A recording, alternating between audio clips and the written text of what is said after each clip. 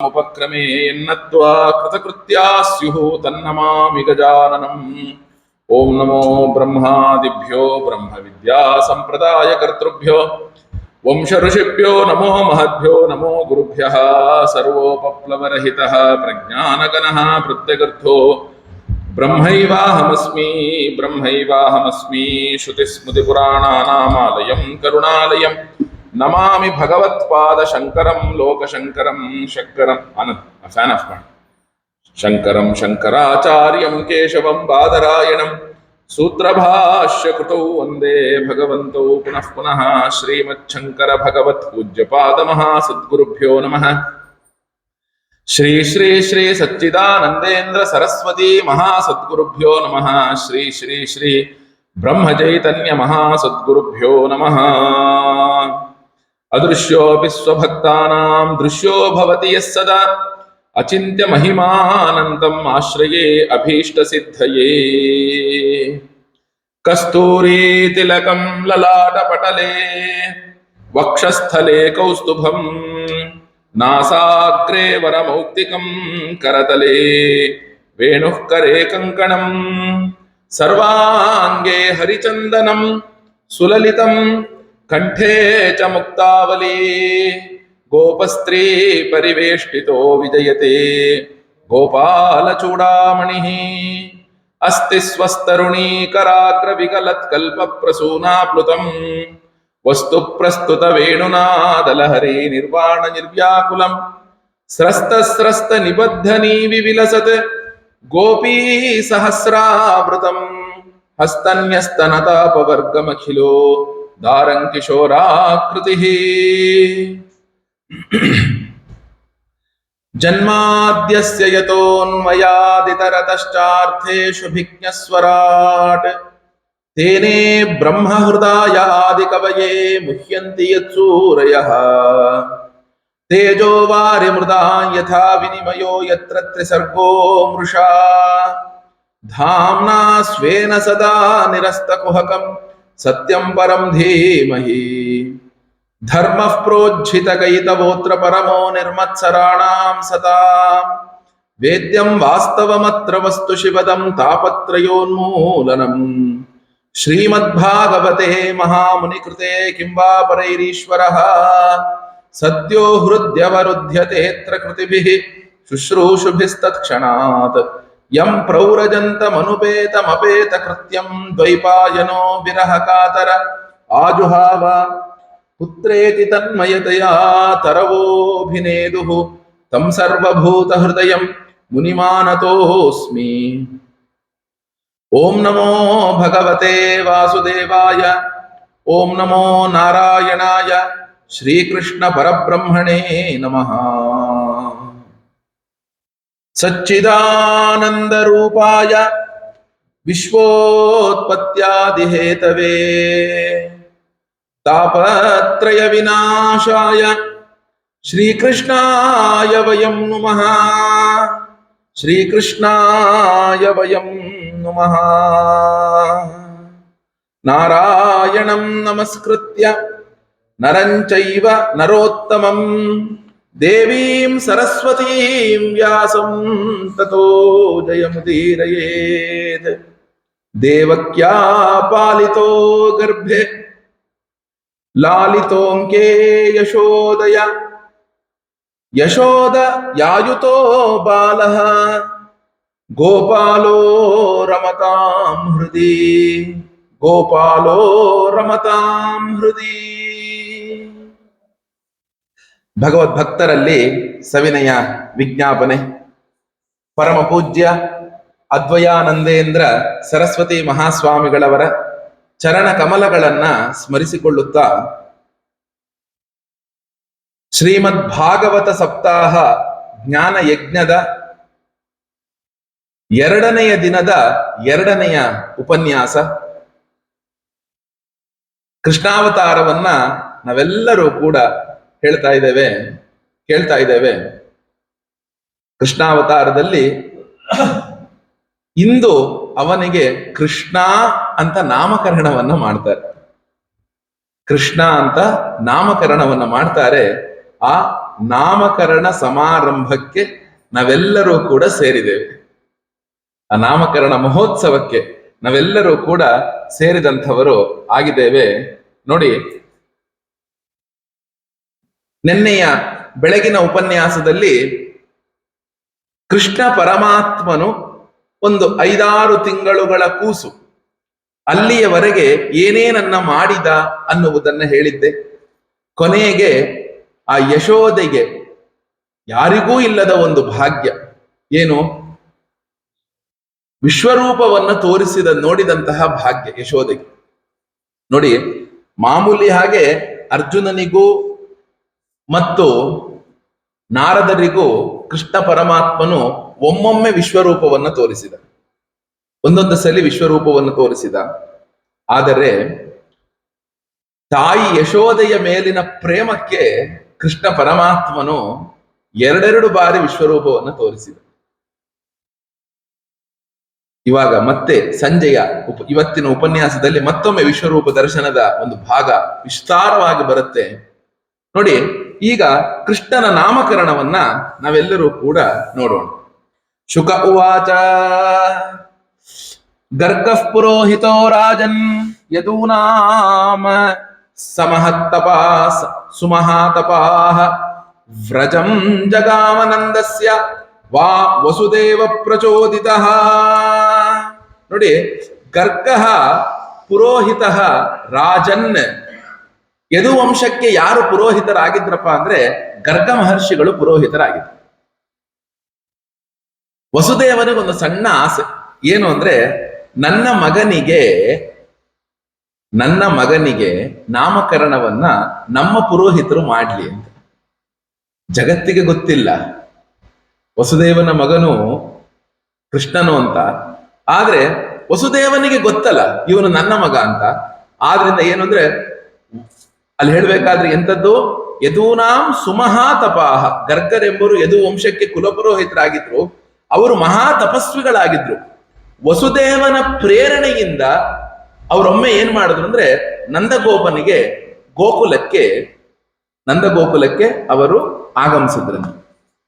ತಂ ದೃಷ್ಟ್ವಾ ಪರಮ ಪ್ರೀತಃ ಪ್ರತ್ಯುತ್ಥಾಯ ಕೃತಾಂಜಲಿ ಅನರ್ಚಾಧೋಕ್ಷಜ ಧಿಯಾ ಪ್ರಣಿಪಾತ ಪುರಸ್ಸರಂ. ಅವರನ್ನು ನೋಡುತ್ತಲೇ ನಂದಗೋಪನಿಗೆ ಮಹದಾನಂದವಾಯ್ತಂತೆ. ಅವನ್ನ ಕೈ ಜೋಡಿಸಿಕೊಂಡು ಎದ್ದು ನಿಂತು ಅವರ ಕಾಲುಗೆ ನಮಸ್ಕಾರವನ್ನ ಮಾಡಿದಂತೆ, ದೀರ್ಘದಂಡ ನಮಸ್ಕಾರವನ್ನ ಮಾಡಿದ. ಯಾಕಪ್ಪ ಅಂದ್ರೆ ಗರ್ಗರು ಸಾಕ್ಷಾತ್ತಾಗಿ ಭಗವತ್ ಸ್ವರೂಪರೇ ಅಂತ ತಿಳಿದಿದ್ದಂತ. ಸಾಕ್ಷಾತ್ ಭಗವತ್ ಸ್ವರೂಪರು ಗರ್ಗರು, ಅಷ್ಟು ತಪಸ್ವಿಗಳವರು. ಅವರನ್ನ ಅರ್ಘ್ಯಪಾದ್ಯಾದಿಗಳಿಂದ ಪೂಜಿಸಿದ್ನಂತೆ. ಪೂಜಿಸಿದ್ಮೇಲೆ ಆ ಗರ್ಗರು ಸುಖಾಸೀನರಾಗಿದ್ದಾಗ ನಂದಗೋಪ ಕೈ ಮುಗಿದುಕೊಂಡು ಈ ಮಾತುಗಳನ್ನ ಹೇಳ್ತಾನೆ, ಗರ್ಗ ಮಹರ್ಷಿಗಳೇ, ನೀವು ಪೂರ್ಣ ಕಾಮರು ಆಗಿದ್ದೀರ. ನಿಮಗೆ ಇದನ್ನ ಬೇಕು, ಇದನ್ನ ಬಯಸಬೇಕು ಅನ್ನೋದು ಏನೂ ಇಲ್ಲ. ಹೀಗಿದ್ದಾಗ ನಿಮಗೆ ನಾನು ಏನು ಸೇವೆ ಮಾಡಲಿ ಅನ್ನೋದನ್ನ ಹೇಳಿ. ಈ ವಿಷಯವನ್ನ ತುಂಬಾ ಚೆನ್ನಾಗಿ ಕುಮಾರ ಸಂಭವದಲ್ಲಿ ಕಾಳಿದಾಸ ಒಂದು ಮಾತನ್ನ ಹೇಳ್ತಾನೆ, ಅದ್ಭುತವಾದ ಮಾತದು.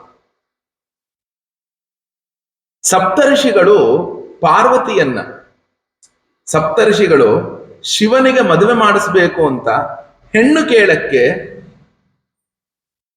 ಪರ್ವತರಾಜನ ಹತ್ರ ಹೋಗ್ತಾರೆ. ನಿಮ್ಗೆಲ್ಲ ಗೊತ್ತಿದೆ, ಆ ತಾರಕಾಸುರನು ಹುಟ್ಟುತ್ತಾನೆ. ತಪಸ್ಸನ್ನ ಮಾಡಿದ್ಮೇಲೆ ಶಿವನ ಮೊದಲ ಹೆಂಡತಿ ಮುಕ್ತಳಾಗಿರ್ತಾಳೆ, ಸತೀದೇವಿ. ಅವಳು ಮುಕ್ತಳಾಗಿದ್ದನ್ನ ನೋಡ್ಬಿಟ್ಟು ತಾರಕಾಸುರ ವರ ಏನ್ ತಗೊಳ್ತಾನೆ ಅಂದ್ರೆ, ಶಿವನ ಔರಸ ಪುತ್ರನಿಂದ ನನಗೆ ಸಾವು ಬರಲಿ ಅಂತ ಕೇಳಿಬಿಡ್ತಾನೆ.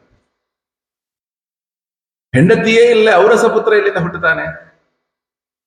ಶಿವ ತಪಸ್ಸಿಗೆ ಬೇರೆ ಕೂತ್ಕೊಂಡ್ಬಿಡ್ತಾನೆ. ಅವನ ಅಟ್ಟಹಾಸ ಜೋರಾಗುತ್ತೆ. ಆಗ ಏನಾಗುತ್ತೆ, ರತಿ ಮನ್ಮಥರು ಬಂದು ಅವನ ತಪಸ್ಸನ್ನ ಭಂಗ ಮಾಡಬೇಕು ಅಂತ ಬಂದಾಗ ಮನ್ಮಥನನ್ನ 3ನೆಯ ಕಣ್ಣು ಬಿಟ್ಟು ಸುಟ್ಟು ಹಾಕ್ತಾನೆ. ನಂತರ ಸಪ್ತರ್ಷಿಗಳು ಬಂದು ಸ್ತೋತ್ರವನ್ನ ಮಾಡ್ತಾರೆ. ಶಿವನ ಸ್ತೋತ್ರವನ್ನ ಮಾಡಿದಾಗ, ಅಪ್ಪ ಹೀಗಾಗ್ಬಿಟ್ಟಿದೆ, ಜಗತ್ತಿನ ಉದ್ಧಾರಕ್ಕೆ ನೀನು ವಿವಾಹ ಮಾಡ್ಕೋಬೇಕು ಅಂತ ಹೇಳಿದಾಗ, ನೋಡಿ ಎಷ್ಟು ಚೆನ್ನಾಗಿದೆ ಇಲ್ಲಿ. ಗುರುಗಳೇ ನಿಮ್ ಮದುವೆ ಯಾವಾಗ ಅಂತ ಕೇಳಿದ್ರೆ ನಿಮ್ ಮಗಳಿದಾಳ ಅಂದಂಗಾಯ್ತು. ಯಾರಾದ್ರೂ ಕೇಳ್ತಾರೆ, ಏನಂತ ಕೇಳ್ತಾರೆ? ಯಾರು ನೋಡಿ ಹುಡುಗಿನ, ನಿಮ್ ಮಗಳಿದ್ರೆ ಕೊಡಿಪಾ ನಾ ಮದುವೆ ಮಾಡ್ಕೊತೀನಿ. ಈಗ ಯಾರೇ ಒಬ್ರು ಬಂದು ಕೇಳಿ, ಈಗ ತುಂಬಾ ಜನ ಕೇಳ್ತಾರೆ. ಈಗ ಶಿವನಿಗೆ ಅಪ್ಪ ಶಿವ ನೀನ್ ಮದುವೆ ಮಾಡ್ಕೊಳಪ್ಪ ಅಂತ ಸಪ್ತರ್ಷಿಗಳೆಲ್ಲರೂ ಹೇಳಿದ್ರೆ ಹುಡುಗಿ ಹುಡುಗಿ ಏನ್ಬಿಟ್ಟ ಅವನು. ಹುಡುಗಿಯನ್ನ ಕೇಳ್ಕೊಂಡ್ ಬನ್ನಿ, ಹುಡುಗಿ ತಗೊಂಡ್ ಬನ್ನಿ, ನಾನು ಮದುವೆ ಆಗ್ತೀನಿ ಅಂದ್ಬಿಟ್ಟು. ಈಗ ಸಪ್ತರ್ಷಿಗಳಿಗೆ ಋಷಿಗಳವರು ಎಲ್ಲವನ್ನೂ ಬಿಟ್ಟು ತಪಸ್ಸನ್ನ ಮಾಡ್ತಿರೋರು. ಈಗ ಎಂತ ದೊಡ್ಡ ಕೆಲಸ ಆಗ್ಬಿಡ್ತು ಅಂದ್ರೆ ಲೋಕ ಕಲ್ಯಾಣಕ್ಕಾಗಿ ಶಿವನಿಗೆ ಹುಡುಗಿ ಹುಡುಕಬೇಕು ಅಂತ ಆಗೋಯ್ತು. ಇತ್ತ ಪಾರ್ವತಿ ಶಿವನನ್ನೇ ಗಂಡನನ್ನಾಗಿ ಪಡಿಬೇಕು ಅಂತ ತಪಸ್ಸನ್ನ ಮಾಡ್ತಿರ್ತಾಳೆ. ಗೊತ್ತಾಗುತ್ತೆ, ಹೋಗ್ತಾರೆ. ಪರ್ವತರಾಜ ಹೋದ ತಕ್ಷಣ ವೇತ್ರಾಸನ ಚೆನ್ನಾಗಿ ದರ್ಭೆಯ ವೇತ್ರ ಅಂದ್ರೆ ಬಿದಿರು ಅಂತ, ಸಣ್ಣ ಬಿದಿರಿನೊಳಗೆ ಆಸನವನ್ನ ತಯಾರು ಮಾಡ್ತಾ ಇದ್ರಂತೆ. ಅದನ್ನ ಕೊಟ್ಟು ಅವರಿಗೆ ಸತ್ಕಾರ ಎಲ್ಲವನ್ನೂ ಕೂಡ ಮಾಡ್ತಾನೆ. ಮಾಡಿದಾಗ ಒಂದು ಮಾತನ್ನು ಹೇಳ್ತಾನೆ ನೋಡಿ. ಈ ಮಾತು ಆ ಮಾತು ಒಂದೇ ಮಾತು. ನೀವೆಲ್ಲರೂ ಕೂಡ ನನ್ನ ಅರಮನೆಯ, ನನ್ನ ಮನೆಯ ಬಾಗಿಲಿಗೆ ಬಂದಿದ್ದೀರಾ. ಯಾರೋ ಸಪ್ತರ್ಷಿಗಳೆಲ್ಲರೂ ಕೂಡ ನಮ್ಮ ಮನೆಯ ಬಾಗಿಲಿಗೆ ನೀವು ಬಂದಿದ್ದೀರಾ. ಆದರೆ ನಿಮಗೆ ನಾನು ಏನನ್ನ ಕೊಡಲಿ? ಯಾಕೆ? ಬೇಕು ಎಂಬ ಬುದ್ಧಿಯನ್ನೇ ಕಳೆದುಕೊಂಡಿರುವವರು ನೀವು. ನನಗಿದು ಬೇಕಪ್ಪ, ಆ ಬೇಕು ಎಂಬ ಬುದ್ಧಿಯನ್ನೇ ಪರಿಪೂರ್ಣವಾಗಿ ಕಳೆದುಕೊಂಡಂಥವರು ನೀವು. ನಿಮಗೆ ನಾನು ಏನನ್ನ ಕೊಡುವವನಾಗ್ತೇನೆ? ಏನು ಇಲ್ಲ. ನೀವೇನಕ್ಕೆ ಬಂದಿದ್ದೀರಾ ಅಂದ್ರೆ ನನಗೆ ಅನುಗ್ರಹ ಮಾಡೋಕ್ಕೋಸ್ಕರವೇ ಬಂದಿದ್ದೀರಾ ಅಂತ ಅಲ್ಲಿ ಪರ್ವತರಾಜ ಸಪ್ತಋಷಿಗಳಿಗೆ ಹೇಳ್ತಾನೆ. ಅದೇ ಮಾತನ್ನೇ ನೋಡಿ ನಂದಗೋಪನು ಕೂಡ ಗರ್ಗಾಚಾರ್ಯರಿಗೆ ಹೇಳ್ತೀಯರೇ, ನೀವು ಪೂರ್ಣಕಾಮರಾಗಿದ್ದೀರಾ. ನಾನು ನಿಮಗೆ ಏನು ಸೇವೆಯನ್ನ ಮಾಡ್ಲಿ? ನಾನು ನಿಮಗೆ ಯಾವ ರೀತಿಯಾದ ಸೇವೆಯನ್ನ ಮಾಡ್ಲಿ ಹೇಳಿ ನೋಡೋಣ. ಆದ್ರಿಂದ ಏನು, ಆ ತಮ್ಮಂತಹ ಮಹಾತ್ಮರ ಆಗಮನ ಏನಕ್ಕಪ್ಪ ಅಂದ್ರೆ ಈ ಗೃಹಸ್ಥನಾಗಿರುವಂತಹ ಮನುಷ್ಯರಿದಾರಲ್ಲ, ನಮ್ಮ ಶ್ರೇಯಸ್ಸಿಗೆ ಇರುವಂತದ್ದಾಗಿದೆ, ಶ್ರೇಯಸ್ಸಿಗೆ ಇರುವಂತದ್ದಾಗಿದೆ. ಆದ್ರಿಂದ ನಾನು ನಿಮಗೆ ಏನು ಹೇಳ್ತಿದ್ದೀನಿ ಅಂದ್ರೆ, ತ್ವಂ ಹಿ ಬ್ರಹ್ಮವಿದಾಂ ಶ್ರೇಷ್ಠ ಸಂಸ್ಕಾರಾನ್ ಕರ್ತುಮರ್ಹಸಿ ಬಾಲಯೋ ಅನಯೋರ್ ನೃಣಾಂ ಜನ್ಮನಾ ಬ್ರಾಹ್ಮಣೋ ಗುರುಹು. ನೋಡಿ ಎಷ್ಟು ಒಳ್ಳೆಯ ಮಾತು. ತಾವು ಬ್ರಹ್ಮಜ್ಞರೊಳಗೆ ಶ್ರೇಷ್ಠರಾಗಿರುವಂತವರಾಗಿದ್ದೀರಿ. ಯಾಕಂದ್ರೆ ಗರ್ಗಾಚಾರ್ಯರು ಒಂದು ದೊಡ್ಡದಾಗಿರುವಂತಹ ಜ್ಯೋತಿಷ್ಯ ಗ್ರಂಥವನ್ನ ಬರೆದಿದ್ದಾರೆ. ಅದಕ್ಕೆ ಗರ್ಗ ಸಂಹಿತ ಅಂತ ಹೆಸರು. ಜ್ಯೋತಿಷ್ಯಾದಿ ಗ್ರಂಥಗಳು ಎಲ್ಲವನ್ನೂ ಕೂಡ ನೀವು ಬರೆದಿರುವವರಾಗಿದ್ದೀರಾ. ಆದ್ರಿಂದ ನನಗೊಂದು ಇಚ್ಛೆ ಇದೆ ಗುರುಗಳೇ. ಏನು ಇಚ್ಛೆ ಗೊತ್ತಾ? ನನ್ನ ಮಕ್ಕಳಿಗೆ ನೀವೇ ನಾಮಕರಣವನ್ನ ಮಾಡಬೇಕೆಂಬ ಇಚ್ಛೆ ಇದೆ. ನೀವು ಏನ್ ಮಾಡಬೇಕು? ನನ್ನ ಮಕ್ಕಳಿಗೆ ನಾಮಕರಣವನ್ನ ಮಾಡಿಕೊಡಬೇಕು ಅಂತ ಅವರು ಏನ್ ಮಾಡಬೇಕು? ಅವ್ರು ಪ್ರಾರ್ಥನೆಯನ್ನ ಮಾಡಿಬಿಟ್ಟ. ಯಾರು? ನಂದಗೋಪ ಪ್ರಾರ್ಥನೆಯನ್ನ ಮಾಡ್ದ. ಏನಂತ ಪ್ರಾರ್ಥನೆ ಮಾಡ್ದ ಅಂದ್ರೆ, ನನ್ನ ಮಕ್ಕಳಿಗೆ ನೀವು ನಾಮಕರಣವನ್ನ ಮಾಡಬೇಕು ಎಂಬ ಪ್ರಾರ್ಥನೆಯನ್ನ ಮಾಡಿದ ತಕ್ಷಣವೇ ಗರ್ಗರು ಹೇಳ್ತಾರೆ, ಎಷ್ಟು ಒಳ್ಳೆ ಮಾತು ಹೇಳ್ತಾರೆ ನೋಡಿ. ನಂದಗೋಪ, ನಾನು ಯದುವಂಶದವರಿಗೆ ಆಚಾರ್ಯನು ಅಂತ ಇಡೀ ಜಗತ್ತಲ್ಲಿ ಪ್ರಸಿದ್ಧ ಇದೆ. ನಾನು ನಿನಗೆ ಆಚಾರ್ಯನಲ್ಲ. ನಾನು ಯಾರಿಗೆ ಆಚಾರ್ಯ? ನಾನು ಯದುವಂಶದವರಿಗೆ ಆಚಾರ್ಯನು ಅನ್ನೋದು ಜಗತ್ತಿಗೆ ಪ್ರಸಿದ್ಧ ಇದೆ. ಆದ್ರಿಂದ ನಾನು ಏನಾದ್ರೂ ನಾಮಕರಣವನ್ನ ಮಾಡಿಸ್ಬಿಟ್ಟೆ ಅಂದ್ರೆ ನಿನ್ನ ಹತ್ರ ಇರುವಂತಹ ಮಗು ವಸುದೇವನ ಮಗುವೇ ಅಂತ ಜಗತ್ತು ತಿಳ್ಕೊಂಡ್ಬಿಡತ್ತೆ. ಮತ್ತು ನಿನಗೂ ಮತ್ತು ವಸುದೇವನಿಗೂ ಎಷ್ಟು ಗಾಢವಾದ ಸ್ನೇಹ ಇದೆ ಅನ್ನೋದು, ಗಾಢವಾದ ಸ್ನೇಹ ಇದೆ ಅನ್ನೋದು ಜಗತ್ತಿಗೆ ಗೊತ್ತಿದೆ. ಜಗತ್ತಿಗೆ ಗೊತ್ತಿದೆ. ಮತ್ತೆ ತಪ್ಪು ಅಭಿಪ್ರಾಯ ಕೊಟ್ಟಂಗಾಗತ್ತಪ್ಪ.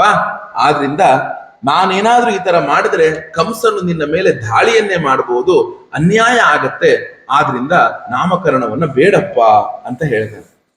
ಅದಕ್ಕೆ ನಂದಗೋಪ ಹೇಳ್ತಾನೆ, ಗುರುಗಳೇ, ಕೃಷ್ಣನಿಗೆ ನಾಮಕರಣವನ್ನ ನೀವು ಮಾಡಿದ್ರಿ ಅಂತ ನಾನು, ನೀವು, ಯಶೋದ, ರೋಹಿಣಿ ಇಷ್ಟು ಜನರಿಗೆ ಬಿಟ್ಟು ಇನ್ ಯಾರಿಗೂ ಕೂಡ ಗೊತ್ತಾಗೋದಿಲ್ಲ. ಆ ರೀತಿ ನಾಮಕರಣ ಮಾಡೋಣ ಅಂತ ಹೇಳ್ತಾರೆ. ಸಣ್ಣದಾಗಿ ಯೋಚನೆ ಮಾಡ್ಬೇಕಿಲ್ಲ ನಾವು. ಕೃಷ್ಣ ಬೋರುಳು ಬಿದ್ರೆ ಒಂದು ಉತ್ಸವ, ಕೃಷ್ಣ ಹೊಸಲು ದಾಟಿದ್ರೆ ಒಂದು ಉತ್ಸವ, ಕೃಷ್ಣನ ನಕ್ಷತ್ರ ಬಂದ್ರೆ ಒಂದು ಹಬ್ಬ. ನಾಮಕರಣ ಎಷ್ಟು ದೊಡ್ಡ ಉತ್ಸವ. ನಾವೆಲ್ಲ ಏನ್ ಮಾಡ್ತೀವಿ ಅಂದ್ರೆ ಒಂದು ಸಣ್ಣ ಮನೆ ಫಂಕ್ಷನ್ ಆಯ್ತು ಅಂದ್ರೆ ಎಲ್ ಮಾಡ್ಬೇಕು, ಏನ್ ಮಾಡ್ಬೇಕು, ಹೇಗ್ ಮಾಡ್ಬೇಕು ಅನ್ನೋದೆಲ್ಲವನ್ನು ವಿಚಾರ ಮಾಡಿ ಆ ಹಾಲ್ ಚೆನ್ನಾಗಿದ್ಯಾ, ಈ ಹಾಲ್ ಚೆನ್ನಾಗಿದ್ಯಾ, ಮತ್ತು ಅವ್ರಿಗೆ ಏನ್ ಕೊಡ್ಬೇಕು, ಇವ್ರಿಗೆ ಏನ್ ಕೊಡ್ಬೇಕು, ಎಷ್ಟು ಅಡಿಗೆ ಮಾಡಿಸ್ಬೇಕು, ಯಾವ ಕ್ಯಾಟರರ್ಗೆ ಹೇಳ್ಬೇಕು ಅಂತೆಲ್ಲ ವಿಚಾರ ಮಾಡ್ತೇವೆ. ನೋಡಿ, ಕೃಷ್ಣನ ನಾಮಕರಣ ಎಲ್ಲಿ ಗೊತ್ತಾ ಆಗಿದ್ದು? ಹೇಳ್ತಾರೆ, ಏವಂ ಸಂಪ್ರಾರ್ಥಿತೋ ವಿಪ್ರಹ ಸ್ವಚಿಕೀರ್ಷೇತಮೇವ ತತ್ ಚಕಾರ ನಾಮಕರಣಂ ಗೂಢೋ ರಹಸಿ ಬಾಲಯೋ. ನಂದಗೋಪನ ಹತ್ರ ಲಕ್ಷಾಂತರ ಹಸುಗಳಿದ್ವಂತೆ, ಲಕ್ಷಾಂತರ ಹಸುಗಳಿತ್ತು. ದೊಡ್ಡ ಕೊಟ್ಟಿಗೆ ಮನೆ ಇತ್ತು. ಅವರ ಮನೆ ಇಷ್ಟೇ, ಕೊಟ್ಟಿಗೆ ಇಷ್ಟು ದೊಡ್ಡದು. ಏನ್ ಹೇಳಿ, ನಂದಗೋಪನ ಮನೆ ಇಷ್ಟು ಸಣ್ಣದು, ಅವರ ಕೊಟ್ಟಿಗೆ ಇಷ್ಟು ದೊಡ್ಡದು. ಏನ್ ಮಾಡದಂತೆ ನಂದಗೋಪ, ತನ್ನೆಲ್ಲ ಸೇವಕರಿಗೆ ಹೇಳಿಸ್ಬಿಟ್ಟು ಆ ಕೊಟ್ಟಿಗೆಯ ಮಧ್ಯಭಾಗದಲ್ಲಿ ಶುದ್ಧ ಮಾಡಿಸೋದಂತೆ. ದನದ ಕೊಟ್ಟಿಗೆ, ದನದ ಕೊಟ್ಟಿಗೆಯ ಮಧ್ಯಭಾಗದಲ್ಲಿ ಶುದ್ಧ ಮಾಡಿಸಿ ಕೃಷ್ಣನ ನಾಮಕರಣ ಆದದ್ದು ದನದ ಕೊಟ್ಟಿಗೆಯಲ್ಲಿ. ಏನ್ ಹೇಳಿ, ದನದ ಕೊಟ್ಟಿಗೆ. ಆ ದನದ ಕೊಟ್ಟಿಗೆಯೊಳಗೆ ಆ ಕೃಷ್ಣ ಪರಮಾತ್ಮನ ನಾಮಕರಣ ಆಯ್ತಂತೆ. ಆಗ ಗರ್ಗರು ಸ್ವಸ್ತಿ ಪುಣ್ಯಾಹವಾಚನ ನಾಂದಿ ಎಲ್ಲವನ್ನೂ ಕೂಡ ಮಾಡಿದ ನಂತರ ಮೊದಲಿಗೆ ದೊಡ್ಡವನಿಗೆ ನಾಮಕರಣ ಮಾಡ್ಬೇಕಲ್ಲ, ರೋಹಿಣಿ ಮಗನಿಗೆ ನಾಮಕರಣ ಮಾಡ್ಬೇಕಲ್ಲ. ಅದಕ್ಕೆ ಹೇಳ್ತಾರೆ, ಗರ್ಗರು ಹೇಳ್ತಾರೆ, ಏನಂತ ಹೇಳಿದ್ರು, ಅಯಂ ಹಿ ರೋಹಿಣಿ ಪುತ್ರೋ ರಮಯನ್ ಸುಹೃದೋ ಗುಣೈಃ ಆಖ್ಯಾಸ್ಯತೆ ರಾಮ ಇತಿ ಬಲಾಧಿಕ್ಯಾತ್ ಬಲಂ ವಿದುಃ ಯದು ನಾಮ ಪೃಥಕ್ ಭಾವಾತ್ ಸಂಕರ್ಷಣಂ ಉಶಂತ್ಯುತ. ನಂದಗೋಪ ಇವನು ರೋಹಿಣಿಯ ಮಗ. ಇವನು ಬಂಧುಗಳಿಗೂ ಸುಹೃದಯರಿಗೂ ಎಲ್ಲರೂ ಕೂಡ ಇವನ ಹೆಸರು ಏನಂತ ಹೇಳ್ತಾರೆ, ಎಲ್ಲರೂ ಕೂಡ ನಿನ್ನ ಸ್ನೇಹಿತ ವರ್ಗ ರೌಹಿಣೇಯ ಅಂತ ಹೇಳ್ತಾರೆ. ಮೊದಲು ಬಲರಾಮನಿಗಿಟ್ಟ ರೌಹಿಣೇಯ ಅಂತ. ಮತ್ತು ನಿನ್ನ ಬಂಧುಗಳಿಗೆ ಸುಹೃದರಿಗೆ ಇವನು ಒಳ್ಳೆಯ ಆನಂದವನ್ನ ಉಂಟು ಮಾಡ್ತಾನೆ. ಇವನು ಆಟ ಆಡುವಂಥದ್ದು ಮಾಡುವಂಥದ್ದು ಎಲ್ಲ ನೋಡಿದ್ರೆ ಎಲ್ಲರೂ ಕೂಡ ಸಂತೋಷ, ಇವ್ನು ನೋಡಿದ ಕೂಡಲೇ ಸಂತೋಷ ಆಗುತ್ತೆ. ಅದಕ್ಕೆ ಇವನು ರಾಮ. ಎರಡನೇ ಹೆಸರು ಏನಿಟ್ರು, ರಾಮ. ಆಮೇಲೆ ಇವನ್ ನೋಡ್ತಾ ಇದ್ರೆ ಅಬ್ಬಬ್ಬಬ್ಬ ಎಂಥ ಬಲಶಾಲಿನಪ್ಪ ಇವನು, ಇದು ಮಗು ಇದ್ದಂಗಿದೆಯಾ, ಇದು ಕಲ್ಗುಂಡಿದ್ದಂಗಿದೆ, ಇದು ಕಲ್ಗುಂಡಿದ್ದಂಗಿದೆ. ಆದ್ರಿಂದ ಇವನು ಚೆನ್ನಾಗಿ ಬಲವನ್ನು ಹೊಂದಿದ್ದಾನೆ. ಆದ್ರಿಂದ ಇವನು ಬಲಭದ್ರ. ಅವನೇನವನು ಬಲಭದ್ರ. ಆಮೇಲೆ ಆದ್ರಿಂದ ಇವನು ಬಲಭದ್ರ ಅಂತ ಅಂದುಕೊಳ್ತಾನೆ. ಆದ್ರಿಂದ ಇನ್ನೊಂದು ಏನಪ್ಪಾ ಅಂದ್ರೆ, ಯಾದವರೊಳಗೆ ಮತ್ತೆ ನಿಮ್ಮಲ್ಲಿ ಒಂದು ಜಗಳ ಉಂಟಾದಾಗ, ಯಾದವರಿಗೆ ಮತ್ತೆ ನಿಮ್ಮಲ್ಲಿ ಒಂದು ಸಣ್ಣದಾಗಿ ಕಲಹ ಉಂಟಾದಾಗ ಇವನು ಎಲ್ಲರನ್ನೂ ಕೂಡ ಒಂದುಗೂಡಿಸ್ತಾನೆ. ಆದ್ರಿಂದ ಇವನನ್ನ ಸಂಕರ್ಷಣ ಅಂತನೂ ಕೂಡ ಕರಿತೇವೆ. ಸಂಕರ್ಷಣ ಅಂದ್ರೆ ಒಂದುಗೂಡಿಸೋದು. ಇನ್ನೊಂದು ಅರ್ಥ ಏನು, ಆ ದೇವಕಿಯ ಗರ್ಭದಿಂದ ಎಳೆದು ರೋಹಿಣಿಯ ಗರ್ಭದೊಳಗೆ ಇಟ್ಟಿರೋದು. ಇದನ್ನು ಗರ್ಗರು ಹೇಳೋ ಹಾಗಿಲ್ಲ, ಯಾಕಂದ್ರೆ ದೇವ ರಹಸ್ಯ ಇದೆಲ್ಲ, ಇದು ಜಗತ್ತಿಗೆ ಹೇಳೋ ಹಾಗಿಲ್ಲ. ನೋಡಿ, ಈ ದೇವ ರಹಸ್ಯ ಅನ್ನುವ ಮಾತನ್ನ ವಾಮನಾವತಾರದೊಳಗೆ ಸಾಕ್ಷಾತ್ ನಾರಾಯಣನು ಅದಿತಿಗೆ ಹೇಳ್ತಾನೆ. ನಾನು ನಿನ್ನ ಹೊಟ್ಟೆಯಲ್ಲೇ ಹುಟ್ಟು ಬರ್ತೀನಮ್ಮ, ಆದ್ರೆ ನಾನು ಹುಟ್ಟು ಬರ್ತೀನಿ ಅಂತ ನೀನು ಜಗತ್ತಿಗೆ ಹೇಳಬೇಡ, ಇದು ದೇವ ರಹಸ್ಯ, ಇದು ದೇವ ರಹಸ್ಯ ಅಂತ ಹೇಳ್ತಾನೆ. ಅದೇ ರೀತಿಯಾಗಿ ಇದು ದೇವ ರಹಸ್ಯ, ಇದು ನಾನು ಏನ್ ಮಾಡ್ತೀನಿ ಅದನ್ನ ಹೇಳೋ ಹಾಗಿಲ್ಲ. ಅದಕ್ಕೆ ಇವನು ಸಂಕರ್ಷಣ. ನೋಡಿ, 4 ಹೆಸರು: ರೌಹಿಣೇಯ, ರಾಮ, ಬಲಭದ್ರ, ಸಂಕರ್ಷಣ. ಆಗೇನಾಯ್ತು, ಮುಂದೆ ಏನು ಇದಾಯ್ತು ನೋಡಿ. ಮುಂದೆ ಏನಾಯ್ತು ಅಂದ್ರೆ, ರಾಮನಿಂದ ರಾಮನ್ ತಗೊಂಡ್ರು, ಈ ಬಲಭದ್ರನಿಂದ ಬಲ ತಗೊಂಡ್ರು, ಅವನು ಬಲರಾಮ ಆಗೋದು. ಇಟ್ಟಿದ್ದು ಬಲಭದ್ರ, ಅವನ ಜಗತ್ತಲ್ಲ ಆಗಿದ್ದು ಬಲರಾಮ. ಇದು ಅವನಿಗೆ ಹೆಸರಾದ್ರೆ ಮುಂದೆ ಕೃಷ್ಣನನ್ನ ತೊಡೆಗೆ ತಗೊಳ್ತಾರೆ. ಆ ಕೃಷ್ಣ ಮೂರ್ತಿಯನ್ನ ಒಂದ್ಸಲಿ ಹೀಗೆ ನೋಡ್ತಾರೆ. ನೋಡಿ, ರಾಮನ ಹೆಸರನ್ನ ಇಟ್ಟಿದ್ದು ವಸಿಷ್ಠರು.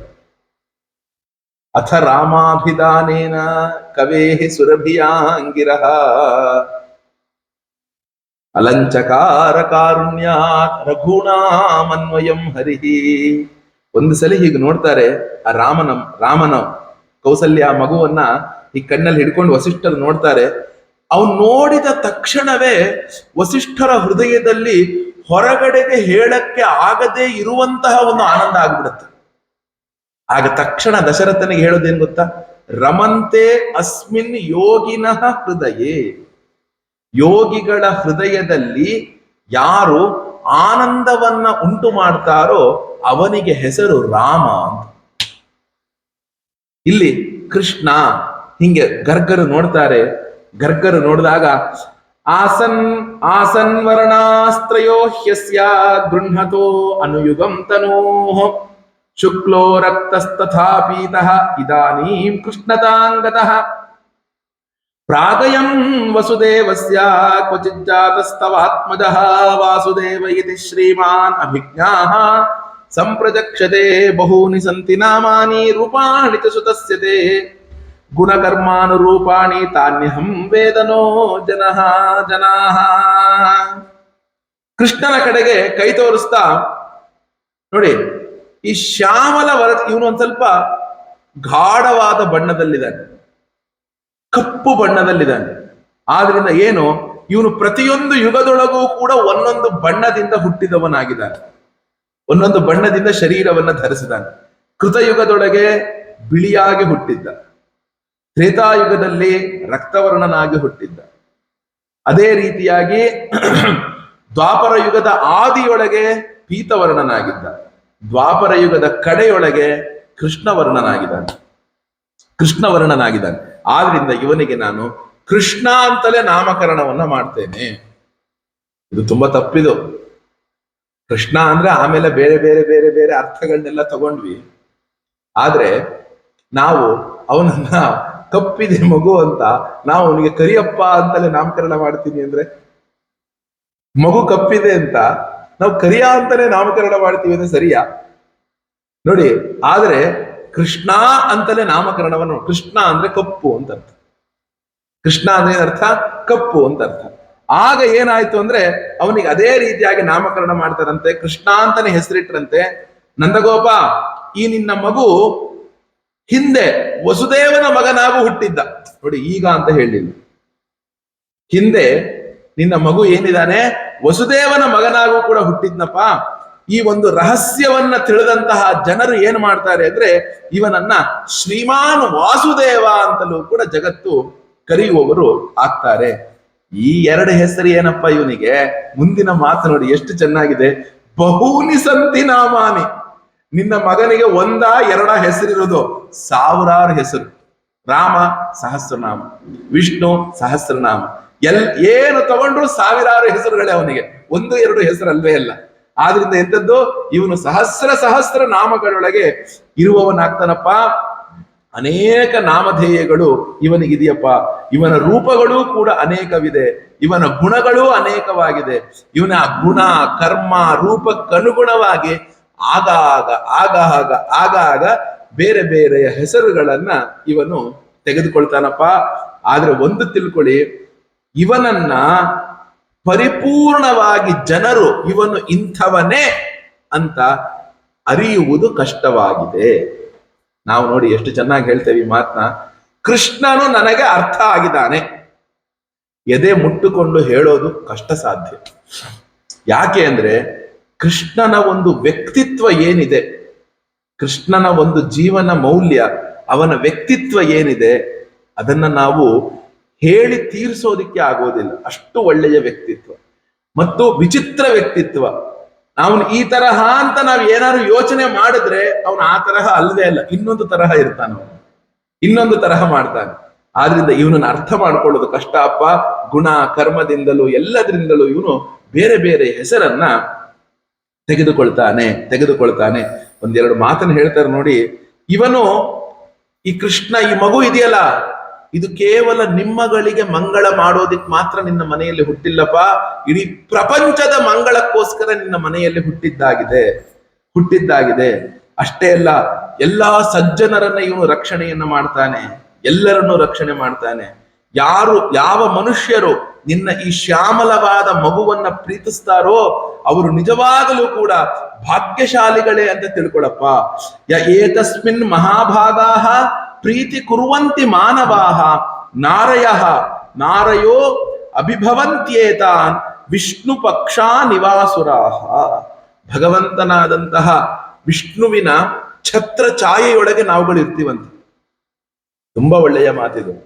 ಏನು ಅಂದ್ರೆ, ಭಗವಂತನನ್ನ ನಾವುಗಳು ಪ್ರೀತಿಸುವವರಾದರೆ ಭಗವಂತನ ಛತ್ರಿಯ ಅಡಿಯೊಳಗೆ ನಾವಿರ್ತೇವೆ. ಅಂದ್ರೆ ಅರ್ಥ ಏನು? ಭಗವಂತನು ನಮ್ಮನ್ನು ರಕ್ಷಿಸುವವನಾಗ್ತಾನೆ ಅಂತ, ಯಾವಾಗಲೂ ರಕ್ಷಿಸುವವನಾಗ್ತಾನೆ ಅಂತ ಹೇಳ್ತಾರೆ. ಆದ್ರಿಂದ ಏನು, ಇವನು ನಂದಗೋಪ ಯಾರ ದೃಷ್ಟಿಯಿಂದ ನೋಡಿದ್ರೂ ಕೂಡ ಗುಣದಲ್ಲಾಗಲಿ, ಸಂಪತ್ತಲ್ಲಾಗಲಿ, ಸೌಂದರ್ಯದಲ್ಲಾಗಲಿ, ಕೀರ್ತಿಯಲ್ಲಾಗಲಿ, ಮಹಿಮೆಯಲ್ಲಾಗಲಿ ನಿನ್ನ ಈ ಕೃಷ್ಣ, ಈ ಹುಡುಗ ಇದನ್ನಲ್ಲಪ್ಪ, ಸಾಕ್ಷಾತ್ತಾಗಿ ನಾರಾಯಣನಿಗೆ ಸಮನಾಗಿದನಪ್ಪ, ನಾರಾಯಣನಿಗೆ ಸಮನಾಗಿದ್ದಾನೆ. ನೀನು ಬಹಳ ಎಚ್ಚರಿಕೆಯಿಂದ ಇವನನ್ನ ರಕ್ಷಿಸು. ಯಾಕೆ? ತಸ್ಮಾನ್ ನಂದಾತ್ಮಜೋಯಂತೆ ನಾರಾಯಣ ಸಮೋ ಗುಣೈಹಿ ಶ್ರಿಯ ಕೀರ್ತ್ಯ ಅನುಭಾವೇನ ಗೋಪ ಯಸ್ವ ಸಮಾಹಿತ.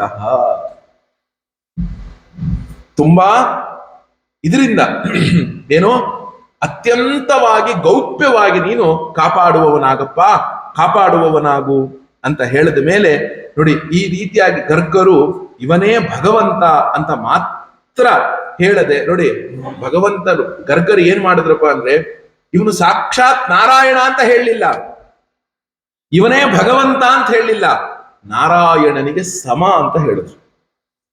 ನಾರಾಯಣನಿಗೆ ಸಮ ಅಂತ ಹೇಳುವವರಾದ್ರು ನಂದಗೋಪನ ಆನಂದ ಭರಿತನಾಗ್ತಾನಂತೆ, ಕೃತಕೃತ್ಯ ಅಂತ ಭಾವಿಸ್ತಾನಂತೆ.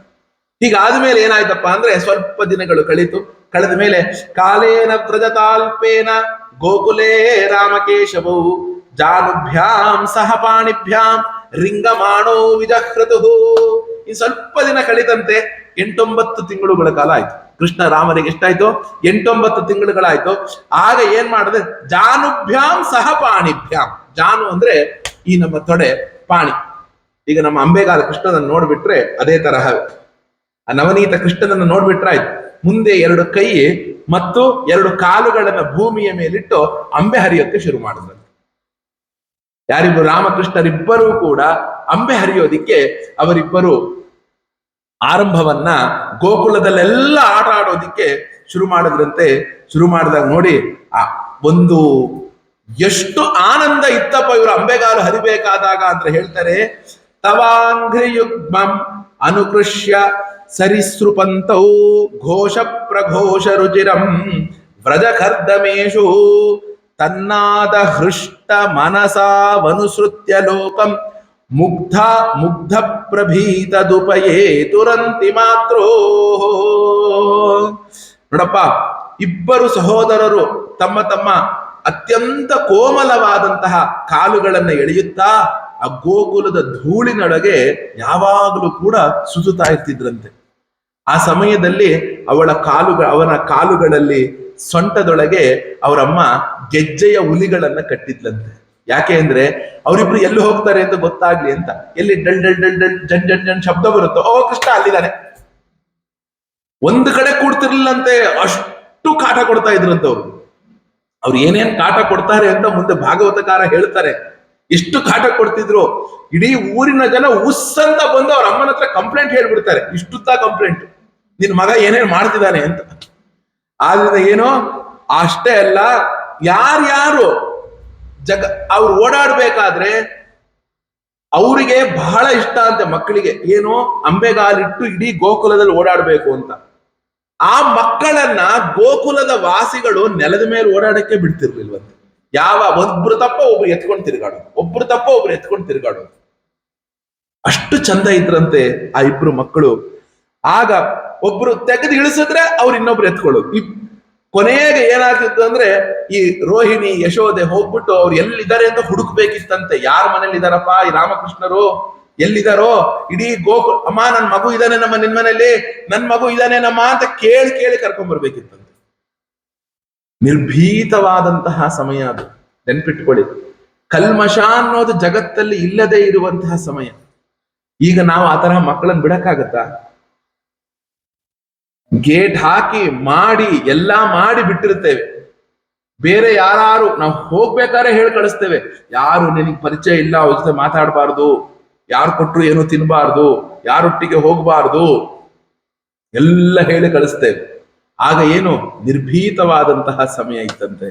ಆಗ ತನ್ಮಾತರೌ ನಿಜ ಸುತೌ ಘೃಣಯಾ ಸ್ನುವಂತ್ಯೌ ಪಂಕಾಂಗರಾಗ ಗರುಚಿರಾ ವಿಪಗುಹ್ಯದೋರ್ಭ್ಯಾಂ ದತ್ವಾಸ್ತನಂ ಪ್ರಪಿಬತಃ ಸ್ಮಮುಖಂ ನಿರೀಕ್ಷ್ಯ ಮುಗ್ಧಸ್ಮಿತಾಲ್ಪದಶನಂ ಯಯುತುಃ ಪ್ರಮೋದಂ. ಆ ರಾಮ ಕೃಷ್ಣರಿಬ್ಬರೂ ಕೂಡ ಸ್ವಲ್ಪ ದೊಡ್ಡವರಾದ್ರಂತೆ. ಆ ದೊಡ್ಡವರಾದ್ಮೇಲೆ ಆ ವ್ರಜದ ಮನೆಯ ಹೊರಗಡೆಗೆ ಅವರಿಬ್ಬರೂ ನಡೆಸ್ತಿದ್ದಂತಹ ಲೀಲೆಗಳನ್ನ ಗೋಪಿಕೆಗಳು ನೋಡ್ತಾ ನೋಡ್ತಾ ಅವರು ನಿಂತಿದ್ರಂತೆ. ಅವ್ರು ಏನ್ ಮಾಡ್ತಿದ್ರಂತೆ ಗೊತ್ತಾ? ಒಂದು ಹಸುವಿನ ಪಕ್ಕ ಒಂದು ಕರು ಮಲಗುತ್ತಾ ಇರ್ತಿತ್ತಂತೆ. ಓಡ್ ಹೋಗಿ ಆ ಕರುವಿನ ಬಾಲವನ್ನ ಗಟ್ಟಿ ಎಳೆದು ಬಂದ್ಬಿಡು. ಆ ಕರುಗೋ ಒಂದ್ಸಲಿ ಸುಮ್ಮನೆ ಇದ್ದಾಗ ಯಾರು ಬಂದು ಹಿಂಗ್ ಹೇಳಿದ್ರೆ ಕರು ಏನ್ ಮಾಡುತ್ತೆ, ಚಂಗ್ ಅಂತ ಎದ್ ನಿಲ್ಲತ್ತೆ. ಅದ್ ಎದ್ದ್ ನೋಡ್ಬಿಟ್ಟು ಗಟ್ಟಿ ಚಪ್ಪಳೆ ತಂದ್ಕೊಂಡು ಅವರು ನಗೋದು. ನೋಡಿ, ಈ ರೀತಿಯಾಗಿ ಆ ಕರುಗಳನ್ನ ಎಲ್ಲಕ್ಕೂ ಹಿಂಸೆ ಕೊಟ್ಟು ನೋಡ್ತಾ ಇದ್ರೆ ಇಡೀ ಗೋಕುಲದ ವಾಸಿಗಳೆಲ್ಲರೂ ಹೊಟ್ಟೆ ಹುಣ್ಣಾಗುವಂತೆ ನಗ್ತಾ ಇದ್ರಂತೆ. ಏನು ಉಜ್ಜಿತ ಗೃಹ ಜಹೃಷುಹು ಹಸಂತ್ಯ, ಅವರು ನಗ್ತಾ ಇದ್ರಂತೆ. ಆ ಕೃಷ್ಣ ಬಲರಾಮರಿಬ್ಬರು ತುಂಬಾ ಚಂಚಲರಾಗಿದ್ರಂತೆ, ತುಂಟರಾಗಿದ್ರಂತೆ. ಎಲ್ಲೋ ಒಂದು ಜಿಂಕೆ, ಹಸು ಮುಂತಾದಂತಹ, ನೋಡಿ ಎಷ್ಟು ಕಷ್ಟ ಆಗ್ಬಿಟ್ಟಿತ್ತಪ್ಪ ಅಂದ್ರೆ ಅವ್ರ ಅಮ್ಮಂದ್ರಿಗೆ ಅವ್ರಿಬ್ರನ್ನ ಕಾಪಾಡೋದು. ದೊಡ್ಡದಾಗಿರುವ ಕೊಂಬಿರುತ್ತಲ್ಲ, ಆ ಕೊಂಬಿರುವ ಹಸುವಿನ ಮುಂದೆ ಹೋಗಿ ನಿಂತು ಬಿಡ್ತಿದ್ರಂತೆ. ಇವ್ರಿಗೆ ಭಯ, ಎಲ್ಲಿ ಹಸು ತಿವಿದು ಬಿಡುತ್ತೋ ಅಂತ, ಎಲ್ಲಿ ಹಸು ತಿವಿದು ಬಿಡುತ್ತೋ, ಜಿಂಕೆ ತಿವಿದು ಬಿಡುತ್ತೋ ಅನ್ನುವಂತಹ ಭಯ ಅಂತೆ. ಕೆಲವೊಮ್ಮೆ ಒಲೆ ಊರಿಗೆ ಬೆಂಕಿ ಹಾಕಿರ್ತಾರೆ, ಎಲ್ಲ ಮಾಡಿರ್ತಾರೆ, ಆ ಬೆಂಕಿ ಪಕ್ಕ ಹೋಗಿ ನಿಂತು ಬಿಡೋದಂತೆ. ಓಡ್ ಬರ್ಬೇಕು ಯಶೋಧ ರೋಹಿಣಿ, ಅಯ್ಯೋ ಕೃಷ್ಣ ರಾಮ ಬೆಂಕಿ, ದೂರ ಬರ್ರಿ ಅಂತ. ಅಮ್ಮ ಓಡ್ ಬರೋದನ್ನ ನೋಡಿ ನಗೋದು. ಯಾರೋ ರಾಮಕೃಷ್ಣರಿಬ್ಬರು ಕೂಡ ನಗೋದು. ಆ ನಂತರ ಅಪ್ಪ ತನ್ನ ಕೆಲಸವನ್ನು ಮುಗಿಸ್ಬಂದು ತನ್ನ ಟೊಂಕದಲ್ಲಿದ್ದಂತಹ ಕತ್ತಿಯನ್ನ ತೆಗೆದು ಪಕ್ಕದಲ್ಲಿಟ್ರೆ ಆ ಕತ್ತಿ ತಗೊಂಡು ಆಟಾಡೋದು. ಆಮೇಲೆ ಎಲ್ಲರೂ ಕೃಷ್ಣನ್ ಕೈಯಲ್ಲಿ ಕತ್ತಿ ಇದೆ. ತಕ್ಷಣ ಓಡೋಗಿ, ಕೃಷ್ಣ ಕೆಳಗೆ ಬಿಟ್ಬಿಡು, ಏನು ಮಾಡಬೇಡ ನೋಡು, ಕತ್ತಿ ಕೈಯಲ್ಲಿ ಇಟ್ಕೊಂಡಾಗ ಗದರ್ಸಂಗಿಲ್ಲ, ಮಾಡೋಂಗಿಲ್ಲ. ಹಿಂಗ್ ಇಟ್ಕೊಂಡ್ಬಿಟ್ಟಿರ್ತಾನೆ. ಪಕ್ಕದಲ್ಲಿ ಚಿಕ್ಕ ಮಗು ಯಾರೋ ಆ ರಾಮನ ಕೈಯಲ್ಲಿದ್ರೆ ಕೃಷ್ಣ ಮಗು, ಕೃಷ್ಣನ ಕೈಯಲ್ಲಿದ್ರೆ ರಾಮ ಮಗು. ಎಲ್ಲಿ ಏನಾಗ್ಬಿಡುತ್ತೋ ಅನ್ನೋ ಭಯ, ಎಲ್ಲಿ ಕಾಲ್ ಮೇಲೆ ಹಾಕೊಂಡ್ಬಿಡ್ತಾರೋ ಅನ್ನೋ ಭಯ. ನಿಧಾನಕ್ಕೆ ಹೋಗಿ ಆ ಕತ್ತಿಯನ್ನ ಇಡಿಸ್ಕೊಂಡ್ಬಿಟ್ಟು ತಗೊಂಡ್ಬಿಟ್ಟು ಆ ನಂದಗೋಪನ್ ಕಡೆ ಹಿಂಗ್ ದುರು ನೋಡೋದು. ಏನಕ್ಕೆ ನೋಡೋದು ಈ ತರ? ಗೊತ್ತಾಗಲ್ವ ನಿಮಗೆ?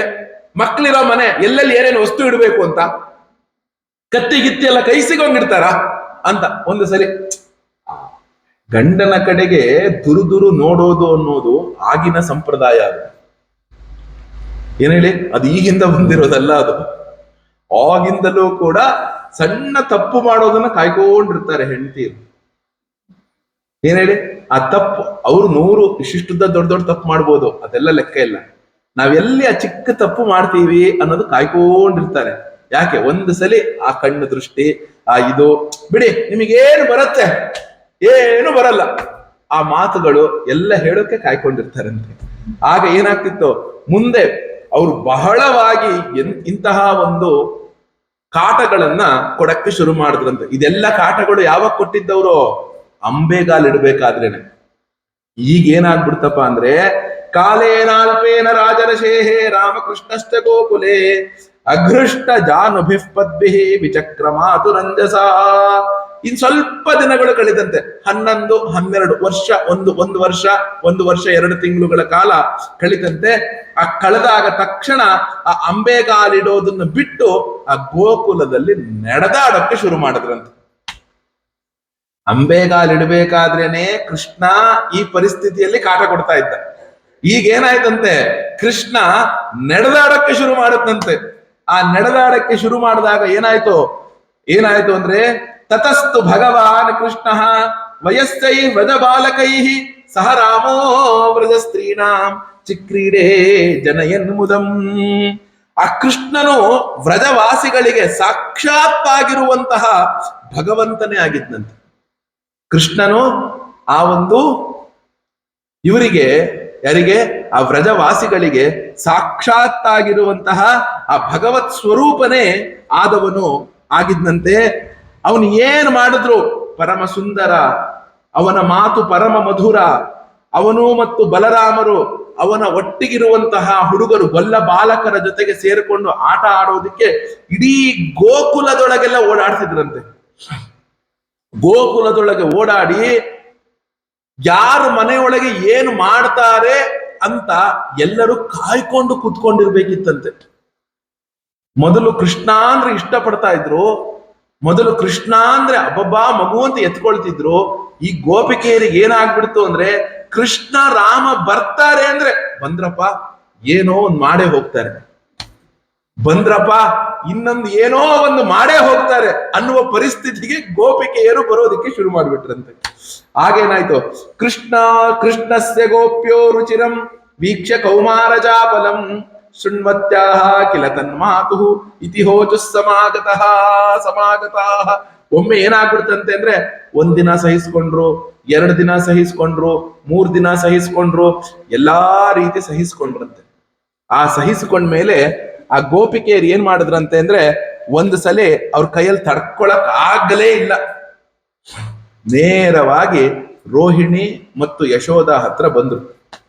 ರೋಹಿಣಿ ಮತ್ತು ಯಶೋಧ ಹತ್ರ ಬಂದುಬಿಟ್ಟು, ಅಮ್ಮ ದಯಮಾಡಿ ನಿಮ್ಮಿಬ್ರು ಮಕ್ಕಳನ್ನ ನಿಮ್ಮನೇಲಿ ಇಟ್ಕೊಳ್ರಮ್ಮ, ಅವ್ರನ್ನ ಹೊರಗಡೆ ಕಳಿಸ್ಬೇಡ್ರಿ, ಅವ್ರನ್ನ ಹೊರಗಡೆಗೆ ಕಳಿಸ್ಬೇಡ್ರಿ. ಯಾಕೆ ಅಂದ್ರೆ ಅವ್ರು ಏನೇನನ್ನ ಮಾಡಿದ್ರು ಅನ್ನೋದನ್ನ ಹೇಳ್ತೀವಿ ಕೇಳಿ ಅಂದುಕೊಂಡು. ನೋಡಿ, ಈ 3 ಶ್ಲೋಕದಲ್ಲಿ ಆ ಬಾಲಕೃಷ್ಣ ಆ ಗೋಪಿಕೆಯರನ್ನ ಎಷ್ಟು ಪರೀಕ್ಷಿಸಿದ. ಜಗತ್ತೊಳಗೆ ಯಾರೂ ಅನುಭವಿಸದೇ ಇದ್ದಂತಹ ಒಂದು ಬ್ರಹ್ಮಾನಂದವನ್ನ ಆ ಗೋಪಿಕೆಯರಿಗೆ ಕೃಷ್ಣ ಪರಮಾತ್ಮ ಕರುಣಿಸಿದ್ನಂತೆ. ಆ 3 ಶ್ಲೋಕದಲ್ಲಿ ಭಾಗವತಕಾರರು ಹೇಳ್ತಾರೆ ನೋಡಿ, ಏನ್ ಮಾಡ್ತಿದ್ದ ಕೃಷ್ಣ.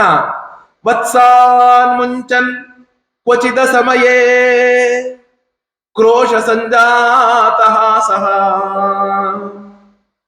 ಸ್ಥೇಯಂ ಸ್ವಾತ್ವತ್ ಯಥ ಅಥ ದಧಿಪಯಃ ಕಲ್ಪಿತೈಸ್ತೇಯ ಯೋಗೈಃ ಮರ್ಕಾನ್ ಭೋಕ್ಷ್ಯಾನ್ ವಿಭಜತಿ ಸ ಚೇನಾತ್ತಿ ಭಾಂಡಂ ಭಿನತ್ತಿ ದ್ರವ್ಯಾಲಾಭೆ ಸ ಗೃಹ ಕುಪಿತಃ ಯಾತ್ಯುಪಕ್ರೋಶ್ಯತೋಕಾನ್.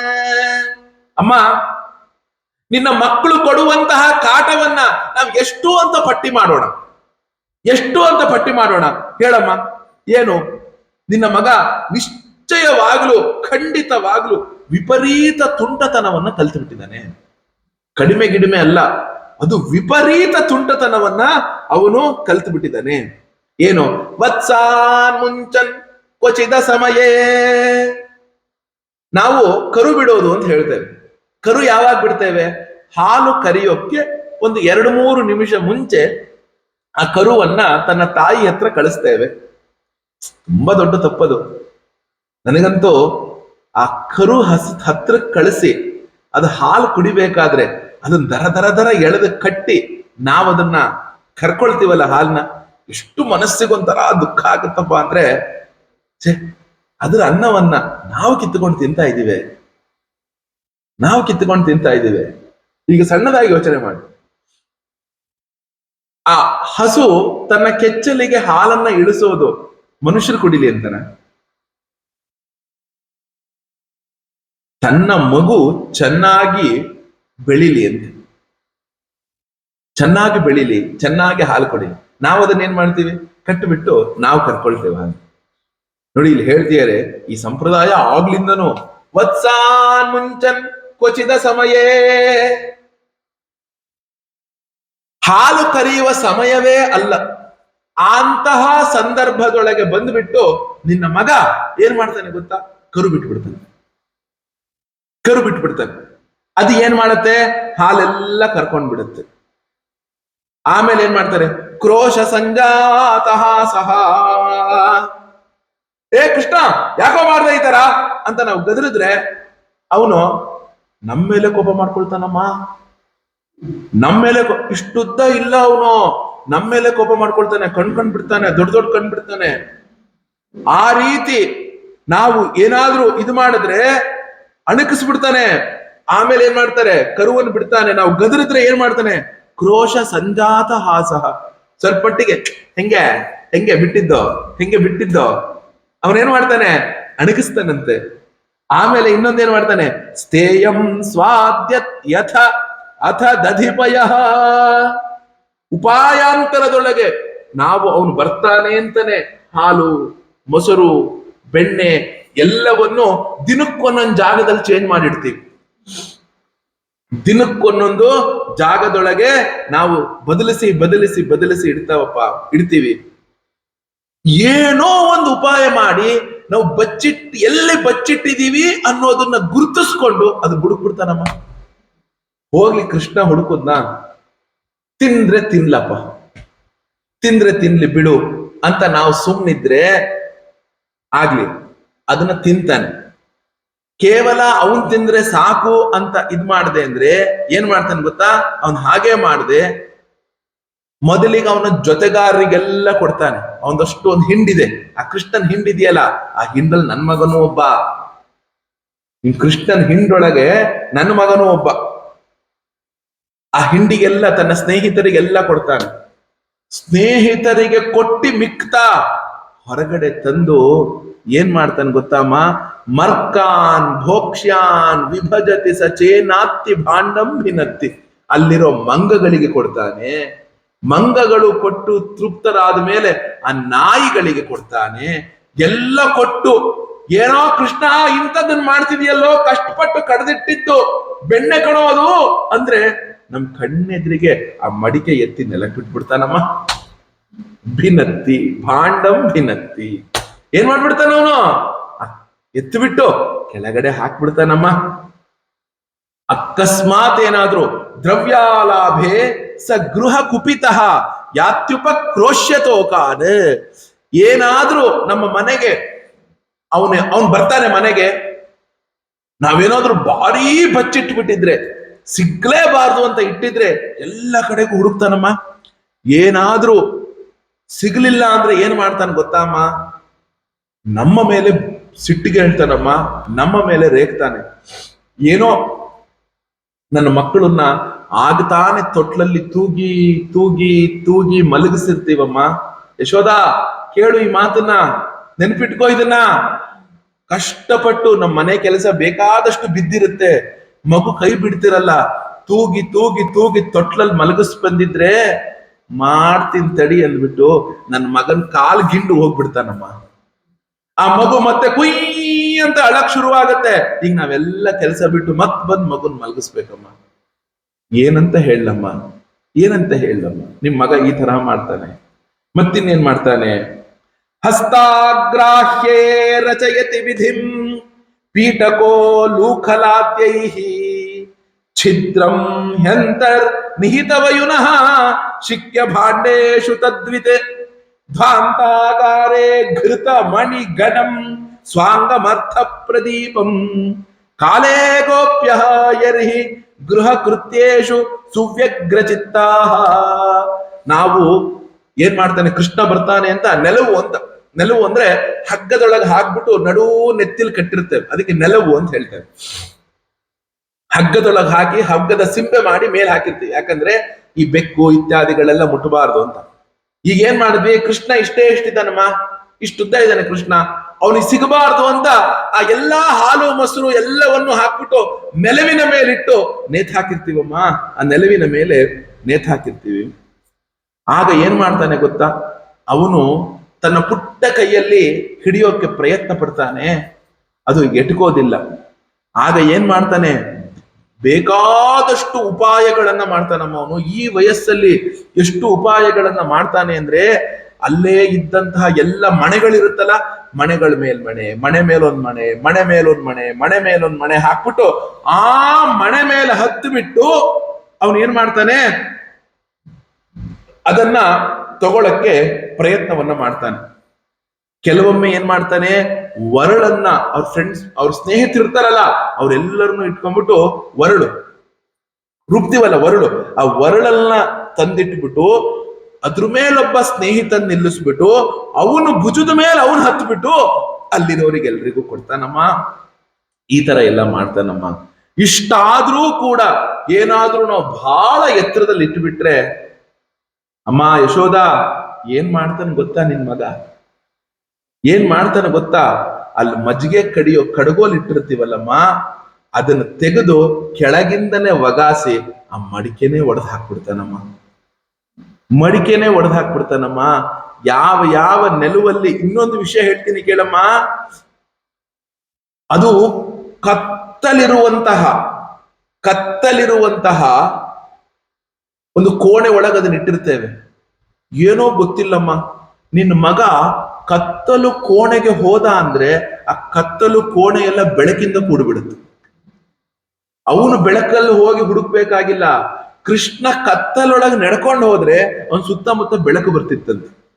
ನೋಡಿ, ಧ್ವಾಂತಾಕಾರೇ ಘೃತ ಮಣಿಗಣಂ, ನಿನ್ನ ಮಗನ ಮೈಯಿಂದಲೇ ಚೆನ್ನಾಗಿರುವಂತಹ ಆ ಒಂದು ಬೆಳಕು ಅನ್ನೋದು ಬರುತ್ತೆ ಕಣಮ್ಮ.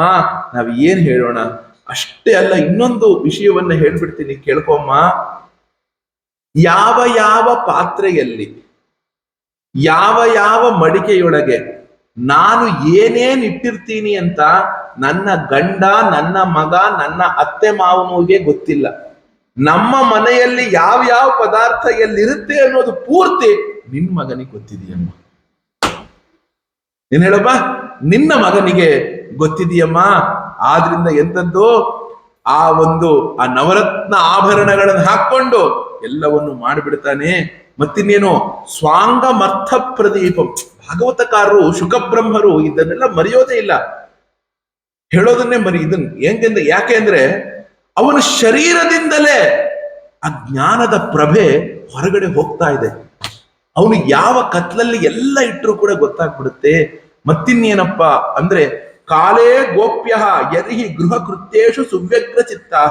ಆಮೇಲೆ ಇನ್ನೊಂದು ಎಲ್ಲಾ ರೀತಿಯಿಂದ ಚೆನ್ನಾಗಿ ತಿಳ್ಕೊಂಡ್ಬಿಟ್ಟಿದ್ದಾನೆ. ಏನ್ ಗೊತ್ತಾ ಚೆನ್ನಾಗಿ ತಿಳ್ಕೊಂಡ್ರು ನಿನ್ ಮಗ? ಯಾವ ಯಾವ ಸಮಯದಲ್ಲಿ ನಾವುಗಳು ಎಲ್ಲೆಲ್ಲಿ ಹೋಗ್ತೇವೆ, ಯಾವ್ಯಾವ ಕೆಲಸ ಮಾಡ್ತೇವೆ, ಯಾವ್ಯಾವ ಕೆಲಸದೊಳಗೆ ನಾವು ನಮ್ಮ ಬುದ್ಧಿಯನ್ನಿಟ್ಟು ಮಾಡ್ತಿರ್ತೇವೆ ಅನ್ನೋದು ನಿಮ್ ಮಗನಿಗೆ ಚೆನ್ನಾಗಿ ಗೊತ್ತಿದೆ. ನಾನು ಯಾವಾಗ ಮನೆ ಬಿಟ್ಟು ಹಸು ಹುಲ್ಲು ಹಾಕೋಕ್ ಹೋಗ್ತೀನಿ, ಅಷ್ಟೊತ್ತಿಗೆ ಹಿಂದಿಂದ ಬಂದು ಏನೋ ಮಾಡೋಗ್ಬಿಡ್ತಾನೆ. ಇಲ್ಲ, ನನ್ನ ಮಗನಿಗೊಂಚು ಎರಿಯಣ, ಸ್ನಾನ ಮಾಡ್ಸೋಣ ಅಂತ ಹೋಗ್ತೀನಿ, ಏನೋ ಮಾಡ್ಬಿಡ್ತಾನೆ.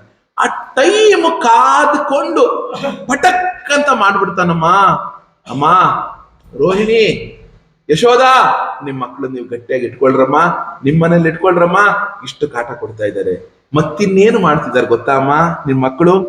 ಏವಂ ಧಾರ್ಷ್ಟ್ಯಾನ್ಯುಷತಿ ಕುರುತೆ ಮೇಹನಾದಿ ನಿವಾಸ್ತೋ ಸ್ಥೇಯೋಪಾಯೈ ವಿರಚಿತ ಕೃತಿ ಸುಪ್ರತೀಕೋ ಯಥಾಸ್ತೆ ಇತ್ತಂ ಸ್ತ್ರೀಭಿಃ ಸ ಭಯ ನಯನ ಶ್ರೀಮುಖಾ ಲೋಕಿನೀಭಿಃ ವ್ಯಾಖ್ಯಾತಾರ್ಥ ಪ್ರಹಸಿತ ಮುಖಿ ನಹ್ಯುಪಾಲಬ್ಧಮೈಚ್ಛತೆ. ಇಷ್ಟು ಮಾಡಿಯೂ ಕೂಡ, ಲೇ ಯಾಕೋ ಕೃಷ್ಣ ಇಷ್ಟೆಲ್ಲ ಮಾಡ್ತಿದ್ಯಾ ಅಂದ್ರೆ, ದೊಡ್ಡಸ್ತಿಗೆ ಮಾತಾಡ್ತಾನಮ್ಮ. ಭಾರಿ ದೊಡ್ಡ ಹುಡುಗ ಆಗ್ಬಿಟ್ಟಿಯ ನಿಮ್ ಮಗ, ಭಾರಿ ದೊಡ್ಡಸ್ತಿಗೆ ಮಾತಾಡ್ಬಿಡ್ತಾನೆ. ಅಷ್ಟಲ್ಲ, ಇನ್ನೊಂದು ಏನು ಅಂದ್ರೆ, ನಾನೆಲ್ ಮಾಡ್ದೆ, ನೀವೇ ಮಾಡಿದ್ದು, ನಾನೇನ್ ಮಾಡ್ದೆ, ಏನಾದ್ರೂ ಮನೆ ಹತ್ರ ಬಂದ್ರೆ ಮಾಡೋದೆಲ್ಲ ಮಾಡ್ಬಿಟ್ಟು ನಿನ್ ಹತ್ರಕ್ ಬರ್ಬೇಡ ಅಂತ ಬೇರೆ ರೇಗ್ಬಿಟ್ಟು ಹೋಗ್ತಾನಮ್ಮ. ಅವನೇನ್ ಮಾಡ್ತಾನೆ? ರೇಗ್ಬಿಟ್ಟು ಹೋಗ್ತಾನಮ್ಮ. ಅಷ್ಟೇ ಅಲ್ಲ, ಏನು, ನನಗೆ ನನ್ನ ಯಜಮಾನರೇ ಆ ಟೋನಲ್ಲಿ ಮಾತಾಡಲ್ಲಮ್ಮ, ಅಷ್ಟು ಗಟ್ಟಿ ಮಾತಾಡಲ್ಲ. ನನ್ನ ಗಂಡನೇ ನನಗೆ ಅಷ್ಟು ಧಾರ್ಷ್ಟ್ಯವಾಗಿ ಗಟ್ಟಿ ಮಾತಾಡಲ್ಲ. ಇಷ್ಟುದ್ದ ಇದನ್ನಮ್ಮ, ಎಷ್ಟು ರೇಗ್ತಾನೆ ಅಂದ್ರೆ ನನ್ನ ಗಂಡನೂ ರೇಗಲ್ಲ, ಅಷ್ಟು ರೇಗ್ತಾನೆ ನನಗೆ. ಅಷ್ಟು ರೇಗ್ತಾನಮ್ಮ, ಅಷ್ಟು ರೇಗ್ತಾನೆ. ಏನಾದ್ರೂ ನಾವು ಭಾರಿ ಬೈದ್ ಬಿಟ್ರೆ ಏನ್ ಮಾಡ್ತಾನೆ ಗೊತ್ತಾ ಅಮ್ಮ? ಬೆಳಗ್ಗೆ ಎದ್ದು ಮನೆಯೆಲ್ಲ ಗೋಮಯದಲ್ಲಿ ಸಾರಿಸಿ ಎಲ್ಲ ರಂಗೋಲಿ ಇಟ್ಟು ಶುದ್ಧ ಮಾಡಿ ಹೋಗಿ ಗೋಗಳಿಗೆ ಒಂದು ನೀರಿಡೋಣ, ಹಸುಗೆ ನೀರಿಡೋಣ ಅಂತ ಹೋದ್ರೆ, ನಾವು ಭಾರಿ ಏನಾರು ರೇಗ್ ಬಿಟ್ಟಿದ್ರೆ ಏನ್ ಮಾಡ್ತಾನೆ ಗೊತ್ತಾ ನಿಮ್ ಮಗ? ಏನ್ ಮಾಡ್ತಾನೆ ಗೊತ್ತಾ? ಹೊರಗಿದ್ದಿದ್ದು ತಿಪ್ಪೆಲ್ಲಿದ್ದಿದ್ದು ಗಲೀಜೆಲ್ಲ ತಂದು ನಮ್ಮ ನಡುಮನೆಯಲ್ಲಿ ಇಟ್ಟು ಹೋಗ್ಬಿಡ್ತಾನಮ್ಮ. ಶುದ್ಧ ಮಾಡಿರುವಂತಹ ಮನೆಯಲ್ಲಿ ಗಲೀಜು ಮಾಡ್ಬಿಡ್ತಾನಮ್ಮ. ಗುಡಿಸಿ ಸಾರಿಸಿ ರಂಗೋಲಿ ಇಟ್ಟಂತಹ ಮನೆಯಲ್ಲಿ ಇಂತಹ ತುಂಟತನ ಮಾಡುವಂತಹ ಈ ಪೋರನ ಅನ್ನ ನಿನ್ನ ಬಳಿ ನೋಡಮ್ಮ ಹಿಂಗ್ ಮಾಡ್ಬಿಡ್ತಾನೆ. ಇಷ್ಟೆಲ್ಲ ಮಾಡಿ ಬರ್ತಾನೆ. ಈಗ ನೋಡು ಏನೋ ಗೊತ್ತಿಲ್ಲದೆ ಹೆಂಗ ನಿಂತಿದ್ದಾನೆ ಅಂತ. ಎಷ್ಟು ಅಮಾಯಕಂತರ ನಿನ್ ಪಕ್ಕ ನಿಂತಿದ್ದಾನಲ್ಲ, ಇವನು ಈ ತರ ಎಲ್ಲ ಮಾಡ್ತಾನೆ ಅಂದ್ರೆ ನಿನಗೆ ನಂಬಕ್ಕಾಗತ್ತಮ್ಮ? ನಂಬಕ್ಕಾಗತ್ತಾ? ಆಗ ಏನ್ ಮಾಡ್ತಾರೆ, ಇಷ್ಟೆಲ್ಲಾ ಹೇಳಿದ ಮೇಲೆ ಯಶೋದೆಗೆ ಏನಾಗ್ಬಿಡ್ತಂತೆ ಗೊತ್ತಾ? ಕೋಪ ಬಂದ್ಬಿಡ್ತಂತೆ. ಕೃಷ್ಣ ಇಷ್ಟೆಲ್ಲ ಕೊಡ್ತೀಯನೋ ಕಾಟನ ಅಂತ ಹಿಂಗ್ ತಿರುಗುತ್ತಂತೆ. ಹಿಂಗ್ ತಿರುಗಿ ಆ ಕೃಷ್ಣನನ್ನ ನೋಡಿದ ತಕ್ಷಣವೇ ಯಶೋದೆಗೆ ತಡ್ಕೊಳಕ್ಕೆ ಆಗ್ಲಿಲ್ವಂತೆ. ಗುಳ್ಳಂತ ನಕ್ಬಿಟ್ಲಂತೆ. ಯಾಕೆ? ಕೃಷ್ಣ ಅನ್ನುವವನು ಪ್ರೇಮ ಮೂರ್ತಿ. ಕೃಷ್ಣ ಯಾರು ಹೇಳಿ? ಒಂದು ಪ್ರೇಮ ಮೂರ್ತಿ ಅವನು. ಅಂತಹ ಪ್ರೇಮ ಮೂರ್ತಿಯ ಮೇಲೆ ಸಿಟ್ಟು ಹೆಂಗ್ ಮಾಡ್ಕೊಳಕ್ ಸಾಧ್ಯ? ಆಗ ನಕ್ಕ ಬಿಟ್ಲಂತೆ. ಆಗ ಏನಾಯ್ತು ಅಂದ್ರೆ ಅಲ್ಲಿದ್ದಂತಹ ಗೋಪಿಕೆಯರೆಲ್ಲ ಕಂಪ್ಲೇಂಟ್ ಮಾಡಕ್ಕೆ ಬಂದಿದ್ರಲ್ಲ, ಸರಿ ಹೋಯ್ತು. ನಾವು ಈ ತಾಯಿ ಮೇಲೆ ಬಂದು ಅವ್ರ ಮಗನಿಗೆ ಕಂಪ್ಲೇಂಟ್ ಮಾಡ್ತಾ ಇದ್ವಿ, ನಾವು ಅವನು ದೂರ ಹೇಳ್ತಾ ಇದ್ವಿ. ಈ ತಾಯಿ ಆ ಕೃಷ್ಣನನ್ನ ರೇಗಿಯಾಳ? ಖಂಡಿತ ರೇಗೋದಿಲ್ಲ. ಯಾಕೆ? ಆಕೆ ಗದರಿಸೋದಿಕ್ಕೂ ಆಗ್ಲಿಲ್ವಂತ. ಇಷ್ಟು ಆ ಕೃಷ್ಣ ಪರಮಾತ್ಮ ಆ 3 ಶ್ಲೋಕದೊಳಗೆ ಆ ಗೋಪಿಕೆಯರನ್ನ ಹೇಗೆ ಅನುಗ್ರಹ ಮಾಡ್ದ ನೋಡಿ. ಯಾವ ದೇವತೆಗಳಿಗೆ ಈ ಸುಖ ನೋಡಕ್ ಸಿಗ್ಲಿಲ್ಲ, ಈ ಆನಂದ ನೋಡಕ್ ಸಿಗ್ಲಿಲ್ಲ. ಇದೇ ಗೋಪಿಕೆಯರು ಆ ಗೋಪಿಕಾ ಗೀತೆಯಲ್ಲಿ ಹೇಗೆ ಹೇಳಿದ್ದಾರೆ, ಎಂಥ ಸ್ತೋತ್ರವನ್ನು ಮಾಡಿದ್ದಾರೆ ನೋಡಿ. ಇಷ್ಟಾದ್ಮೇಲೆ ಏನಾಯ್ತು ಅಂದ್ರೆ ಮುಂದೆ ಏಕದಾ ಕ್ರೀಡಮಾನಾಸ್ತೆ ರಾಮಾದ್ಯ ಗೋಪತಾರಕಾಹ ಕೃಷ್ಣೋ ಮೃದಂ ಭಕ್ಷಿತವಾನಿತಿ ಮಾತ್ರೇ ನಿವೇದಯನ್ನ. ಒಮ್ಮೆ ರಾಮ ಕೃಷ್ಣ ಎಲ್ಲ ಆ ಗೋಪಾಲಕ ಹುಡುಗರು ಎಲ್ಲರೂ ಕೂಡ ಚಂದ ಆಟ ಆಡ್ತಾ ಇದ್ದಾರೆ. ಆ ಆಟ ಆಡ್ಬೇಕಾದ್ರೆ ಒಮ್ಮೆಲೆನೆ ಏನಾಯ್ತು ಅಂದ್ರೆ ಆ ರಾಮಕೃಷ್ಣರೆಲ್ಲರೂ ಕೂಡ ಬಂದ್ರಂತೆ. ರಾಮ ಬಂದ, ಮಕ್ಕಳೆಲ್ಲರೂ ಬಂದು ಏನ್ ಹೇಳಿದ್ರು ಅಂದ್ರೆ, ಅಮ್ಮ ಅಮ್ಮ ಅಮ್ಮ ಕೃಷ್ಣ ಮಣ್ಣು ತಿಂದ ಅಂತ ಯಶೋದೆ ಹತ್ರ ಕಂಪ್ಲೇಂಟ್ ತಂದ್ರು. ಏನೋ ಮಣ್ಣು ತಿಂದ ಅಂತ ಗೋಪಾಲಕರು ಬಂದು ಯಶೋದೆ ಹತ್ರ ಕಂಪ್ಲೇಂಟ್ ತಂದ್ರು. ಆಗ ಏನಾಯ್ತು, ಸಾಗೃಹೀತ್ವಾ ಕರೆ ಕೃಷ್ಣಂ ಉಪಲಭ್ಯ ಹಿತೈಷಿಣಿ ಯಶೋದಾ ಭಯ ಸಂಭ್ರಾಂತಂ ಪ್ರೇಕ್ಷಣಾ ಕ್ಷಮ ಭಾಷದ. ಯಾವಾಗ್ಲೂ ತಾಯಿ ಅನ್ನೋಳು ಏನ್ ಮಾಡ್ತಾಳೆ, ಆ ಮಗುವಿಗೆ ಮಂಗಳವನ್ನ ಉಂಟು ಮಾಡುವವಳಾಗಿರ್ತಾಳೆ.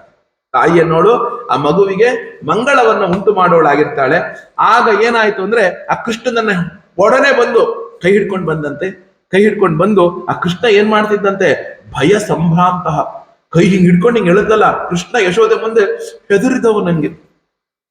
ಸ್ವಲ್ಪ ಹೆದರಿದವನಂಗೆ ನಟಿಸ್ತಾ ಆ ಕಣ್ಣುಗಳು ಅವನ ಮುಖ ಎಲ್ಲ ಹಿಂಗೆ ಕೆಳಗ್ ಮಾಡ್ಕೊಂಡಿದ್ದಂತೆ. ಆ ಕೃಷ್ಣ ಏನ್ ಮಾಡದಂತೆ, ಹಿಂಗೆ ಕೆಳಗ್ ಮಾಡ್ಕೊಂಡಿದ್ದಂತೆ. ಆ ಗದರಿಸ್ತಾ ಕೇಳಿದಂತೆ, ಏ ಕೃಷ್ಣ ಮಣ್ತಿಂದೇನೋ ಕಸ್ಮಾನ್ ಮೃದ ಮದಾಂತಾತ್ಮನ್ ಭವಾನ್ ಭಕ್ಷಿತವಾನ್ ಗ್ರಹ ವದಂತಿ ತಾವಕಾಖ್ಯೇತೆ ಕುಮಾರಾಸ್ತೆ ಗ್ರಜೋಪ್ಯಯಂ. ಏನೋ ತುಂಟ, ನಿನ್ ಬಹಳ ಕಾಟ ಕೊಡೋನಾಗಿದ್ಯಾ. ಎಲ್ರು ಬಂದು ಹೇಳ್ತಾರೆ ಈ ಕೃಷ್ಣ ಬಹಳ ತೊಂದರೆ ಕೊಡೋನು ಅಂತ ಹೇಳ್ತಾರೆ. ಆದರೆ ನನಗಿವತ್ತು ನಿನ್ ಮಣ್ಣು ತಿಂದ್ಯಾ ಇಲ್ವಾ ಹೇಳು. ನೀನೆಲ್ಲರೂ ಹೇಳ್ತಿದ್ದಾರೆ, ನಿನ್ನ ಅಣ್ಣ ಬಲರಾಮನು ಹೇಳ್ತಾ ಇದ್ದಾನೆ ನಿನ್ ಮಣ್ಣು ತಿಂದೆ ಅಂತ.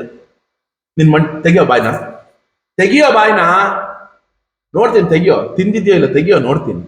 ಕೃಷ್ಣ ಉವಾಚ. ಕೃಷ್ಣ ನೋಡಿ ಆ ಟೋನು ನೋಡಿ, ನಾವು ಏನ್ ಮಾಡ್ಬೇಕು ಗೊತ್ತಾ, ಆ ಯಶೋದೆಯ ಕೋಪ ನೋಡ್ಬೇಕು, ಆ ಕೃಷ್ಣನ ಪ್ರೇಮವನ್ನ ನೋಡ್ಬೇಕು. ತೆಗಿಯೋ ಬಾಯ್ನ ನೋಡ್ತೀನಿ ಅಂತ ಗದರಿ ಯಶೋದ ಹೇಳಿದ್ರೆ, ಕೃಷ್ಣ ಉವಾಚ, ಕೃಷ್ಣ ಹೇಳ್ತಾನೆ, ನಾಹಂ ಭಕ್ಷಿತವಾನಂಬ ಸರ್ವೇ ಮಿಥ್ಯಾಭಿಶಂಸಿನಃ ಯದ್ದಿ ಸತ್ಯಗಿರಿಸ್ತರ್ಹಿ ಸಮಕ್ಷಂ ಪಶ್ಯಮೇ ಮುಖಂ. ಅಮ್ಮ ನಾನ್ ತಿಂದಿಲ್ಲ, ನಾನ್ ಮಣ್ಣು ತಿಂದಿಲ್ಲ, ಇವರೆಲ್ಲರೂ ಮಿಥ್ಯಾಭಿಭಾಷಿಣ, ಎಲ್ಲ ಸುಳುಬುರುಕು ಇವ್ರು. ನನ್ ಮೇಲೆ ಹೊಟ್ಟೆ ಕಿಚ್ಚು ಆಟ ಆಡ್ತಾ ಇದ್ವಲ್ಲ, ನಾನು ಗೆದ್ದು ಬಿಟ್ಟೆ. ಆ ಗೆದ್ದಿದ್ದಕ್ಕೆ ಏನ್ ಮಾಡಿದ್ರು ಇವರೆಲ್ಲರೂ ಕೂಡ, ತಡಿ ಮಾಡ್ತೀನಿ, ನನ್ನೆಲ್ಲ ಆಡ್ಕೊಂತೀಯ, ಸೋಲ್ಸಿ ಎಲ್ಲ ಆಟದಲ್ಲೂ ನೀನೇ ಗೆಲ್ತೀಯ, ತಡಿ ಮಾಡ್ತೀನಿ ಅಂತ ಸುಳ್ಳು ಹೇಳ್ಕೊಂಡ್ ಬಂದಿದ್ದಾರೆ ನನ್ನ ಹತ್ರ. ಏನ್ ಬಂದಿದ್ದಾರೆ? ಸುಳ್ಳು ಹೇಳ್ಕೊಂಡು ಬಂದಿದ್ದಾರೆ. ಆದ್ರಿಂದ ಎಂತದ್ದು ಇಲ್ಲಿ ಹೇಳ್ಬೇಕಾದ್ರೆ ಯದಿ ಸತ್ಯಗಿರಿಸ್ತರಿಹಿ, ಆಯ್ತಮ್ಮ ಬಾಯ್ ತೆಗಿ ಅಂತಿಲ್ಲ, ಆಯ್ತು ನೋಡು ಏನ್ ಮಾಡ್ದ ಅವನು? ಬಾಯಿ ತೆಗದ್ನಂತೆ. ಸಮಕ್ಷಂ ಪಶ್ಯಮೇ ಮುಖಂ, ನೀನೇ ನೋಡು ಬಗ್ಗಿ, ನನ್ ಬಾಯಲ್ಲಿ ಮಣ್ಣಿದ್ಯಾ ಅಂತ ನೋಡು ಅಂತ ಹೇಳಿ. ಯದ್ದೇವಂ ತರ್ಹಿ ವ್ಯಾಧಿ ಉಕ್ತಃ ಸ ಭಗವಾನ್ ಹರಿ ವ್ಯಾದತ್ತ ವ್ಯಾಹತ ಐಶ್ವರ್ಯ ಕ್ರೀಡಾ ಮನುಜ ಬಾಲಕ. ಯಶೋದೆ ಹಿಂಗ್ ಹೇಳಿದ ತಕ್ಷಣ, ಸರಿ ಹಂಗಂದ್ರೆ ತೆಗಿಯೋ ಬಾಯ್ನ ನೋಡ್ತೀನಿ ಅಂತ, ನಾನೇ ನೋಡ್ತೀನಿ ಅಂತ ತಾಯಿ ಹೇಳಿದಾಗ ಆ ಭಗವಂತ ಕೃಷ್ಣ ತನ್ನ ಬಾಯನ್ನು ತೆಗೆದಂತೆ. ಆ ಬಾಯನ್ನ ತೆಗೆದಾಗ ನೋಡಿ, ಆ ಕೃಷ್ಣ ಪರಮಾತ್ಮ ಕ್ರೀಡಾ ಮನುಜ ಬಾಲಕ. ಆ ಕೃಷ್ಣ ಅಂದ್ರೆ ಯಾರು? ಕೃಷ್ಣ ಅಂದ್ರೆ ಯಾರಪ್ಪ? ಅವನು ಒಂದು ಶರೀರವನ್ನ ಧಾರಣೆ ಮಾಡಿದನಷ್ಟೇ. ಅವನು ಒಂದು ಶರೀರವನ್ನ ಧಾರಣೆ ಮಾಡಿದಾನೆ. ಆ ಶರೀರದ ಧಾರಣೆಯನ್ನಾದರೂ ಏನಕ್ಕೆ ಮಾಡಿದನವನು? ಜಗತ್ತಿಗೆ ಮಂಗಳವನ್ನ ಉಂಟು ಮಾಡುವುದಕ್ಕೆ ಮಾಡಿದನು. ಜಗತ್ತಿಗೆ ಮಂಗಳವನ್ನ ಉಂಟು ಮಾಡುವುದಕ್ಕೆ ಮಾಡಿದಾನೆ. ಅಂತಹ ಲೀಲೆಗಾಗಿಯೇ ಆ ಕೃಷ್ಣ ಏನ್ ಮಾಡ್ದ? ಬಾಯನ್ನ ತೆಗೆದಂತೆ. ತೆಗೆದಾಗ ಏನ್ ನೋಡಿದ್ಲು ಯಶೋದ? ಸಾ ತತ್ರ ದೃಶೇ ವಿಶ್ವಂ ಜಗತ್ ಸ್ಥಾಸ್ತು ಚಕಂ ದಿಶಃ ಸಾ ತ್ರಿದ್ವೀಪಾಬ್ಧಿ ಭೂಗೋಳಂ ಸವಾಯ್ವಾಗ್ನಿಂದು ತಾರಕಂ. ಅವರೊಂಚೂರು ಮಣ್ಣು ತಿಂದ ಅಂತ ಬಾಯಿ ತೆಗ್ಸಿದ್ದಕ್ಕೆ ಯಶೋದ ಬಗ್ಗೆ ನೋಡಿದ್ರೆ ಇಡೀ ಭೂಮಿ ಬಾಯೊಳಗೆ ಇಟ್ಕೊಂಡಿದ್ದಾರೆ. ಇಡೀ ಭೂಮಿಯನ್ನ ತನ್ನ ಬಾಯೊಳಗೆ ಇಟ್ಟುಕೊಂಡಿದ್ದಾನಂತೆ. ಆ ಬಾಯೊಳಗೆ ಚರಾಚರ ಸಮಸ್ತ ಜಗತ್ತು ಅಡಕವಾಗಿರೋದನ್ನು ನೋಡಿದಂತೆ. ಆಕಾಶ, ದಿಕ್ಕು, ಪರ್ವತಗಳು, ದ್ವೀಪಗಳು, ಸಮುದ್ರ ಸಹಿತವಾಗಿ ಇಡೀ ಭೂಮಂಡಲ, ಬೀಸುವ ಗಾಳಿ, ವಿದ್ಯುತ್ತು, ಅಗ್ನಿ, ಚಂದ್ರ, ಸೂರ್ಯ, ಸಂಪೂರ್ಣವಾದ ಜ್ಯೋತಿರ್ಮಂಡಲ, ನೀರು, ತೇಜಸ್ಸು, ರಸಾತಳ, ಅಧೋಲೋಕಗಳು, ಎಲ್ಲಾ ದೇವತೆಗಳಿಂದ ಕೂಡಿದಂತಹ ಇಂದ್ರಿಯಗಳು, ಮನಸ್ಸು, ಪಂಚ ತನ್ಮಾತ್ರೆಗಳು, ತ್ರಿಗುಣಗಳು ಎಲ್ಲಾ ಕೃಷ್ಣನ ಬಾಯೊಳಗೆ ಕಂಡು ಬಂದುವಂತೆ. ಆ ಕೃಷ್ಣನ ಬಾಯೊಳಗೆ ನೋಡ್ತೀಯಳೆ, ಏತದ್ವಿಚಿತ್ರಂ ಸಹಜೀವ ಕಾಲ ಸ್ವಭಾವ ಕರ್ಮ ಶಯಲಿಂಗ ಭೇದಂ ಸೂನೋಸ್ತನೋ ವೀಕ್ಷ ವಿದಾರಿತಾಸ್ಯೇ ವ್ರಜಂ ಸಹಾತ್ಮಾನಮವಾಪಶಂಕಾ. ಪರೀಕ್ಷಿತನೇ, ಆ ಜೀವಾತ್ಮರುಗಳು ಕಾಲ, ಸ್ವಭಾವ, ಕರ್ಮ, ಅವರ ವಾಸನೆಗಳು ಶರೀರದಿಂದ ಭಿನ್ನ ಭಿನ್ನವಾಗಿ ತೋರುವ ಇಡೀ ಈ ವಿಚಿತ್ರ ಜಗತ್ತು, ಅದರಲ್ಲೇ ಇರುವಂತಹ ನೋಡಿ, ಅವಳು ನೋಡ್ತೀಯಾಳೆ, ಎಲ್ಲ ನೋಡ್ತೀಯಾಳಂತೆ. ಅವಳಿಗೆ ನೋಡ್ತೀಯಾಳೆ, ಇಡೀ ಭೂಮಿ ಕಾಣಿಸ್ತಾ ಇದೆ. ಆ ಭೂಮಿಯೊಳಗೆ ಮತ್ತೆ ಹಿಂಗ್ ನೋಡ್ತೀಯಾಳೆ, ಅಲ್ಲೊಂದು ಗೋಕುಲ ಕಾಣಿಸ್ತಾ ಇದೆ.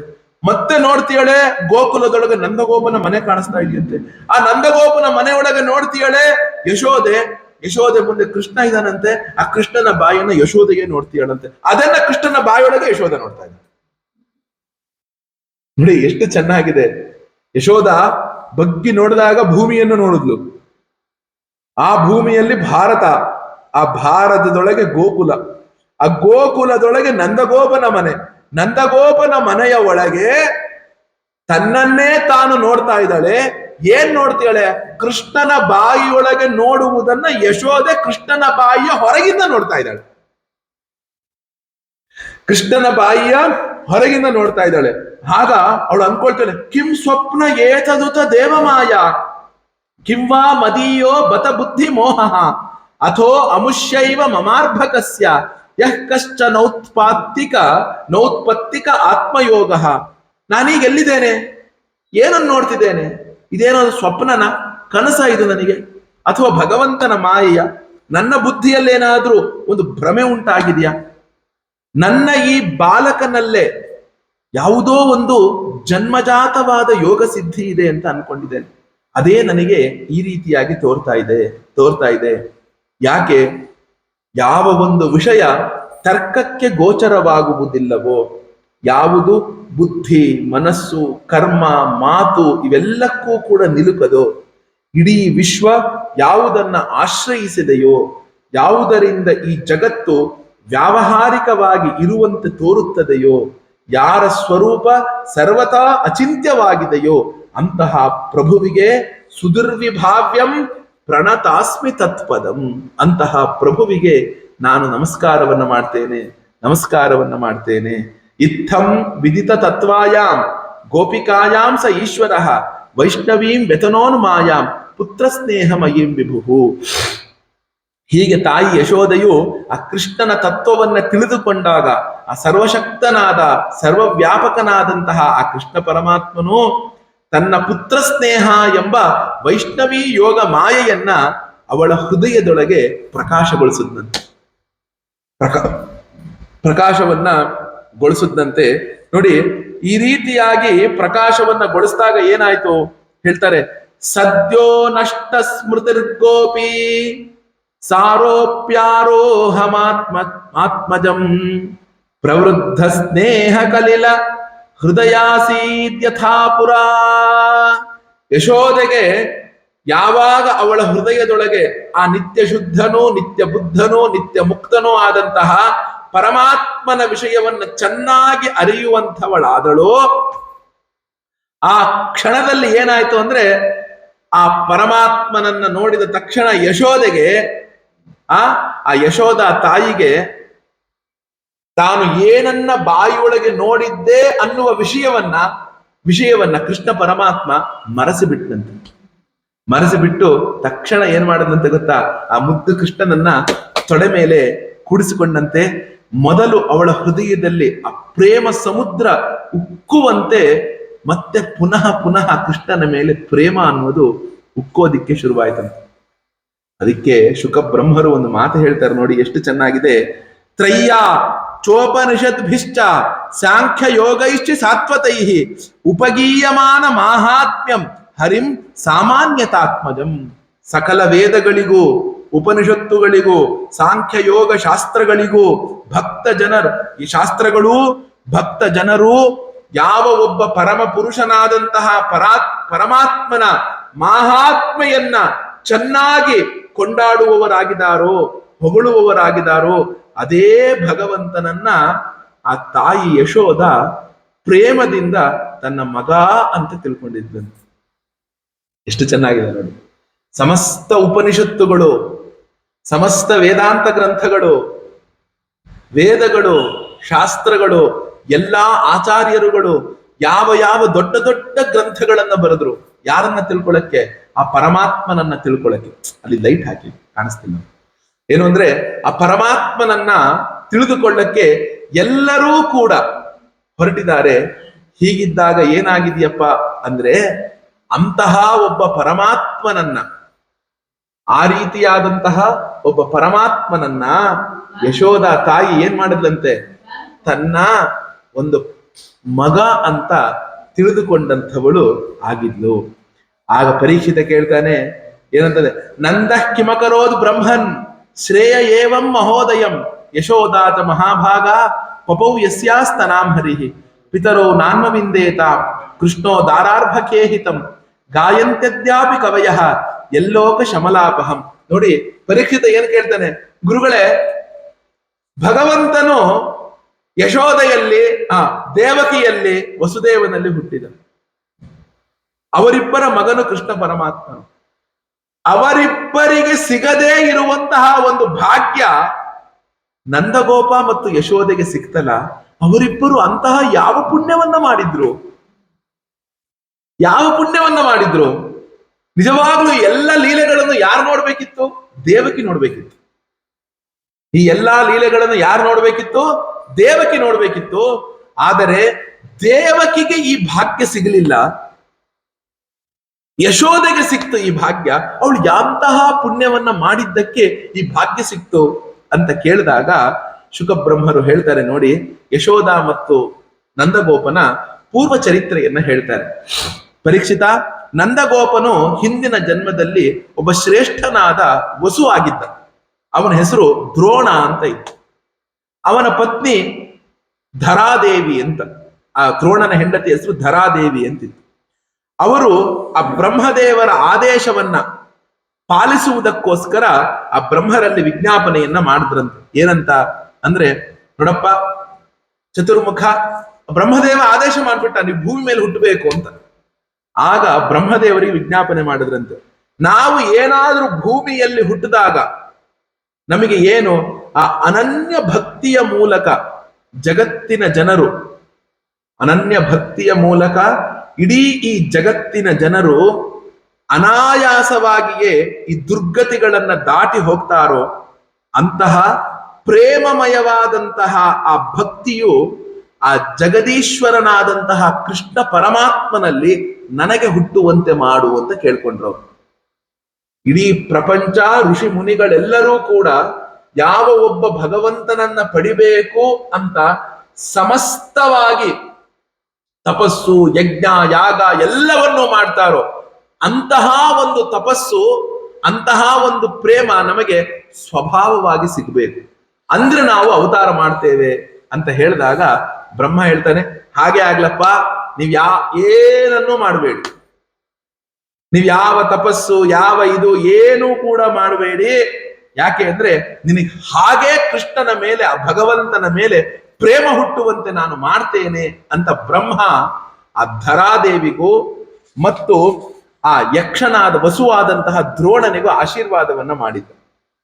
ಆ ಆಶೀರ್ವಾದದ ಫಲವಾಗಿ ಏನ್ ಮಾಡ್ದ, ಕೃಷ್ಣ ಅಲ್ಲಿ ಹುಟ್ಟಿದ್ರೂ ಕೂಡ ಇವರಿಗೆ ಬ್ರಹ್ಮ ಮಾತು ಕೊಟ್ಟಿದ್ನಲ್ಲ ಅದನ್ನು ಉಳಿಸಕ್ಕೆ ಇವರಿಬ್ಬರ ಹತ್ರ ಬಂದ. ಆದ್ರಿಂದ ಏನು, ಕೃಷ್ಣೋ ಬ್ರಹ್ಮಣ ಆದೇಶಂ ಸತ್ಯಂ ಕರ್ತುಂ ವ್ರಜೇ ವಿಭು ಸಹ ರಾಮೋ ವಸಂಶ್ಚಕ್ರೆ ತೇಷಾಂ ಪ್ರೀತಿಂ ಸ್ವಲೀಲಯ. ಆ ಬ್ರಹ್ಮದೇವರ ಮಾತನ್ನ ಸತ್ಯವಾಗಿಸ್ಲೇಬೇಕು ಅಂತ ಆ ಕೃಷ್ಣ ಪರಮಾತ್ಮನು ಬಲರಾಮನ ಜೊತೆಗೆ ಈ ವ್ರಜದೊಳಗೆ ಇದ್ದು ಸಮಸ್ತ ವ್ರಜವಾಸಿಗಳನ್ನು ಕೂಡ ತನ್ನ ಬಾಲಲೀಲೆಗಳಿಂದ ಆನಂದಗೊಳಿಸ್ತಾ ಇದ್ದ. ನೋಡಿ, ಅಲ್ಲೆಲ್ಲಾ ವ್ರಜದೊಳಗಿದ್ದಂತಹ ಎಲ್ಲಾ ಗೋಪಾಲಕರು, ಗೋಪಿಕೆಯರು, ಹಸುಗಳು ಅವರೆಲ್ಲರೂ ಯಾರೋ ಬೇರೆಯವರಲ್ಲ, ಅವರೆಲ್ಲರೂ ಕೂಡ ದೇವತೆಗಳೇ ಆಗಿರುವಂತವರು.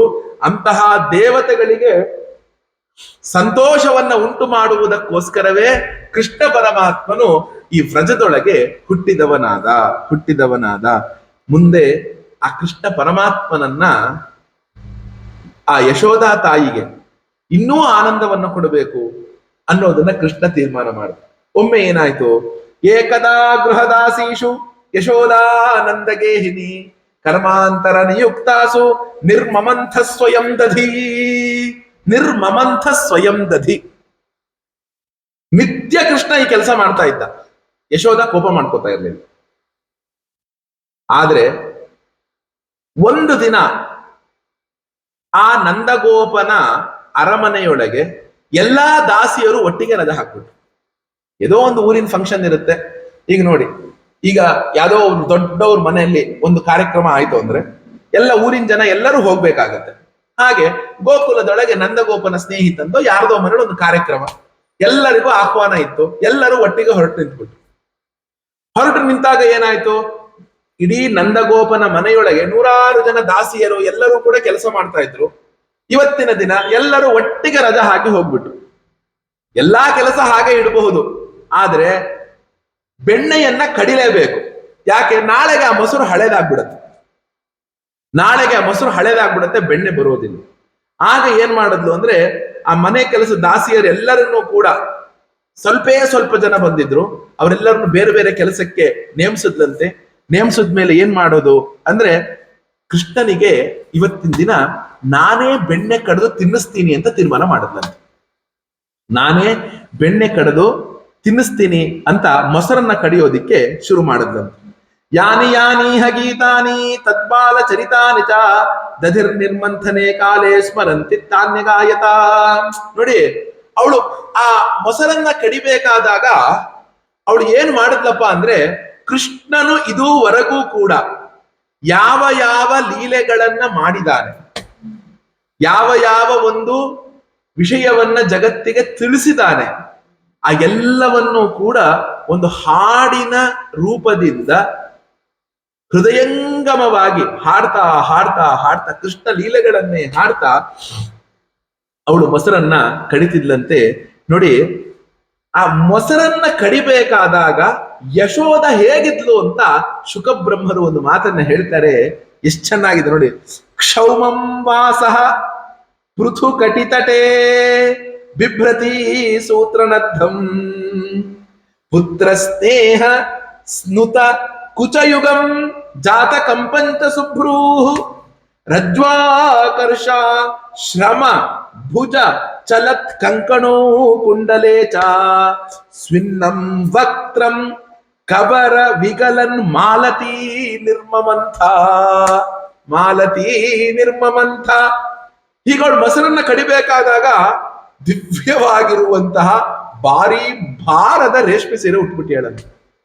ನೋಡಿ, ಕೆಲಸ ಮಾಡಿ ಗೊತ್ತಿಲ್ಲದೆ ಇದ್ದಾಗ ಯಾವ ಕೆಲಸಕ್ಕೆ ಏನನ್ನು ಉಟ್ಕೋಬೇಕು ಅನ್ನೋದು ಕೂಡ ಗೊತ್ತಾಗೋದಿಲ್ಲ. ಭಾರೀ ಗಾತ್ರದ ಒಂದು ರೇಷ್ಮೆ ಸೀರೆಯನ್ನ ಅವಳು ಉಟ್ಬಿಟ್ಟಿದ್ದಾಳಂತೆ. ಆಕೆಯ ನಡುವಿನೊಳಗೆ ಒಂದು ಸಣ್ಣ ಸಣ್ಣ ಗೆಜ್ಜೆಗಳನ್ನ ಪೋಣಿಸಿದಂತಹ ಸೊಂಟಕ್ಕೆ ಒಂದು ಡಾಬನ್ನ ಪಟ್ಟಿಯನ್ನ ಧರಿಸಿದಳಂತೆ. ಆ ಕೃಷ್ಣನ ಮೇಲಿನ ಪ್ರೇಮಕ್ಕೆ ಇನ್ನೂ ಆ ಯಶೋಧ ತಾಯಿ ಕೃಷ್ಣನಿಗೆ ಹಾಲು ಉಣಿಸ್ತಾ ಇದ್ದಾಳೆ. ಹಿಂದೆಲ್ಲ 4 ವರ್ಷ 5 ವರ್ಷದ ತನಕ ಹಾಲು ಉಣಿಸ್ತಾ ಇದ್ರು. ಈಗೆಲ್ಲ ಅದೊಂದು ದೊಡ್ಡ ಭ್ರಾಂತಿ. 6 ತಿಂಗಳು 8 ತಿಂಗಳಿಗೆ ನಮ್ಮ ಸೌಂದರ್ಯ ಹಾಳಾಗುತ್ತೆ ಅಂತ ಹಾಲು ಉಣಿಸೋದನ್ನೇ ಬಿಟ್ಟು ಬಿಡ್ತಾರೆ. ತುಂಬಾ ತಪ್ಪು.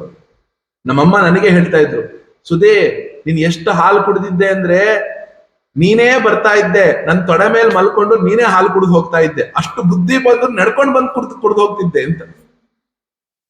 ಆ ಹಿಂದೆಲ್ಲ 3 ವರ್ಷ 4 ವರ್ಷ 4.5 ವರ್ಷ ಅಂತ ಹಾಲು ಕುಡಿಸ್ತಾ ಇದ್ರು ಮಕ್ಕಳಿಗೆ ತಾಯಂದ್ರು. ಈಗ ಕುಡಿಸಿ ನೋಡೋಣ, 6 ತಿಂಗಳಿಗೆನೆ ಆಗ್ಲೇ ಎಂತದೋ ಒಂದು ಮೆಡಿಕಲ್ ಶಾಪ್ ಇಂದ ತರೋದು, ಹಿಂಗಿಂಗ್ ಅನ್ನೋದು, ಮಗು ಬಾಯಿಗಿಡೋದು. ಎಂಥ ದಡ್ಡತನ. ಇನ್ನು ಕೃಷ್ಣನಿಗೆ ಇನ್ನೂ ಕೂಡ ಏನು ಜಾಸ್ತಿ ವಯಸ್ಸಲ್ಲ, ಈಗ ನಡೆದಾಡೋಕ್ಕೆ ಶುರು ಮಾಡಿದಾನೆ. ಆ ಹಾಲು ತುಂಬಿದ ಎದೆಯಂತೆ ಅವಳು, ಅದು ಬೇರೆ ಎದೆಯೂ ಹಾಲು ತುಂಬಿ ಭಾರ ಆಗಿದೆ. ಅವಳು ರೇಷ್ಮೆ ವಸ್ತ್ರವನ್ನು ಹುಟ್ಟಿದಾಳೆ, ಮೈ ತುಂಬ ಒಡವೆಯನ್ನು ಬೇರೆ ಹಾಕೊಂಡಿದ್ದಾಳೆ, ಮೈ ತುಂಬ ಒಡವೆಯನ್ನು ಬೇರೆ ಹಾಕೊಂಡಿದ್ದಾಳೆ. ಅವಳು ಹಗ್ಗವನ್ನ ಎಳಿತಾ ಇದ್ದಾಳೆ, ಜೊತೆಗೆ ಕೃಷ್ಣನ ಮೇಲೆ ಹಾಡನ್ನು ಬೇರೆ ಹಾಡ್ತಾ ಇದ್ದಾಳೆ. ಅವಳು ಏದುಸಿರು ಬಿಟ್ಟು ಕೃಷ್ಣನ ಮೇಲೆ ಹಾಡನ್ನು ಬೇರೆ ಏದುಸಿರು ಬಿಟ್ಟುಕೊಂಡು ಇಳಿತಾ ಇದ್ದಾಳೆ. ಕರ್ಣ ಕುಂಡಲವನ್ನ ಹಾಕೊಂಡಿದ್ದಾಳಂತೆ, ಅಲಂಕಾರವನ್ನ ಮಾಡ್ಕೊಂಡಿದ್ದಾಳಂತೆ. ಹೀಗೆ ಮಾಡ್ತಾ ಇದ್ದಾಗ ಏನಾಗುತ್ತೆ ಅಂದ್ರೆ, ಆ ಹತ್ತಿ ವಸ್ತ್ರ ಹುಟ್ಟಿದ್ರೆ ಆ ಬೆವರನ್ನೆಲ್ಲ ಹೀರೋದು. ರೇಷ್ಮೆ ವಸ್ತ್ರ ಬೇರೆ ಉಟ್ಕೊಂಡ್ಬಿಟ್ಟಿದ್ದಾಳೆ, ಆ ಬೆವರನ್ನ ಹೀರ್ತಾ ಇಲ್ಲ, ಅದು ಪೂರ್ತಿಯಾಗಿ ಬೆವರಿನ ತೊಪ್ಪೆ ಆಗಿದ್ದಾಳಂತವಳು. ಆದ್ರೂ ಕೃಷ್ಣನ ಮೇಲಿನ ಪ್ರೇಮ, ನಾನೇ ಮೊಸರು ಕಡಿತೀನಿ ಅಂತ ಹೂವನ್ ಬೇರೆ ಮುಡ್ಕೊಂಡಿಯಳಂತೆ. ಆ ಸುಂದರವಾದ ಹುಬ್ಬನ್ನಿಟ್ಟುಕೊಂಡಿರುವಂತಹ ಆ ಯಶೋಧ ತಾಯಿ ಹಾಲನ್ನ ಕಡಿತಾ ಇದ್ದಾಳಂತೆ. ಅಷ್ಟೊತ್ತಿಗೆ ಏನಾಯ್ತು, ತಾಂ ಸ್ತನ್ಯ ಕಾಮ ಆಸಾದ್ಯ ಮಥ್ರಂತಿ ಜನನೀಂ ಹರಿಹಿ ಗೃಹೀತ್ವಾ ದಧಿಮಂಥಾನಂ ನಿಷೇಧತ್ ಪ್ರೀತಿಮಾವಹನ್. ಆ ವೇಳೆಗೆ ಕೃಷ್ಣನಿಗೆ ಹೊಟ್ಟೆ ಹಸ್ತು ಬಿಡ್ತಂತೆ. ಹೊಟ್ಟೆ ಹಸಿದಾಗ ಅಮ್ಮ ಅಮ್ಮ ಅಮ್ಮ ಅಮ್ಮ ಅಂತ ಓಡ್ ಬರ್ತಾನೆ ಹಾಲು ಕುಡಿಸೋಕೆ ಅಂತ. ಆ ಹಾಲು ಕುಡಿಸೋಕೆ ಬಂದಾಗ ಏನಾಯ್ತು ಅಂದ್ರೆ, ಆ ಒಂದು ಮೊಸರನ್ನ ಕಡಿಬೇಕಾದಾಗ ಒಂದು ಬೆಣ್ಣೆ ಬರೋದಕ್ಕೆ ಒಂದು ಸಮಯ ಇರುತ್ತೆ. ಆ ಬೆಣ್ಣೆ ಬರುವ ಸಮಯದಲ್ಲಿ ಕಡಿಯೋದನ್ನ ನಿಲ್ಲಿಸಬಾರ್ದು. ನಿಲ್ಲಿಸಿದ್ರೆ ಬೆಣ್ಣೆ ಮತ್ತೆ ಕರಗ ಹೋಗ್ಬಿಡತ್ತೆ. ಕರೆಕ್ಟ್ ಆಗ ಬೆಣ್ಣೆ ಬರೋ ಸಮಯಕ್ಕೆ ಕೃಷ್ಣ ಬಂದು ಅಮ್ಮ ಹಾಲು ಕೊಡು ಹಾಲು ಕೊಡು ಹಾಲು ಕೊಡು ಹಾಲು ಕೊಡು ಅಂತ ಕೇಳ್ತಿದ್ದಾನೆ. ಅವಳು ಏನ್ ಮಾಡಿದ್ಲು, ಕೃಷ್ಣ ಹಾಲು ಕೊಡು ಅಂತ ಬಂದಲ್ಲ, ಆ ಕೃಷ್ಣನನ್ನ ಹಿಂಗ್ ಪಕ್ಕಕ್ಕೆ ತಳ್ಳಿದ್ಲು. ಯಶೋಧ ಏನ್ ಮಾಡಿದ್ಲು, ಆ ಕೃಷ್ಣನನ್ನ ಹೀಗೆ ಪಕ್ಕಕ್ಕೆ ತಳ್ಳಿದ್ಲು. ಆಗ ಏನಾಯ್ತು, ತಮಂಕಮಾರೂಢಮಪಾಯತ್ ಸ್ತನಂ ಸುಸ್ನೇಹಿತಂ ಸುಸ್ಮಿತಮೀಕ್ಷತಿ ಮುಖಂ ಅತೃಪ್ತ ಮುತ್ಸೃಜ್ಯ ಜವೇನ ಸಾಯಯ ಉತ್ಸಿಚ್ಯಮಾನೇ ಪಯಸಿತ್ವಧಿಶ್ರಿತೆ. ಅಷ್ಟೊತ್ತಿಗೆ ಏನ್ ಮಾಡುದು, ಮತ್ತೆ ಮಾಡಿದಾಗ ಕರಗಿದ್ರೆ ಕರಗಲಿ ಅಂದ್ಕೊಂಡು ಏನ್ ಮಾಡಿದ್ಲು, ಕೃಷ್ಣನನ್ನ ತೊಡೆ ಮೇಲೆ ಹಾಕೊಂಡು ಹಾಲು ಕುಡ್ಸೋಕ್ ಶುರು ಮಾಡಿ. ಬೆಣ್ಣೆ ಕರಗೋದ್ರೆ ಕರಗ ಹೋಗ್ಲಿ ಪರವಾಗಿಲ್ಲ ಅಂತ ಬಿಟ್ಬಿಟ್ಟು ಕಡಿಯೋದನ್ನ. ಆಮೇಲೆ ಸ್ವಲ್ಪ ಹೊತ್ತು ಬಿಟ್ಟು ಕಡಿತೀನಿ ಬಿಡು ಅಂತ ಕೃಷ್ಣನನ್ನ ತೊಡೆ ಮೇಲೆ ಹಾಕೊಂಡು ಹಾಲನ್ನ ಕುಡ್ಸಕ್ ಶುರು ಮಾಡಿದ್ಲು.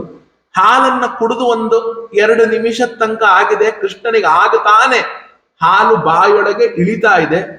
ಅಷ್ಟೊತ್ತಿಗೆ ಆ ಯಶೋಧೆಗೆ ನೆನಪಂತೋ, ಒಲೆ ಮೇಲಿಟ್ಟಿರೋ ಹಾಲಿನ ಪಾತ್ರೆ ಉಕ್ತಾ ಇದೆ ಅಂತ. ಒಲೆ ಮೇಲಿಟ್ಟಿದ ಹಾಲಿನ ಪಾತ್ರೆ ಉಕ್ತಾ ಇದೆ ಅಂತ ಆ ಯಶೋಧೆಗೆ ನೆನಪು ಬಂದ್ಬಿಡ್ತು.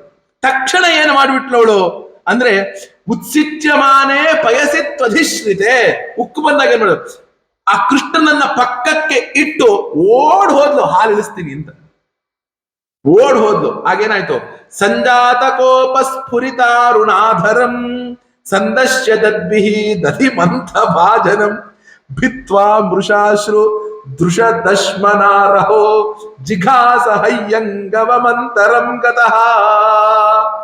ಯಾವಾಗ ಆ ಕೃಷ್ಣನನ್ನ, ಆ ಒಂದು ಪಕ್ಕದಲ್ಲಿಟ್ಟಂತಹ ಕೃಷ್ಣನನ್ನ ಅವಳು ಇಳಿಸಿಬಿಟ್ಟು ಓಡಿ ಹೋಗ್ಬಿಟ್ಲು. ಆ ಓಡಿ ಹೋದಾಗ ಏನಾಗ್ಬಿಡ್ತು ಅಂದ್ರೆ, ತಾಯಿ ನನ್ನನ್ನ ಕೆಳಗಿಳಿಸ್ಬಿಟ್ಲಲ್ಲ, ಇನ್ನು ಹಾಲೇ ಕುಡ್ದಿಲ್ಲ ನಾನು ಅಂತ ಕೃಷ್ಣನಿಗೆ ಸಿಟ್ಟು ಬಂದ್ಬಿಡ್ತಂತೆ. ಆ ಕೃಷ್ಣನಿಗೆ ಏನಾಯ್ತಂತೆ? ಆ ಸಿಟ್ಟು ಬಂದ್ಬಿಡ್ತಂತೆ. ಆ ಸಿಟ್ಟು ಬಂದು ಏನ್ ಮಾಡುತ್ತಂತೆ? ಆ ಕೃಷ್ಣನ ತುಟಿ ಅದರ ತೊಡಗ್ತಂತೆ. ಆ ಹಲ್ಲನ್ನ ಕಚ್ಚುದಂತೆ ಕೃಷ್ಣ, ಹಿಂಗ್ ತುಟಿಗೆ ಹಿಂಗ್ ಹಲ್ಲ ಕಚ್ಚುದಂತೆ. ಎಷ್ಟು ಚೆನ್ನಾಗಿ ಶುಕಬ್ರಹ್ಮರು ಆ ಕೃಷ್ಣನನ್ನ ತೋರಿಸಿದ್ದಾರೆ ಅನ್ನೋದು ನೋಡ್ಬೇಕು.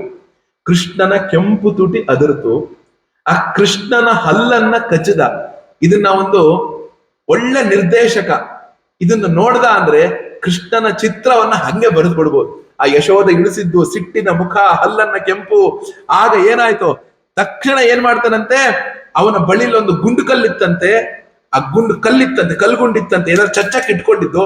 ಆ ಕಲ್ ತಗೊಂಡು ಆ ಯಶೋಧ ಕಷ್ಟಪಟ್ಟು ಮೊಸರನ್ನ ಕಡಿದು ಬೆಣ್ಣೆ ಮೇಲ್ ಬಂದಿದೆ, ಇನ್ನೇನ್ ತೆಗೆದು ಬಟ್ಲಿಗೆ ಹಾಕ್ಬೇಕು, ಅಷ್ಟು ಕಷ್ಟಪಟ್ಟು ಕಡ್ದಿದ್ಲಲ್ಲ. ಅವಳು ಏನ್ ಮಾಡಿದ್ಲಂತೆ? ತಕ್ಷಣ ಗುಂಡು ಕಲ್ಲಿಂದ ಆ ಬೆಣ್ಣೆ ಬಂದ ಮಡಿಕೆಗೆ ಹೊಡೆದು ಕೃಷ್ಣ ಒಡೆದು ಹಾಕ್ಬಿಟ್ನಂತೆ. ಒಡೆದು ಹಾಕಿ ಏನ್ ಮಾಡಿದ್ನಂತೆ? ಜಿಘಾಸ ಹಯ್ಯಂಗವ ಮಂತರಂಗತಃ. ಅದು ಒಡೆದು ಕೆಳಗಡೆಗೆ ಬೆಣ್ಣೆ ಬಿತ್ತಲ್ಲ, ಆ ಬೆಣ್ಣೆಯನ್ನ ತಿನ್ನಕ್ ಶುರು ಮಾಡಿದ್ನಂತೆ. ಅದಕ್ಕೆ ಹಯ್ಯಂಗವಿ ಅಂತ ಹೆಸರು. ಹಯ್ಯಂಗವಿ ಅಂದ್ರೆ ಏನ್ ಗೊತ್ತಾ? ತುಂಬಾ ಒಳ್ಳೆ. ಸಂಜೆ ಹಾಲು ಕರೆದಾಗ, ಸಂಜೆ ಹಸುವಿನಿಂದ ಹಾಲು ಕರೆದು ಕಾಯಿಸಿ ಹೆಪ್ಪಾಕಿ ಬೆಳಗಿನ ಜಾವಕ್ಕದು ಮೊಸರಾಗಿರುತ್ತೆ. ಆ ಮೊಸರನ್ನ ಕಡೆದು ಬೆಣ್ಣೆಯನ್ನ ತೆಗೆದಾಗ ಆ ಬೆಣ್ಣೆಗೆ ಹೆಸರು ಹಯ್ಯಂಗವಿ ಅಂತ. ಅಂದ್ರೆ ನೆನ್ನೆ ಸಂಜೆ ಕರೆದ ಹಾಲನ್ನ ಇವತ್ತು ಬೆಳಗ್ಗೆಗೆ ಬೆಣ್ಣೆ ಮಾಡಿದ್ರೆ ಆ ಬೆಣ್ಣೆಗೆ ಹೆಸರು ಹಯ್ಯಂಗವಿ ಅಂತ. ಅದು ತುಂಬಾ ರುಚಿಯಾಗಿರುತ್ತಂತೆ. ಈಗ ನಾವೇನ್ ಮಾಡ್ತೀವಿ? ಆ ಮೊಸರನ್ನ ಹೆಪ್ಪಾಕ್ತಿವಿ, ಕೆನೆ ತೆಗೆದು ಒಂದು ಡಬ್ಬದಲ್ಲಿ ಹಾಕ್ತಿವಿ, ಆ ಕೆನೆ ತೆಗೆದು ಒಂದು ಡಬ್ಬದಲ್ಲಿ ಹಾಕ್ತಿವಿ. ಆ ಡಬ್ಬದಲ್ಲಿ ಹಾಕ್ ಒಂದ್ ತಿಂಗಳು ಬಿಟ್ಟು ಅದಿಷ್ಟ ಆಗುತ್ತಲ್ಲ, ಆಗ ಅದನ್ನ ಕಡಿತೀವಿ. ಅದಷ್ಟು ರುಚಿ ಇರಲ್ವಂತೆ. ಹಯ್ಯಂಗವಿ ಅಂದ್ರೇನು? ಹಿಂದಿನ ದಿನದ ರಾತ್ರಿಯ ಹಸುವಿನ ಹಾಲು, ಅದನ್ನ ಹೆಪ್ಪಾಕಬೇಕು. ಹೆಪ್ಪಾಕಿದ್ದನ್ನ ನಾಳೆ ಬೆಳಗ್ಗೆ ಆ ಮೊಸರನ್ನ ಕಡಿಬೇಕು. ಕಡಿದು ಅದರೊಳಗೆ ಬರುತ್ತಲ್ಲ ಬೆಣ್ಣೆ, ಅದು ಬಹಳ ರುಚಿ ಅಂತೆ, ಬಹಳ ರುಚಿ ಅಂತೆ. ನೆಕ್ಸ್ಟ್ ಜನ್ಮಾಷ್ಟಮಿಗೆ ಕೃಷ್ಣನ ನೈವೇದ್ಯಕ್ಕೆ ಗುರುಗಳೇ ಹಯ್ಯಂಗವಿನ ಮಾಡಿಸಿ. ನೆಕ್ಸ್ಟ್ ಕೃಷ್ಣ ಜನ್ಮಾಷ್ಟಮಿಗೆ ಏನ್ ಮಾಡಿ ಅಂದ್ರೆ, ಯಾವ್ದಾದ್ರು ಒಳ್ಳೆ ನಾಟಿ ಹಸುವಿನ ಹಾಲು ತರಿಸಿ ಹೆಪ್ಪಾಕಿ ಕಡಿದು ಅದ್ರದ್ದು ಮುಂದಿನ ಬೆಳಗ್ಗೆಗೆ ಆ ಕೃಷ್ಣನಿಗೆ ನೈವೇದ್ಯವನ್ನು ಮಾಡಿಸಿ. ಇಲ್ಲ, ಈ ಭಾಗವತ ಸಪ್ತಾಹದ ಕೊನೆಯ ದಿನಕ್ಕೆ ಹಯ್ಯಂಗವಿನ ಮಾಡಿ ಕೃಷ್ಣನಿಗೆ ನೈವೇದ್ಯ ಮಾಡಿ, ಸಪ್ತಾಹದ ಕೊನೆ. ಆಗ ಬೆಣ್ಣೆನ ಎಲ್ರಿಗೂ ಕೊಡಿ. ಯಾಕೆ ಅಂತ ಹೇಳ್ತಿದ್ದೆ, ಅಷ್ಟು ರುಚಿಯಂತೆ ಆ ಬೆಣ್ಣೆ, ಬಹಳ ರುಚಿಯಂತೆ. ಆಗ ಏನಾಗುತ್ತೆ ಅಂದ್ರೆ ಅದನ್ನ ತಿನ್ನಕ್ಕೆ ಶುರು ಮಾಡದ್ನಂತೆ. ಆಗ ಏನಾಯ್ತು ಮುಂದೆ ಹೇಳ್ತಾನೆ, ಉತ್ತಾರ್ಯ ಗೋಪಿ ಸುಶ್ರುತಂ ಪಯಃ ಪುನಃ ಪ್ರವಿಶ್ಯ ಸಂದೃಶ್ಯ ಚ ದಧ್ಯಮತ್ರಕಂ ಭಗ್ರಂ ವಿಲೋಕ್ಯ ಸ್ವಸುತಸ್ಯ ಕರ್ಮ ತತ್ ಜಹಾಸತಂ ಚಾಪಿನ ತತ್ರ ಪಶ್ಯತಿ. ಯಶೋಧ ಏನ್ ಮಾಡಿದ್ಲು? ಹಾಲು ಉಕ್ತಾ ಇರೋ ಹಾಲನ್ನ ಕೆಳಗಡೆ ಇಟ್ಟು ಪುನಃ ಆ ಮೊಸರು ಕಡಿಯೋದಿಕ್ಕೆ ಅಂತ ಅಲ್ಲಿ ಬಂದಂತೆ. ಅಲ್ಲಿ ನೋಡ್ತಾಳೆ, ಇಡೀ ಮೊಸರಿನ ಗಡಿಗೆ ಪುಡಿ ಪುಡಿಯಾಗಿ ಹೋಗಿದೆ, ಮೊಸರೆಲ್ಲ ಚೆಲ್ಲು ಹೋಗಿದೆ. ಇದು ಕೃಷ್ಣಂದೇ ಕೆಲಸ ಅಂತ ಅಂದುಕೊಂಡು ತಿಳ್ಕೊಳಕ್ ಅವಳಿಗೆ ಏನ್ ಲೇಟ್ ಆಗ್ಲಿಲ್ವಂತೆ, ತಡ ಆಗ್ಲಿಲ್ಲಂತೆ. ಜೊತೆಗೆ ಆ ಕೃಷ್ಣ ಅಕ್ಕಪಕ್ಕ ಎಲ್ಲೋ ಕಡೆ ಹುಡುಕ್ತಾಳೆ, ಕೃಷ್ಣನೇ ಇಲ್ಲ ಅಲ್ಲಿ, ಕೃಷ್ಣನೇ ಇಲ್ಲ. ಅಲ್ಲಿ ಇಲ್ಲಿ ಮಾಡಿದಾಗ ಏನ್ ಮಾಡದಂತೆ ಮುಂದೇನು, ಉಲೂಖಲಾಂಘ್ರೇ ರೂಪರಿವ್ಯವಸ್ಥಿತಂ ಅಕಾರ್ಯ ಅರ್ಕಾಯ ಕಾಮಂ ದದತಂ ಶಚಿಸ್ಥಿತಂ ಹಯ್ಯಂಗವಂ ಚೌರ್ಯ ವಿಶಂಕಿತೆ ಕ್ಷಣಂ ನಿರೀಕ್ಷ ಪಶ್ಯತ್ ಸುತಮಾಗಮಚ್ಚನೈ. ಅಲ್ಲಿ ಇಲ್ಲಿ ಹುಡುಕ್ತಾ ಕೃಷ್ಣ ಆ ಕೊಠಡಿ ಒಳಗೆ ಸಿಗ್ಲಿಲ್ವಂತೆ. ಏನ್ ಪಕ್ಕದ ಕೊಠಡಿಗೆ ಹೋಗ್ತಾನೆ. ಆ ಪಕ್ಕದ ರೂಮ್ ಯಾವ್ದಪ್ಪ ಅಂದ್ರೆ ಬೆಣ್ಣೆ ಕಡಿದು ಬೆಣ್ಣೆ ಸ್ಟೋರ್ ಮಾಡುವಂತಹ ಒಂದು ರೂಮ್ ಅದು. ಬೆಣ್ಣೆಯನ್ನ ಕಡಿದಿದ ಬೆಣ್ಣೆಯನ್ನ ಸ್ಟೋರ್ ಮಾಡಕ್ ಒಂದು ರೂಮ್ ಇತ್ತಂತೆ. ಆ ರೂಮ್ ಒಳಗೆ ಹೋದಾಗ ಏನ್ ಮಾಡದಂತೆ ಅಂದ್ರೆ ಅಲ್ಲಿ ಕೃಷ್ಣನನ್ನು ನೋಡ್ತಾನೆ. ಕೃಷ್ಣ ಅಲ್ಲಿಟ್ಟಿದ್ದ ಬೆಣ್ಣೆಯನ್ನೆಲ್ಲವನ್ನು ತೆಗೆದು ತೆಗೆದು ತೆಗೆದು ಕಿಟಕಿಯಿಂದ ಕೈ ಹೊರಗಡೆ ಹಾಕ್ಬಿಟ್ಟು ಹೊರಗಿರೋ ಕೋತಿಗಳಿಗೆ ತಿನ್ನಿಸ್ತಾ ಇದ್ದ. ಹೊರಗಿರೋ ಕೋತಿಗಳಿಗೆ ತಿನ್ನಿಸ್ತಿದ್ದನಂತೆ. ಈ ಕಡೆ ಪಕ್ಕ ಕಿಟಕಿ ಒಳಗೆ ತನ್ನೆಲ್ಲ ಸ್ನೇಹಿತರು, ಹಿಂಡಿತ್ತಲ್ಲ ಕೃಷ್ಣನ ಹಿಂಡು, ಆ ಸ್ನೇಹಿತರೆಲ್ಲರೂ ಇದಾರಂತೆ. ಕೃಷ್ಣ ಕೃಷ್ಣ ಅಂದ್ರೆ ಅವ್ರಿಗೆ ತೆಗೆದು ತೆಗೆದು ತೆಗೆದು ತೆಗೆದು ಬೆಣ್ಣೆ ಕೊಡ್ತಾ ಇದ್ದಾನಂತೆ. ಇಷ್ಟು ದಿನದ ತನಕ ಎಲ್ಲಾ ಗೋಪಿಕೆಯರು ಕೂಡ ಬಂದು ಯಶೋದೆ ಹತ್ರ ಕಂಪ್ಲೇಂಟ್ ಮಾಡ್ತಿದ್ರು, ನಿನ್ನ ಕೃಷ್ಣ ಇಷ್ಟು ಕೆಟ್ಟವನಾಗ್ಬಿಟ್ಟಿದ್ದಾನಮ್ಮ, ನಾವು ಕಡ್ದಿಟ್ಟಿದ್ ಒಂದು ಬೆಣ್ಣೆ ನಮಗ್ ಸಿಗ್ತಾ ಇಲ್ಲ, ವ್ಯಾಪಾರ ಮಾಡಕ್ ಆಗ್ತಿಲ್ಲ, ಎಲ್ಲವನ್ನೂ ಕೂಡ ಹಾಳು ಮಾಡ್ತಿದ್ದಾನೆ. ಅಂದ್ರೆ ಯಶೋದ ಹೌದಾ ಸರಿ ಬಿಡಿ ಅಂತ ಹೇಳ್ತಾ ಇದ್ದೆ. ಯಾಕೆ ಕೋಪ ಮಾಡ್ಕೋತಿರ್ಲಿಲ್ಲ. ಇವತ್ತು ಏನಾಗ್ಬಿಡ್ತು ಅಂದ್ರೆ ಈ ಕೃಷ್ಣನ ನಿಜವಾದ ಬಣ್ಣ ಬಯಲಾಯ್ತಂತೆ. ಅವರೆಲ್ಲರೂ ಹೇಳ್ತಿರೋದು ಸರಿ, ಇವನ್ ಇದೇ ಮಾಡ್ತೀಯೇನೆ ಅಂದ್ಕೊಂಡು ನಿಧಾನವಾಗಿ ಆ ಕೃಷ್ಣನನ್ನ ಹಿಡಿಯಕ್ಕೆ ನಿಧಾನವಾಗಿ ಕೃಷ್ಣ ಆ ಕಡೆ ದಿಕ್ಕಿಗೆ ತಿರುಗಿ ಕಿಟಕಿಲ್ ಕೊಡ್ತೀಯೇನೆ, ಯಶೋದ ನಿಧಾನವಾಗಿ ಬರ್ತಾ ಇದ್ದಾಳೆ. ಎಷ್ಟೇ ನಿಧಾನವಾಗಿ ಬಂದ್ರೂ ಕೂಡ ಅವಳು ಮೈ ತುಂಬಾ ಆಭರಣ ಹಾಕೊಂಡಿದ್ದಾಳೆ. ಗೆಜ್ಜೆ ಇರುವಂತಹ ಡಾಬು, ಕಿವಿದು ಬಳೆ ಎಲ್ಲ, ಗೆಜ್ಜೆ ಎಲ್ಲ ಹಾಕೊಂಡೇಳೆ. ಅದು ಛಣ್ ಛಣ್ ಛಣ್ ಅಂತ ಶಬ್ದ ಬರ್ತಾ ಇದೆ. ಆ ಶಬ್ದ ಬಂದಾಗ ಏನಾಯ್ತು ಅಂದ್ರೆ ಕೈಯಲ್ಲಿ ಬೇರೆ ಒಂದು ಕೋಲ್ ಬೇರೆ ಹಿಡ್ಕೊಂಡ್ಬಿಟ್ಟೇಳು. ಮಾಡ್ತೀನಿ ತಡಿ ನಿನಗೆ ಅಂತ ಯಶೋಧ ಏನ್ ಮಾಡಿ ಹೇಳೆ, ಕೈಯಲ್ಲಿ ಒಂದು ಕೋಲ್ ಬೇರೆ ಹಿಡ್ಕೊಂಡ್ಬಿಟ್ಟೇಳೆ. ಆ ಕೋಲನ್ನು ನೋಡಿದ ತಕ್ಷಣ ಏನ್ ಮಾಡ್ದ ಕೃಷ್ಣ ಅಂದ್ರೆ, ತಮಾತ್ತ ಯಷ್ಟಿಂ ಪ್ರಸಮೀಕ್ಷ ಸತ್ವರಃ ತಥೋ ವರುಹ್ಯ ಅಪಸಸಾರ ಭೀತವತೆ ಗೋಪ್ಯನ್ವಧಾವನ್ನ ಯಮಾಪ ಯೋಗಿನಾ ಕ್ಷಮಂ ಪ್ರವೇಷ್ಟುಂ ತಪಸೇರಿತಂ ಮನಃ. ಆ ತಾಯಿ ಯಾವಾಗ ನೋಡಿ, ಕೃಷ್ಣ ಅಲ್ಲಿಂದನೇ ಯಶೋಧ ಬರೋದು ಗೊತ್ತಾಗಿದೆ, ನನ್ನ ಹಿಂದೆ ನನ್ನಮ್ಮ ಬರ್ತಾ ಇದ್ದಾಳೆ ಅನ್ನೋದು ಅಲ್ಲೇ ಗೊತ್ತಾಗಿದೆ. ಆದ್ರೂ ಹತ್ರಕ್ಕೆ ಬರೋ ತನಕ ಬಿಟ್ಕೊಂಡಂತೆ.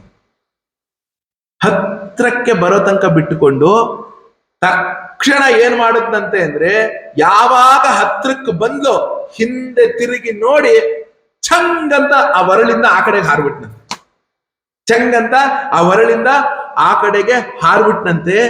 ಉಪಸಸಾರ ಭೀತವತ್ ನೋಡಿ, ವತ್ ಭೀತವತ್ ಅಂದ್ರೆ ಹೆದರಿದವನಂತೆ. ಕೃಷ್ಣನಿಗೆ ಹೆದರಿಕೆ ಆಗಲಿಲ್ಲ, ಹೆದರಿದವನಂತೆ ಇದ್ದ. ಇದು ವಿಶೇಷ. ಏನ್ ಹೇಳಿ, ಇದು ವಿಶೇಷ. ಏನಪ್ಪಾ ಅಂದ್ರೆ ಕೃಷ್ಣನಿಗೆ ಹೆದರಿಕೆ ಆಗಲಿಲ್ಲ, ಹೆದರಿದವನಂತೆ ಇದ್ದಂತೆ. ಭೀತವತ್. ಶುಕಬ್ರಹ್ಮರು ಒಂದೊಂದು ಶಬ್ದವನ್ನ ಆ ಪರೀಕ್ಷಿತನಿಗೆ ಹೇಳಬೇಕಾದ್ರೂ ಕೂಡ ಎಷ್ಟು ಚಂದ ಒಂದು ಪ್ರತ್ಯಯವನ್ನ ಹಾಕಬೇಕಾದಾಗೂ ಕೂಡ ಹೇಗೆ ಬರೀತಾರೆ ನೋಡಿ. ಭೀತವತ್, ಹೆದರಿದವನಂತೆ. ಮುಂದಿನ ವಾಕ್ಯ ನೋಡಿ ಎಷ್ಟು ಚೆನ್ನಾಗಿದೆ. ಗೋಪ್ಯನ್ವಧಾವನ್ನಯ ಮಾಪ ಯೋಗಿನಾಂ. ಪರೀಕ್ಷಿತ ಕೇಳಪ್ಪ, ಅವನು ಹೆದರಿದವನಂತೆ ನಟಿಸ್ತಾ ಓಡದ್ನಂತೆ. ಪರೀಕ್ಷಿತನೇ, ಮಹಾಯೋಗಿಗಳು ತಪಸ್ಸಿನಿಂದ ತಮ್ಮ ಮನಸ್ಸನ್ನ ಏಕಾಗ್ರಗೊಳಿಸಿ ಶುದ್ಧವಾಗಿಸಿಕೊಂಡರೂ ಕೂಡ ಯಾವನ ಮನಸ್ಸಿನಿಂದಲೂ ಪ್ರವೇಶಿಸಲು ಸಾಧ್ಯ ಆಗೋದಿಲ್ವೋ ಅಂತಹ ಭಗವಂತನನ್ನ ನಾನು, ಅವರು ಎಷ್ಟು ಕಷ್ಟಪಟ್ಟು ತಪಸ್ಸನ್ನ ಮಾಡಿದ್ರೂ ಕೂಡ ಹಿಡಿಯಕ್ಕಾಗಲ್ವಂತೆ. ಯಾರನ್ನ ಹಿಡಿಯಕ್ಕಾಗಲ್ಲ? ಕೃಷ್ಣನನ್ನ ಹಿಡಿಯಕ್ಕಾಗಲ್ವಂತೆ, ಭಗವಂತನನ್ನ ಹಿಡಿಯಕ್ಕಾಗಲ್ಲ. ಅಂತಹ ಭಗವಂತನನ್ನ ಯಶೋಧ ನಾನು ಹಿಡಿದು ಬಿಡ್ತೀನಿ ಅಂತ ಹಿಂದಿಂದೆ ಓಡ್ತಾ ಇದ್ದಾಳೆ. ಆ ಓಡ್ಬೇಕಾದಾಗ ಏನಾಯ್ತು, ಆ ತಾಯಿ ಯಶೋಧೆ ಕೃಷ್ಣನನ್ನ ಓಡ್ತಾ ಇರ್ಬೇಕಾದ್ರೆ ಅವಳು ಮೈ ತುಂಬಾ ಒಡವೆ ಹಾಕೊಂಡಿದ್ದಾಳೆ, ರೇಷ್ಮೆ ವಸ್ತ್ರವನ್ನ ಹುಟ್ಟಿದ್ದಾಳೆ, ಮೈ ಭಾರ, ಓಡಕ್ಕೆ ಆಗ್ತಿಲ್ವಂತೆ. ದುಸುರು ಬಿಟ್ಕೊಂಡು ಅನ್ಕೊಂಡು ಓಡ್ತೀಯಳಂತೆ. ಅವಳು ತಲೆಯಲ್ಲಿ ಮುಡ್ಕೊಂಡಂತಹ ಹೂವು ಇತ್ಯಾದಿಗಳೆಲ್ಲವೂ ಕೂಡ ಕೆಳಗಡೆಗೆ ಹರಿದು ಬೀಳ್ತಾ ಇದೆಯಂತೆ. ಆ ತಾಯಿಯ ಕಷ್ಟವನ್ನ ನೋಡಕ್ಕಾಗದೆ ಆ ಕರುಣಾಳುವಾದಂತಹ ಕೃಷ್ಣ ಇದನ್ನಲ್ಲ, ಜೋರು ಓಡ್ತಿದ್ದಲ್ಲ, ಅದನ್ನ ತನ್ನ ವೇಗವನ್ನ ಅವನು ಕಡಿಮೆ ಮಾಡ್ಕೊಂಡ. ಯಾಕೆ ಕಡಿಮೆ ಮಾಡ್ಕೊಂಡ? ತಾಯಿಯ ಕಷ್ಟವನ್ನ ನೋಡಕ್ಕಾಗದೆ ಕೃಷ್ಣ ತನ್ನ ವೇಗವನ್ನ ತಾನು ಕಡಿಮೆ ಮಾಡ್ಕೊಂಡಂತೆ. ಅವ್ ಹೆಂಗೆ ಕಡಿಮೆ ಮಾಡ್ಕೊಂಡ, ಹೆಂಗ್ ಕೇಳ್ತಿದ್ದ ಅಂದ್ರೆ, ಕೃಷ್ಣ ಹೇಗೆ ಓಡ್ತಿದ್ದಂತೆ ಗೊತ್ತಾ? ಇನ್ನೇನ್ ಸಿಕ್ಬಿಟ್ಟ ಅಷ್ಟೇ ದೂರದಲ್ಲಿ ಓಡ್ತಿದ್ದಂತೆ. ನಾನ್ ಇಲ್ಲಿದ್ದೀನಿ, ಅವ್ನು ಅಲ್ಲೆಲ್ಲೋ ರಸ್ತೆ ಬದಿಯಲ್ಲಿ ಇದ್ದಾನೆ ಅಂದ್ರೆ ನಾವು ಓಡಕ್ಕೆ ಹೋಗಲ್ಲ. ಅಯ್ಯ ಅವ್ನ್ ಸಿಗಲ್ಲ ಬಿಡು ಅಂತ. ಅವ್ನ್ ಹೆಂಗ್ ಓಡ್ತಿದ್ದಂತೆ ಗೊತ್ತಾ? ಹಿಂಗ್ ಮುಂದಕ್ಕೆ ಹೋಗ್ತಿದ್ದಾರೆ, ಹಿಂಗ್ ಕೈ ಹಾಕಿದಾಳೆ ಯಶೋದ. ಹಿಂಗ್ ಕೈ ಹಾಕಿದಾಗ ಇನ್ನೊಂದು ಅರ್ಧ ಅಡಿ ದೂರದಲ್ಲಿ ಕೃಷ್ಣ ಇದ್ದಾನೆ. ಹಿಂಗಂದ್ರೆ ಸಿಕ್ಬಿಡ್ತಾನೆ, ಅವ್ನ್ ಮುಂದೆ ಹೋಗ್ತಿದ್ನಂತೆ. ಹಿಂಗಂದ್ರೆ ಸಿಕ್ಬಿಡ್ತಾನೆ, ಮುಂದಕ್ಕೆ ಹೋಗ್ತಿದ್ದಂತೆ. ಆ ರೀತಿ ಓಡ್ತಾ ಇದ್ದಂತೆ ಕೃಷ್ಣ. ಕೃತಾಗಸಂತಂ ಪ್ರರುದಂತ ಮಕ್ಷಿಣಿ ಕಷಂತ ಮಂಜನ್ ಮನಿಷಿಣಿ ಮಷಿಣಿ ಸ್ವಪಾಣಿನ ಉದ್ವೀಕ್ಷ್ಯಮಾಣಂ ಭಯ ವಿಹ್ವಲೇಕ್ಷಣಂ ಹಸ್ತೆ ಗೃಹೀತ್ವಾ ವಿಷಯಂತ್ಯವಾಗುರುತ್. ಆಗ ಎಡಗೈಯಿಂದ ಮುದ್ದು ಕೃಷ್ಣನನ್ನ ಜೋರು ಓಡಿ ಕೃಷ್ಣ ತನ್ನ ವೇಗವನ್ನ ಕಡಿಮೆ ಮಾಡ್ಕೊಂಡ್ಬಿಟ್ಟಂತೆ. ಯಾಕೆ ಗೊತ್ತಾ? ಇನ್ನ ತಾಯಿಗೆ ಕಷ್ಟ ಕೊಡಬಾರ್ದಂತ ಕೃಷ್ಣ ತನ್ನ ವೇಗವನ್ನ ಕಡಿಮೆ ಮಾಡ್ಕೊಂಡಂತೆ.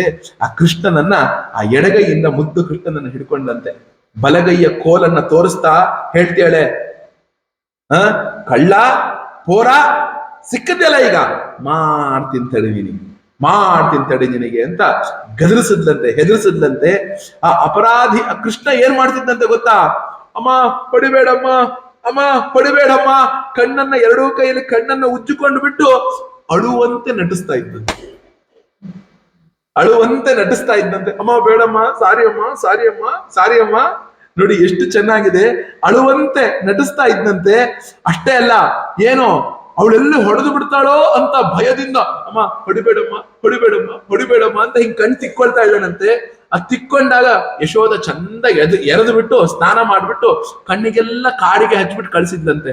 ಆ ಹಿಂಗ್ ತಿಕ್ಕೊಂಡು ಆ ಕಣ್ಣು, ಆ ಕಣ್ಣಿಗೆ ಕಾಡಿಗೆ ಇತ್ತಲ್ಲ, ಅದೆಲ್ಲ ಮುಖಕ್ಕೆ ಆಗ್ಬಿಡ್ತಂತೆ.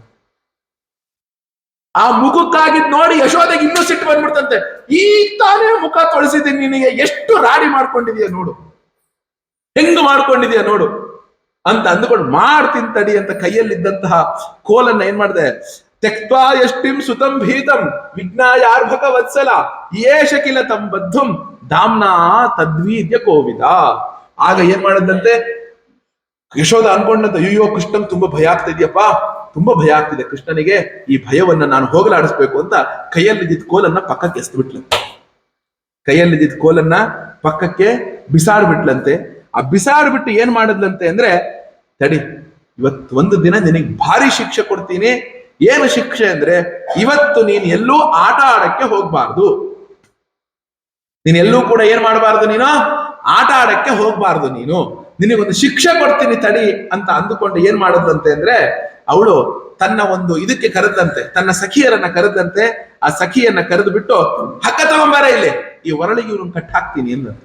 ದೊಡ್ಡ ಕಲ್ಲಿನ ಒರಳು, ಆ ಒರಳಿಗೆ ಇವನನ್ನ ಕಟ್ಟಾಕ್ತೀನಿ ಅಂತ ನಿಶ್ಚಯ ಮಾಡ್ಕೊಂಡಂತೆ.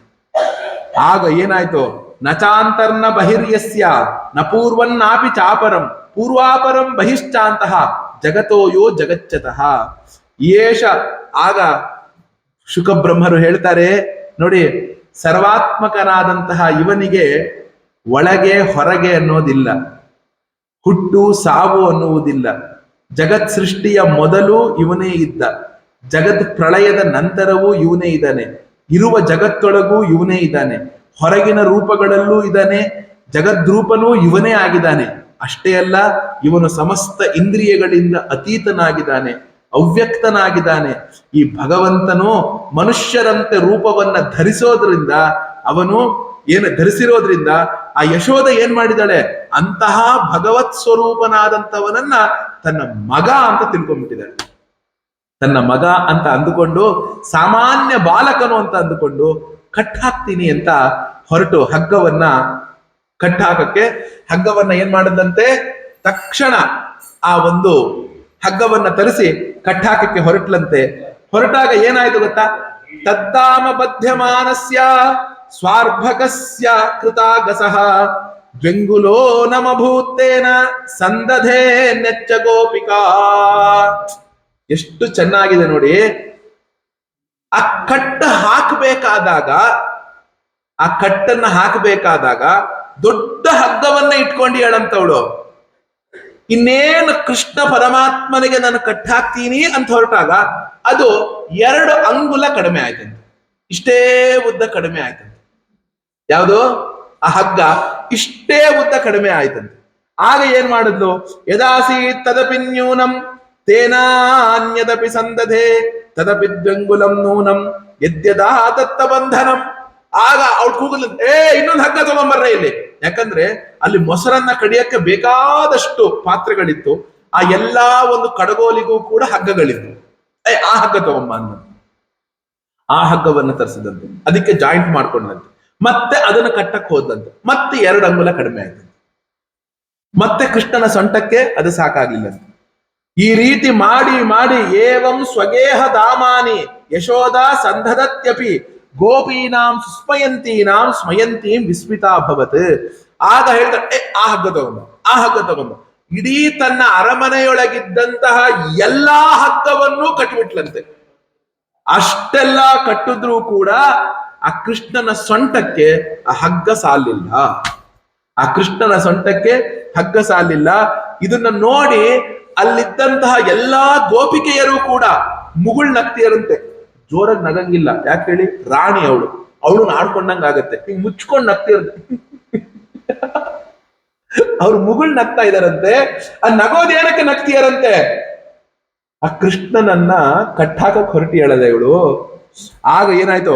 ಸ್ವಮಾತು ಸ್ವಿನ್ನಗಾತ್ರಾಯ ವಿಸ್ರಸ್ತಕ ಬರಸ್ರಜ ದೃಷ್ಟ್ವಾ ಪರಿಶ್ರಮಂ ಕೃಷ್ಣ ಕೃಪಯಾಸಿ ತ್ವಬಂಧನೆ. ಎಷ್ಟು ಕಷ್ಟಪಡ್ತೀಯಳಪ್ಪ ಅಂದ್ರೆ ಅವಳ ಒಂದು ರೇಷ್ಮೆಯ ವಸ್ತ್ರ ಬೆವರಿನಿಂದ ತೊಪ್ಪೆ ಆಗ್ಬಿಡ್ತಂತೆ. ಅಷ್ಟು ಸ್ವಿನ್ನ ಗಾತ್ರ, ಬೆವರು ಹರಿತಿದೆಯಂತೆ. ಅವಳು ಕಷ್ಟಪಡೋದನ್ನ ನೋಡಕ್ಕಾಗದೆ ಏನ್ ಮಾಡದಂತೆ ಅಂದ್ರೆ ಆ ಕೃಷ್ಣ ತನ್ನ ಗಾತ್ರವನ್ನ ಸ್ವಲ್ಪ ಸಣ್ಣ ಮಾಡ್ಕೊಂಡಂತೆ. ಸಣ್ಣ ಮಾಡಿಕೊಂಡು ಆ ಒಂದು ಗೋಪಿಕೆಯಿಂದ, ಆ ಒಂದು ಇದರಿಂದ, ಯಾದ್ರಿಂದ ಅವನು ಆ ಹಗ್ಗದಿಂದ ಕೃಷ್ಣ ತನ್ನನ್ನ ತಾನು ಕಟ್ಟಿಸಿಕೊಂಡಂತೆ. ತನ್ನನ್ನ ತಾನು ಕಟ್ಟಿಸಿಕೊಂಡಂತೆ. ಆಗ ಏನಾಯ್ತು ನೋಡಿ, ತುಂಬಾ ಒಳ್ಳೆಯ ಶ್ಲೋಕ ಇದು. ಏವಂ ಸಂದರ್ಶಿತಾಹ್ಯಂಗ ಹರಿಣಾ ಭೃತ್ಯವಶ್ಯತ ಸ್ವವಶೇನಾಪಿ ಕೃಷ್ಣೇನ ಯಸ್ಯೇದಂ ಸೇಶ್ವರಂ ವಶೇ.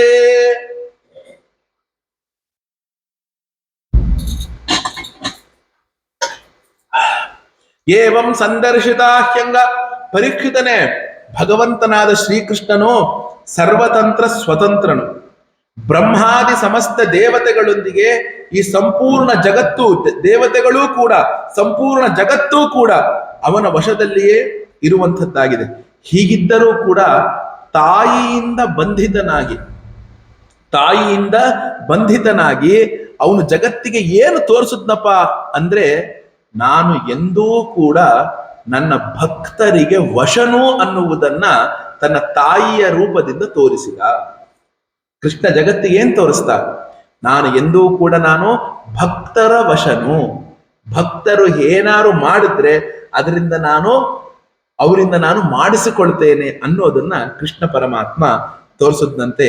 ನೇಮಂ ವಿರಿಂಚೋ ನಭವಃ ನಶ್ರೀಹಿ ಅಪ್ಯಂಗ ಸಂಶ್ರಯ ಪ್ರಸಾದಂ ಲೇಭಿರೇ ಗೋಪಿ ಎತ್ತತ್ ಪ್ರಾಪ ವಿಮುಕ್ತಿದಾತ್. ನೋಡಿ, ಕೃಷ್ಣ ಪರಮಾತ್ಮನ ಈ ಒಂದು ಕೃಪಾ ಪ್ರಸಾದವನ್ನ ಕೃಷ್ಣ ಬ್ರಹ್ಮನಿಗೆ ಕೊಡ್ಲಿಲ್ವಂತೆ, ದೇವದೇವನಾದ ಶಂಕರನಿಗೆ ಕೊಡ್ಲಿಲ್ವಂತೆ, ಆ ವಕ್ಷಸ್ಥಳದಲ್ಲಿಯೇ ವಾಸ ಮಾಡುವಂತಹ ಲಕ್ಷ್ಮೀದೇವಿಗೂ ಕೂಡ ಕೊಡ್ಲಿಲ್ವಂತೆ. ಇಂತಹ ಒಂದು ಆನಂದವನ್ನ ಆ ಗೊಲ್ಲತಿ ಯಶೋಧ ತಾಯಿಗೆ, ಆ ಪ್ರೇಮಕ್ಕೆ ಮಣಿದು ಕೃಷ್ಣ ಪರಮಾತ್ಮ ಯಾರೂ ಕೂಡ ಜಗನ್ನಿಯಾಮಕನಾದಂತಹ ಆ ಕೃಷ್ಣನನ್ನ ಕಟ್ಟಾಕಕ್ಕಾಗ್ಲಿಲ್ಲ. ಆದರೆ ಯಶೋಧ ಕಟ್ಟಾಕದ್ದಂತೆ ನೋಡಿ. ಅದಕ್ಕೆ ಪುರಂದರ ದಾಸರು ಈ ಜಾಗದಲ್ಲಿ ಬಂದು ಹಾಡು ಹೇಳಿರೋದು, ಆಡಿಸಿದಳೆ ಶೋಧೆ ಜಗದೋದ್ಧಾರನ, ಆಡಿಸಿದಳೆ ಶೋಧೆ ಜಗದೋದ್ಧಾರನ. ಅವನು ಎಂಥವನವನು? ವೇದಗಳಿಗೂ ನಿಗಮಾಂತರಂಗನ, ಅವನು ಯಾವ ಒಂದು ವೇದಗಳು ಉಪನಿಷತ್ತುಗಳು ಕೂಡ ಅವನನ್ನ ಹುಡುಕಕ್ಕಾಗಲ್ಲಪ್ಪ. ಅಂತಹವಳನ್ನ ಈ ಯಶೋಧ ಮಾತೆ ತನ್ನ ಪ್ರೇಮದಿಂದ ಕಟ್ಟಾಕ್ಬಿಟ್ಲು. ನಾಯಂ ಸುಖಾಪೋ ಭಗವಾನ್ ದೇಹಿನಾಂ ಗೋಪಿಕಾ ಸುತಃ ಜ್ಞಾನಿನಾಂ ಚಾತ್ಮಭೂತಾನಾಂ ಯಥಾ ಭಕ್ತಿ ಮತಾಮಿಹ. ಈ ಗೋಪಿಕಾ ನಂದನನಾದಂತಹ ಭಗವಾನ್ ಶ್ರೀಕೃಷ್ಣನು ಅನನ್ಯ ಪ್ರೇಮಿಗಳಾದ ಭಕ್ತರಿಗೆ ಸುಲಭವಾಗಿರುವಂತೆ ದೇಹಾಭಿಮಾನಿಗಳಾದಂತಹ ಕರ್ಮಕಾಂಡಿಗಳಿಗಾಗಲಿ ತಪಸ್ವಗಳಿಗಾಗಲಿ ತನ್ನ ಸ್ವರೂಪಭೂತ ಜ್ಞಾನಿಗಳಿಗಾಗಲಿ ಸುಲಭನಲ್ಲ. ನೋಡಿ, ಅಂಥವರಿಗೂ ಕೃಷ್ಣ ಇಷ್ಟು ಸುಲಭವಾಗಿ ಸಿಗಲಿಲ್ವಂತೆ. ಈ ಗೋಪಿಕೆಯರಿಗೆ, ಈ ಗೊಲ್ಲರಿಗೆ ಅಷ್ಟು ಸುಲಭವಾಗಿ ಸಿಕ್ಕಿಬಿಟ್ಟ. ಆದ್ರಿಂದ ಏನು ಅಂದ್ರೆ ಅವಳು ಕಟ್ಟುಬಿಟ್ಟು ಇಲ್ಲೇ ಇರು ಸ್ವಲ್ಪ ಹೊತ್ತು ನೀನು ಅಂತ ಹೇಳಿ ಯಶೋಧ ತನ್ನ ಒಂದು ಕೆಲಸದೊಳಗೆ ಅವಳು ಮಗ್ನಳಾದಾಗ ಏನಾಯ್ತು ಅಂದ್ರೆ ಆ ಕೃಷ್ಣ ಅನ್ಕೊಂಡ, ಓಹೋ, ಈಗ ಇನ್ನೊಬ್ಬ ಭಕ್ತನಿಗೆ ಅನುಗ್ರಹವನ್ನ ಮಾಡುವ ಸಮಯ ಬಂತಪ್ಪ. ಇನ್ನ ಕೆಲವು ಭಕ್ತರಿಗೆ ಅನುಗ್ರಹವನ್ನ ಎಲ್ಲ ಅಲ್ಲಿಟ್ಬಿಟ್ಟು ನೀವೆಲ್ಲ ಕುತ್ಕೊಂಡು ಉಪನ್ಯಾಸ ಆದ್ಮೇಲೆ 2 ನಿಮಿಷ ಆದ್ರೂ ಪರವಾಗಿಲ್ಲ, ಆಗ ಮಾಡಿದ್ರೆ ಅನುಕೂಲ. ಹಿಂಗ್ ಓಡಾಡ್ಕೊಂಡಿದ್ರೆ ನಾನೇನು ಉಪನ್ಯಾಸ ಮಾಡ್ಲಿ? ಎಲ್ಲ ಇಡೀ ಉಪನ್ಯಾಸ ಮುಗಿಯೋ ತನಕ ಎಲ್ರೂ ಒಂದ್ ಕಡೆ ಕುತ್ಕೊಳ್ಳಿ. ಹಿಂಗ್ ಓಡಾಡ್ಕೊಂಡಿದ್ರೆ ನಾನು ಯಾರಿಗೆ ಹೇಳಿ ನಾನು? ನೋಡಿ, ಏವಂ ಸಂದರ್ಶಿತ. ಆಗ ಕೃಷ್ಣ ಏನ್ ಅಂದ್ಕೊಂಡ ಅಂದ್ರೆ, ಕೃಷ್ಣ ಏನ್ ಮಾಡ್ದ ಅಂದ್ರೆ, ಆ ಕುಬೇರನ ಮಕ್ಕಳಿಗೆ ನಾನು ಉದ್ಧರಿಸಬೇಕು ಅನ್ನುವುದನ್ನ ಅವನು ಅಂದುಕೊಂಡು ಶಾಪ ವಿಮೋಚನೆಯನ್ನ ಮಾಡಬೇಕು ಅಂದ್ಕೊಂಡು ಅವರಿಬ್ಬರು ಯಾರು, ನಳಕೂಬರ ಮತ್ತು ಮಣಿಗ್ರೀವ ಅನ್ನುವಂಥವ್ರು, ಅವರಿಬ್ಬರೂ ಕೂಡ ಏನೋ ಧನ ಸೌಂದರ್ಯ ಐಶ್ವರ್ಯ ಎಲ್ಲವೂ ಕೂಡ ಅವರಲ್ಲಿ ಪರಿಪೂರ್ಣವಾಗಿತ್ತು. ಅದೊಂದು ಅಹಂಕಾರದಿಂದ ಏನ್ ಮಾಡ್ರು, ಆ ದೇವ ಋಷಿ ನಾರದರು ಅವರಿಗೆ ಶಾಪ ಕೊಟ್ಟಿದ್ರು. ಆ ಶಾಪವನ್ನ ವಿಮೋಚನೆ ಮಾಡಬೇಕು ಅಂತ ಅನ್ಕೊಂಡು ಕೃಷ್ಣ ತೀರ್ಮಾನವನ್ನ ಮಾಡಿ ಏನ್ ಮಾಡ್ತಾರೆ, ಮುಂದೆ ಯಮಳಾರ್ಜುನರ ಒಂದು ಉದ್ಧಾರ. ಯಮಳ ಅಂದ್ರೆ ಟ್ವಿನ್ ಅಂತ, 2 ಅಂತ ಅರ್ಥ. 2 ಅರ್ಜುನ ವೃಕ್ಷ, ಅವರಿಬ್ಬರು ಏನಾಗ್ಬಿಟ್ಟಿರ್ತಾರೆ, ಅರ್ಜುನ ವೃಕ್ಷರಾಗಿ ದೊಡ್ಡ ಮರವಾಗಿ ಅವರು ಹುಟ್ಟುಬಿಟ್ಟಿರ್ತಾರೆ. ಆ ಮರವಾಗಿ ಹುಟ್ಟಿದಾಗ ಏನು ಬಂತು, ಆ ಕುಬೇರನ ಮಕ್ಕಳಾದಂತಹ ಪರೀಕ್ಷಿತ ಕೇಳ್ತಾನೆ, ಶುಕಬ್ರಹ್ಮರೇ, ಏನಕ್ಕೆ ಅವರಿಗೆ ಕೋಪ ಬಂತು? ದೇವರ್ಷಿಗಳಿಗೆ ಕೋಪ ಬರುವಂಥದ್ದನ್ನ ಏನ್ ಮಾಡಿದ್ರು ಅವರು ಅಂತ ಹೇಳಿದಾಗ ಶುಕಬ್ರಹ್ಮರು ಆ ನಳಕೂಬರ ಮಣಿಗ್ರೀವರ ಕಥೆಯನ್ನ ಹೇಳ್ತಾರೆ. ಅವರಿಬ್ಬರೂ ಕೂಡ ಕುಬೇರನ ಮಕ್ಕಳಪ್ಪ ಆಗಿದ್ರು. ಅಷ್ಟೇ ಅಲ್ಲ, ಅವರು ಪರಶಿವನ ಭಕ್ತರೂ ಆಗಿದ್ರು, ಈಶ್ವರನ ಅನುಚರರೂ ಆಗಿದ್ರು. ಒಂದು ದಿನ ಇವರಿಬ್ಬರೂ ಕೂಡ ಆ ಮಂದಾಕಿನಿ ತೀರದಲ್ಲಿ, ಆ ಕೈಲಾಸದ ರಮಣೀಯವಾದಂತಹ ಉಪಮಾನದಲ್ಲಿ ವಾರುಣಿ ಅನ್ನುವಂತಹ ಒಂದು ಮದ್ಯವನ್ನ ಕುಡಿದು ಅವರು ಮದೋನ್ಮತ್ತರಾಗಿದ್ರಂತೆ. ಆ ಮದ್ಯವನ್ನ ಕುಡಿದಿದ್ರಿಂದ ಅವ್ರ ಕಣ್ಣೆಲ್ಲ ತಿರುಗ್ತಾ ಇತ್ತಂತೆ. ಅವರ ಎದುರಿಗೆ ಅನೇಕ ಜನ ಅಪ್ಸರೆಯರು ಹಾಡ್ತಾ ಕುಣಿತಾ ನೃತ್ಯವನ್ನ ಮಾಡ್ತಾ ಇದ್ರಂತೆ. ಅವರೊಂದಿಗೆ ಆ ಕಾಡಿನಲ್ಲಿ ವಿಹಾರವನ್ನ ಮಾಡ್ತಿದ್ರಂತೆ. ಹೀಗೆ ವಿಹಾರವನ್ನ ಮಾಡ್ಬೇಕಾದಾಗ ಏನಾಯ್ತಂದ್ರೆ, ಅಲ್ಲಿಗೆ ಒಂದು ಕರ್ಮ ಸಂಯೋಗದಿಂದ ದೇವರ್ಷಿ ನಾರದರು ಆ ಒಂದು ಉಪವನಕ್ಕೆ, ಎಲ್ಲಿ ಈ ನಳಕೂಬರ ಮಣಿಗ್ರೀವ ಇದ್ರೋ ಆ ಒಂದು ಉಪವನಕ್ಕೆ ಅಲ್ಲಿಗೆ ಅವರು ಬಂದ್ರಂತೆ. ಅಲ್ಲೊಂದು ಕೊಳದಲ್ಲಿ ಇವರು ಜಲಕ್ರೀಡೆಯನ್ನ ಆಡ್ತಿದ್ದಾರೆ. ಆ ದೇವರ್ಷಿಗಳು ಬಂದರೂ ಕೂಡ ಮದೋನ್ಮತ್ತರಾಗಿ ಇವರು ಅವರಿಗೊಂದು ನಮಸ್ಕಾರವನ್ನೂ ಮಾಡ್ಲಿಲ್ವಂತೆ, ಮತ್ತು ಅವರು ಮಾಡ್ತಾ ಇದ್ದಂತಹ ಕೆಲಸವನ್ನ ಅವರು ನಿಲ್ಲಿಸಲೂ ಇಲ್ವಂತೆ. ಅವ್ರೇನ್ ಜಲಕ್ರೀಡೆಯನ್ನ ಆಡ್ತಿದ್ರು, ಋಷಿಗಳು ಬಂದ್ರಪ್ಪ ನಡೀರಿ ಅಂತ ಅವ್ರ ಪಾಡಿಗೆ ಅವರು ಮಾಡ್ತಾನೆ ಇದ್ರಲ್ಲಿ. ಯಾಕೆ ಅಂದ್ರೆ ಅವರು ಕುಬೇರನ ಮಕ್ಕಳು. ಅವಳು ಅತ್ಯಂತ ಆ ಒಂದು ಆ ಹಣದ ಒಂದು ಮದ ನೆತ್ತಿಗೆ ಹತ್ತಿತ್ತು, ಐಶ್ವರ್ಯದ ಮದ ಇತ್ತು, ಜೊತೆಗೆ ಆ ಮದ್ಯದ ಮರವೂ ಏರಿದೆ. ಹೀಗೆ ಇದ್ದಾಗ ಏನಾಯ್ತು ಅಂದ್ರೆ, ತಕ್ಷಣ ನಾರದರಿಗೆ ಸಿಟ್ಟು ಬರುತ್ತೆ. ಸಿಟ್ಟು ಬಂದಾಗ ಹನ್ಯಂತೆ ಪಶವೋ ಯತ್ರ ನಿರ್ದಯೈ ರಜಿತಾತ್ಮಭಿಃ ಮನ್ಯಮಾನೇರಿಮಂ ದೇಹಂ ಅಜರಾ ಮೃತ್ಯುನಶ್ವರಂ ದೇವ ಸಂವಿಧಮಪ್ಯಂತೆ ಕೃಮಿ ವಿಡ್ಭ ಭಸ್ಮ ಸಂಹಿತಂ ಭೂತಧೃಕೃತೆ ಸ್ವಾರ್ಥಂ ಕಿಂ ವೇದ ನಿರಯೋ ಯತಃ.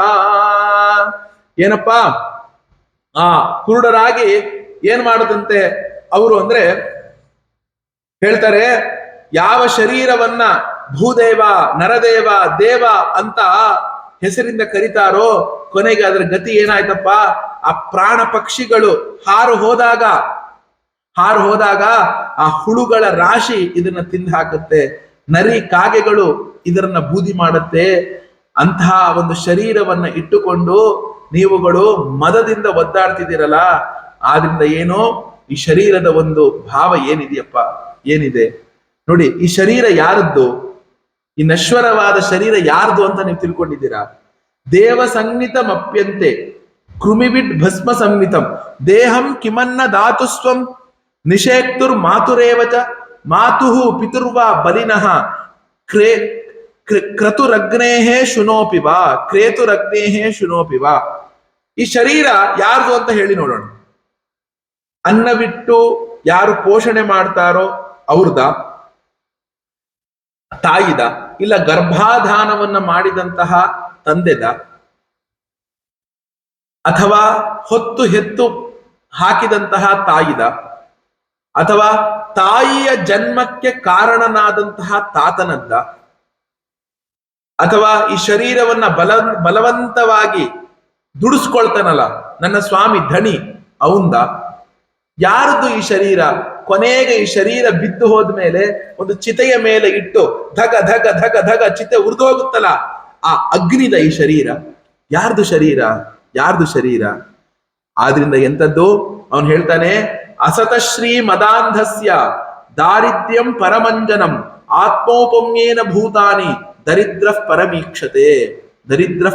ನಿಶ್ಚಿತವಾಗೂ ಈ ದೇಹ ಸಾಧಾರಣವಾದ ಒಂದು ವಸ್ತುವಾಗಿದೆ. ಪ್ರಕೃತಿಯಿಂದ ಹುಟ್ಟುತ್ತದೆ, ಆ ಪ್ರಕೃತಿಯಲ್ಲೇ ಸೇರಿ ಹೋಗುತ್ತದೆ.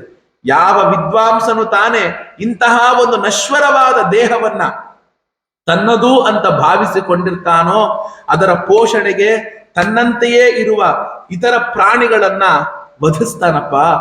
ಆದ್ರಿಂದ ಅಸತ್ಪುರುಷರಾದಂಥವರು ಬಿಟ್ಟು ಬೇರೆ ಯಾರು ಕೂಡ ಇದನ್ನ ಮಾಡೋಕ್ಕೆ ಸಾಧ್ಯ ಇಲ್ಲ.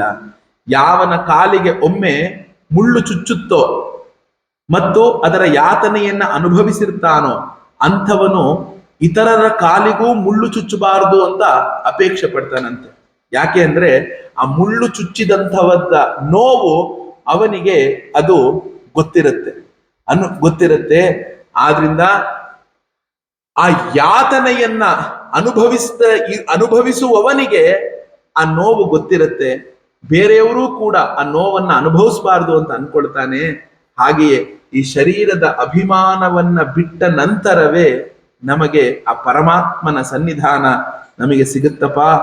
ಯಾಕೆ ಅಂದ್ರೆ ನೀವೆಲ್ಲರೂ ಕೂಡ ನೀವಿಬ್ಬರು ನಳಕೂಬರ ಮಣಿಗ್ರೀವ, ನಿಮ್ಮಿಬ್ಬರಿಗೂ ಕೂಡ ಅಹಂಕಾರಕ್ಕೆ ಇನ್ನೊಂದು ಕಾರಣ ಏನಪ್ಪಾ ಅಂದ್ರೆ ಹಣದ ಮದ.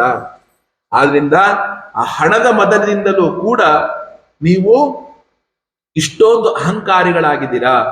ಅಷ್ಟೇ ಅಲ್ಲ, ದರಿದ್ರಸ್ಯೈವ ಯುಜ್ಯಂತೆ ಸಾಧವ ಸಮದರ್ಶಿನಃ ಸದ್ಭಿಕ್ಷೀಣೋದಿ ತಂ ವರ್ಷಂ ತಥಾ ಆರಾದ್ವಿಶುದ್ಧ್ಯತಿ. ನೋಡಿ, ಭಗವಂತನು ಹಣವಂತರಿಗೆ ದೂರನಂತೆ, ಹಣ ಇಲ್ಲದವರಿಗೆ ಹತ್ತಿರನಂತೆ. ಹಣ ಇಲ್ಲದವರಿಗೆ ಭಗವಂತನು ಬಹಳ ಬೇಗ ಸಿಗ್ತಾನಂತೆ. ಹಣ ಇರುವವರಿಗೆ ಅವರ ಒಂದು ದರಿದ್ರತನದ ಎಲ್ಲಾ ಕಷ್ಟಗಳನ್ನ ಇಟ್ಟುಕೊಂಡು ಸುಖ ಇತ್ಯಾದಿಗಳೆಲ್ಲವನ್ನು ಬಿಟ್ಟಿದ್ರಿಂದ ಬಹಳ ಬೇಗ ಆ ಸುಖದ ವ್ಯಾಮೋಹವೇ ಇಲ್ಲದೆ ಭಗವಂತನನ್ನ ಧ್ಯಾನಿಸಬಹುದಂತೆ. ಆದ್ರಿಂದ ಹಣ ಇರುವವರಿಗಿಂತಲೂ ಕೂಡ ಹಣ ಇಲ್ಲದವನು ಬಹಳ ಇಷ್ಟ ಆಗ್ತಾನೆ. ಅದಕ್ಕೆ ನೋಡಿ ಕೃಷ್ಣ ಹೇಳೋದು, ಯಸ್ಯಾನುಗ್ರಹಮಿಚ್ಛಾಮಿ ತಸ್ಯ ವಿತ್ತಂ ಹರಾಮ್ಯಹಂ. ಇದು ಕೃಷ್ಣ ಹೇಳಿರೋದು ಮಾತು. ಯಾರಿಗೆ ನಾನು ಅನುಗ್ರಹವನ್ನ ಮಾಡಬೇಕು ಅಂತ ಇಷ್ಟಪಡ್ತೇನೆ, ಮೊದಲಿಗೆ ನಾನು ಅವರ ಹಣವನ್ನ ಕಸ್ಕೊಳ್ತೇನಂತೆ, ಹಣವನ್ನ ನಾನು ಕಸಿದುಕೊಳ್ತೇನೆ ಅಂತ ಹೇಳಿ ಆ ಯಕ್ಷರಿಬ್ಬರೂ ಕೂಡ ಆ ವಾರುಣಿ ಮಧ್ಯವನ್ನ ಕುಡಿದಿದ್ರಲ್ಲ, ಆ ಲೋಕಪಾಲಕನಾದಂತಹ ಕುಬೇರನ ಮಕ್ಕಳಾಗಿದ್ರೂ ಕೂಡ ಮದೋನ್ಮತ್ತರಾಗಿ ಬುದ್ಧಿಗೆಟ್ಟಿದ್ರಲ್ಲ, ಆದ್ರಿಂದ ಅವ್ರು ನೋಡಿ ವಸ್ತ್ರವನ್ನು ಆಚ್ಛಾದನೆ ಮಾಡ್ಕೊಡ್ಲಿಲ್ಲಂತೆ, ನಗ್ನರಾಗಿದ್ರಂತೆ. ಆಗ ತಕ್ಷಣ ನಾರದರಿಗೆ ಕೋಪ ಬಂದು ಶಾಪವನ್ನ ಕೊಟ್ಬಿಟ್ರು. ಏನಂತ ಶಾಪ ಕೊಟ್ರು? ಅತೋರ್ಹತ ಸ್ಥಾವರತಾಂ ಸ್ಯಾತಾಂ ನೈವಂ ಯಥಾ ಪುನಃ ಸ್ಮೃತಿಸ್ಯಾನ್ ಪ್ರಸಾದೇನ ತತ್ರಾಪಿ ಮದನುಗ್ರಹಾತ್ ವಾಸುದೇವಸ್ಯ ಸಾನ್ನಿಧ್ಯಂ ಲಬ್ಧ್ವಾ ದಿವ್ಯಶರಚ್ಛತೆ ವೃತ್ತೇ ಸ್ವರ್ಲೋಕತಾಂ ಭೂಯೋ ಲಬ್ಧೆ ಲಬ್ಧ ಭಕ್ತಿ ಭವಿಷ್ಯತಃ. ಆದುದರಿಂದ ಇವರಿಬ್ಬರೂ ಕೂಡ ಸ್ಥಾವರ ಯೋನಿಯನ್ನ ಪಡೆಯುವುದಕ್ಕೆ ಯೋಗ್ಯರಾಗಿದ್ದಾರೆ. ಸ್ಥಾವರ ಅಂದ್ರೆ ಏನು? ತಿಷ್ಠಂತಿ ಇತಿ ಸ್ಥಾವರ ಅಂತ. ಯಾವ ಒಂದು ವಸ್ತು ಒಂದೇ ಕಡೆಗೆ ಇದ್ದುಕೊಂಡಿರುತ್ತೋ ಅದನ್ನ ಸ್ಥಾವರ ಅಂತ ಕರಿತೇವೆ. ಅಂದ್ರೆ ಯಾವ ವಸ್ತು ಒಂದು ಕಡೆಯಿಂದ ಇನ್ನೊಂದು ಕಡೆಗೆ ಚಲಿಸುತ್ತೋ ಅದನ್ನ ಜಂಗಮ ಅಂತ ಕರಿತೇವೆ. ಅದನ್ನೇನಂತ ಕರಿತೇವೆ? ಜಂಗಮ ಅಂತ ಕರಿತೇವೆ. ಆದ್ರಿಂದ ಏನ್ ಮಾಡ್ರಿ, ನೀವು ಸ್ಥಾವರ ಜನ್ಮವನ್ನ ಪಡೀರಿ, ವೃಕ್ಷ ಯೋನಿಯನ್ನ ಪಡೀರಿ ಅಂತ ಶಾಪವನ್ನು ಕೊಟ್ಬಿಟ್ಟು ತಕ್ಷಣ ಏನಾಗುತ್ತೆ, ಅವರು ಶಾಪ ವಿಮೋಚನೆಯನ್ನು ಹೇಳ್ತಾರೆ. ಯಾವಾಗ ದೇವತೆಗಳ 100 ವರ್ಷ ಕಳೆಯುತ್ತೆ ಆಗ ಕೃಷ್ಣನು ಅವತರಿಸ್ತಾನೆ. ಅವತರಿಸಿ ನಿಮ್ಮಿಬ್ಬರ ಉದ್ಧಾರವನ್ನ ಮಾಡ್ತಾನೆ. ನೋಡಿ, ಶಾಪ ಕೊಡೋದು ನಾರದರು, ಶಾಪ ವಿಮೋಚನೆ ಕೃಷ್ಣ ಹುಟ್ಟಿ ಮಾಡ್ಬೇಕು, ಭಗವಂತ ಹುಟ್ಟಿ ಮಾಡ್ಬೇಕು. ಈಗ ನಾರದರಲ್ಲಿ ಹೇಳಿದ್ದಾರೆ ಅಂತ ಏನ್ ಮಾಡ್ಬೇಕು? ಇಲ್ಲಿ ಕೃಷ್ಣ ಅವತಾರ ಮಾಡಿ ಆ ಕೆಲಸವನ್ನ ಮಾಡ್ಬೇಕು. ಆದ್ರಿಂದ ಏನು ಅಂದ್ರೆ ಇವರಿಬ್ಬರೂ ಕೂಡ ಗೋಕುಲದೊಳಗೆ ವೃಕ್ಷದಾಗಿ ಹುಟ್ಟುಬಿಟ್ರು. ಅವರಿಬ್ಬರೂ ಕೂಡ ಯಮಳಾರ್ಜುನ ವೃಕ್ಷ ಅಂತ ಪ್ರಸಿದ್ಧರಾಗ್ಬಿಟ್ರು. ಯಮಳ ಅಂದ್ರೆ ಎರಡು ಒಟ್ಟಿಗೆ ಒಂದೇ ತರ ಬೆಳೆದಿ ಅಣ್ಣ ತಮ್ಮಂದ್ರು ಅವರಿಬ್ರು. ಆ ಅಣ್ಣ ತಮ್ಮಂದ್ರು ಏನ್ ಮಾಡಿದ್ರು? ಒಂದೇ ರೀತಿ ಅವರು ಬೆಳೆದಿದ್ರು. ಅಂತಹ ವೃಕ್ಷದ ಸಮೀಪಕ್ಕೆ ಏನ್ ಮಾಡ್ದ ಕೃಷ್ಣ? ಏನ್ ಮಾಡ್ದ ಅಂದ್ರೆ ಬಾಲೇನ ನಿಷ್ಕರ್ಷಯತಾನ್ ವಗುಲು ಖಲಂ ತತ್ ದಾಮೋದರೇಣ ತರಸೋತ್ ಕಲಿತಾಂಗ್ರಿ ಬಂಧೌ ನಿಷ್ಪೇತತುಃ ಪರಮ ವಿಕ್ರಮಿತಾತಿವೇಪ ಸ್ಕಂಧ ಪ್ರವಾಲ ವಿಟಪೌ ಕೃತಚಂಡ ಶಬ್ದೌ. ಕೃಷ್ಣ ಅವಳು ಒರಳಿಗೆ ಕಟ್ಟಾಕಿ ಅವಳ ಕೆಲಸವನ್ನು ಮಾಡಕ್ ಹೋಗ್ಬಿಟ್ಲು. ಕೃಷ್ಣ ಏನ್ ಮಾಡ್ದ? ಆ ದೊಡ್ಡ ಒರಳನ್ನ ಎಳ್ಕೊಂಡ್ ಬಂದು ಏನ್ ಮಾಡ್ದ? ಆ 2 ಮರ ಹೀಗೆ ನಿಂತಿತ್ತಲ್ಲ, ಅದರ ಮಧ್ಯದೊಳಗೆ ಒಂದ್ ಸ್ವಲ್ಪ ಜಾಗ ಇತ್ತು. ಆ ಜಾಗದೊಳಗೆ ಕೃಷ್ಣ ನುಗ್ಗುಬಿಟ್ಟ. ಈ ದೊಡ್ಡ ಒರಳುಕಲ್ ಕಟ್ಟಿತ್ತಲ್ಲ, ಅದು ನುಗ್ಗಕ್ಕೆ ಆಗ್ಲಿಲ್ಲ. ಅದು ಈ ಕಡೆ ಪಕ್ಕಕ್ಕೆ ಹಿಂಗಿತ್ತು, ವೃಕ್ಷ ಹೀಗಿದೆ, ಇದ್ರೊಳಗೆ ಕೃಷ್ಣ ಹೋಗ್ಬಿಟ್ಟ. ದೊಡ್ಡ ಒರಳುಕಲ್ಲಿತ್ತು, ಅದ್ರ ಒಳಗಡೆ ಸಿಗ ಹಾಕೊಂಡ್ಬಿಡ್ತು. ಕೃಷ್ಣ ಆ ದಿಕ್ಕಿಗೆ ಹೋಗಿ ಆ ಒರಳು ಕಲ್ಲನ್ನ ಎಳೆದ ತಕ್ಷಣ ಏನಾಯ್ತಪ್ಪ ಅಂದ್ರೆ ನಿಷ್ಪೇತತುಹು ಪರಮ ವಿಕ್ರಮಿತಾ ವಿಪಹ. ತಕ್ಷಣವೇ ಆ ವೃಕ್ಷದಲ್ಲಿದ್ದಂತಹ ದೊಡ್ಡ ರಂಬೆ, ಚಿಕ್ಕ ರಂಬೆ, ಎಲೆ, ಚಿಗುರು ಎಲ್ಲವೂ ಕೂಡ ಕಂಪಿಸಿ ಏನ್ ಮಾಡ್ತು? ಬುಡ ಸಮೇತ 2 ಮರಗಳು ಧೋಪ್ ಅಂತ ಬಿದ್ದು ಬಿಡ್ತು. 2 ಮರಗಳು ಧಪ್ ಅಂತ ಬಿದ್ದು ಬಿಡ್ತು. ಆ ಬಿದ್ದಿದ್ದು ಹೆಂಗ್ ಬಿತ್ತಪ್ಪ ಅಂದ್ರೆ ನೋಡಿ, ಹೀಗ್ ಮರ ಇತ್ತು, ಕೃಷ್ಣ ಇಲ್ಲಿದ್ದಾನೆ, ಮಧ್ಯದಲ್ಲಿದ್ದಾನೆ, ಈ ಮರ ಹಿಂಗೆ ಬಿತ್ತಂತೆ. ಬಿದ್ದಾಗೂ ಕೂಡ ಕೃಷ್ಣ ಮಧ್ಯದಲ್ಲೇ ಆಟ ಆಡ್ಕೊಂಡು ನಿಂತಿದ್ದಂತೆ. ಆ ಮರಗಳ ಮಧ್ಯದಲ್ಲೇ ಕೃಷ್ಣ ಪರಮಾತ್ಮ ಆಟ ಆಡ್ಕೊಂಡು ನಿಂತಿದ್ದಂತೆ. ಆ ಅರ್ಜುನ ವೃಕ್ಷದಿಂದ ಇಬ್ಬರು ಪರಮಾದ್ಭುತವಾದಂತಹ ಸಿದ್ಧ ಪುರುಷರು ಮೇಲಕ್ಕೆ ಬರ್ತಾರೆ. ಅವರ ಪ್ರಭೆಯಿಂದ ದಿಕ್ಕುಗಳು ಬೆಳಗುತ್ತಾ ಇತ್ತಂತೆ. ಬೆಳೆದ ಮೇಲೆ ಆ ಇಬ್ಬರು ಪುರುಷರು ಕೃಷ್ಣನ ಸ್ತೋತ್ರ ಮಾಡ್ತಾರೆ. ಕೃಷ್ಣ ಕೃಷ್ಣ ಮಹಾಯೋಗಿನ್ ತ್ವಮಾದ್ಯ ಪುರುಷಃ ಪರಃ ವ್ಯಕ್ತಮಿದಂ ವಿಶ್ವಂ ರೂಪಂತೆ ಬ್ರಾಹ್ಮಣ ವಿದುಃ ತಸ್ಮೈ ತುಭ್ಯಂ ಭಗವತೆ ವಾಸುದೇವಾಯ ವೇಧಸೆ ಆತ್ಮದ್ಯೋತ ಗುಣೈಶ್ಚನ್ನ ಮಹಿಮ್ನೇ ಬ್ರಹ್ಮಣೇ ನಮಃ. ನಮಃ ಪರಮ ಕಲ್ಯಾಣ ನಮಃ ಪರಮ ಮಂಗಳ ವಾಸುದೇವಾಯ ಶಾಂತಾಯ ಯದೂನಾಂ ಪತಯೇ ನಮಃ. ಅನುಜಾನೀಹಿ ನೋ ಭೂಮನ್ನ ತವ ಅನುಚರ ಕಿಂಕರೋ ದರ್ಶನಂ ನೋ ಭಗವತಃ ಋಷೇರಾಸೀದನುಗ್ರಹಾತ್. ಅವರಿಬ್ಬರು ಕೂಡ ಏನ್ ಮಾಡ್ತಾರೆ ಅಂದ್ರೆ ಆ ಕೃಷ್ಣ ಪರಮಾತ್ಮನನ್ನ ಸ್ತೋತ್ರ ಮಾಡ್ತಾರೆ. ನೀನು ಪರಮ ಕಲ್ಯಾಣ ಸ್ವರೂಪನೇ, ದಿವ್ಯ ಮಂಗಳ ವಿಗ್ರಹನೇ, ಮಂಗಳ ಸ್ವರೂಪನೇ, ನಿನಗೆ ನಮಸ್ಕರಿಸ್ತೇವಪ್ಪ. ಶಾಂತಾತ್ಮನೇ, ಯದುಪತೆಯೇ, ನಿಮಗೆ ನಮಸ್ಕರಿಸ್ತೇವೆ. ಅನಂತನೇ, ನಾವು ನಿನ್ನ ದಾಸರಾಗಿದ್ದೇವಪ್ಪ, ನನ್ನನ್ನು ನೀವು ಸ್ವೀಕರಿಸು. ಆ ಮಹರ್ಷಿಯಾದ ನಾರದ ಮಹರ್ಷಿಗಳು ನಾರದ ಮಹರ್ಷಿಗಳು ನಮ್ಗೆ ಶಾಪ ಕೊಟ್ರು ಅಂತ ಅನ್ಕೊಂಡ್ರೆ, ಆದ್ರೆ ಏನೋ ಮಹರ್ಷಿಗಳು ಶಾಪವನ್ನ ಕೊಟ್ಟಿಲ್ಲಪ್ಪ, ನಮಗೆ ನಿನ್ನ ದಿವ್ಯ ದರ್ಶನವಾಗಬೇಕು ಎಂಬ ಅನುಗ್ರಹವನ್ನೇ ಮಾಡಿದ್ದಾರೆ. ನೀನು ಈ ರೀತಿಯಾಗಿ ನನಗೆ ಅನುಗ್ರಹವನ್ನ ಮಾಡಪ್ಪ. ನೋಡಿ, ಈ ಒಂದು ಶ್ಲೋಕವನ್ನ ನಿತ್ಯ ನಾವು ಹೇಳ್ಕೋಬೇಕಂತೆ. ಕೃಷ್ಣನ ಮುಂದೆ ನಿಂತು ಈ ಶ್ಲೋಕವನ್ನ ಹೇಳ್ಕೋಬೇಕಂತೆ. ಏನು ಕೃಷ್ಣ ನಮಗೆ ಕೊಡಬೇಕು, ಕೃಷ್ಣನು ನಮಗೆ ಏನು ಕೊಡಬೇಕು ಅನ್ನೋದನ್ನ ಶುಕ ಬ್ರಹ್ಮರು ಈ ಶ್ಲೋಕದಲ್ಲಿ ತಿಳಿಸಿದ್ದಾರೆ. ವಾಣಿ ಗುಣಾನು ಕಥನೆ ಶ್ರವಣೋ ಕಥಾಯ ಹಸ್ತೌ ಚ ಕರ್ಮಸು ಮನಸಸ್ತವ ಪಾದಯೋರ್ನಃ ಸ್ಮೃತ್ಯಾಂ ಶಿರಸ್ತವ ನಿವಾಸ ಜಗತ್ ಪ್ರಣಾಮೇ ದೃಷ್ಟಿ ಸತಾಂ ದರ್ಶನೇಸ್ತು ಭವತ್ತನೂನಾ. ಪ್ರಭೋ ಕೃಷ್ಣ, ನನ್ನ ಈ ಮಾತು ಇದೆಯಲ್ಲಪ್ಪ, ಯಾವಾಗಲೂ ಕೂಡ ನಿನ್ನ ಮಂಗಳ ಗುಣಗಳನ್ನ ವರ್ಣಿಸ್ತಾ ಇರ್ಲಿ. ನಮ್ಮ ಕಿವಿಗಳು ನಿನ್ನ ರಸವತ್ತಾದ ಕಥಾಶ್ರವಣದಲ್ಲಿ ತೊಡಗಿರ್ಲಿ. ನನ್ನ ಕೈಗಳು ನಿನ್ನ ಸೇವೆಯಲ್ಲಿ ಮತ್ತು ನಿನ್ನ ಮನಸ್ಸು ನಿನ್ನ ಚರಣ ಕಮಲಗಳ ಸ್ಮರಣೆಯಲ್ಲಿ ತೊಡಗಿರ್ಲಿ. ಈ ಸಮಸ್ತ ಜಗತ್ತು ನಿನ್ನ ನಿವಾಸ ಸ್ಥಾನವಾಗಿದೆಯಪ್ಪ. ಎಲ್ಲರೆದರೂ ಕೂಡ ನಮ್ಮ ಶಿರಸ್ಸು ಯಾವಾಗಲೂ ಕೂಡ ನಿನಗೆ ಬಾಗಿರುವಂಥದ್ದಾಗಲಿ. ಸಂತರು ಸತ್ಪುರುಷರು ನಿನ್ನ ಪ್ರತ್ಯಕ್ಷವಾದ ಶರೀರವಾಗಿದರಪ್ಪ. ನಮ್ಮ ಕರ್ಣಗಳು, ನಮ್ಮ ಒಂದು ಕಣ್ಣುಗಳು ಯಾವಾಗಲೂ ಅವರನ್ನ ದರ್ಶಿಸುವಂಥದ್ದಾಗಲಿ. ನೋಡಿ, ಭಗವಂತನ ಹತ್ರ ಇತ್ತು ಈ ಶ್ಲೋಕವನ್ನು ಹೇಳ್ಕೋಬೇಕಂತೆ ನಿತ್ಯ. ಯಾಕೆ ಅಂದ್ರೆ, ವಾಣಿ ಗುಣಾನು ಕಥನೆ ಶ್ರವಣೋ. ಕೃಷ್ಣ, ನನ್ನ ಮಾತು ಯಾವಾಗಲೂ ನಿನ್ನ ಕಥೆಯನ್ನ ಹೇಳುವಂಥದ್ದಾಗ್ಲಿ, ನಿನ್ನ ಗುಣವನ್ನ ಹೇಳುವಂಥದ್ದಾಗ್ಲಿ.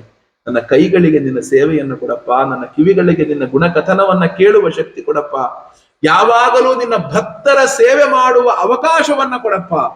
ನನ್ನ ಭಕ್ತರ ಸೇವೆ ಮಾಡುವಂತಹ ಅವಕಾಶವನ್ನ ಕೊಡಪ್ಪ.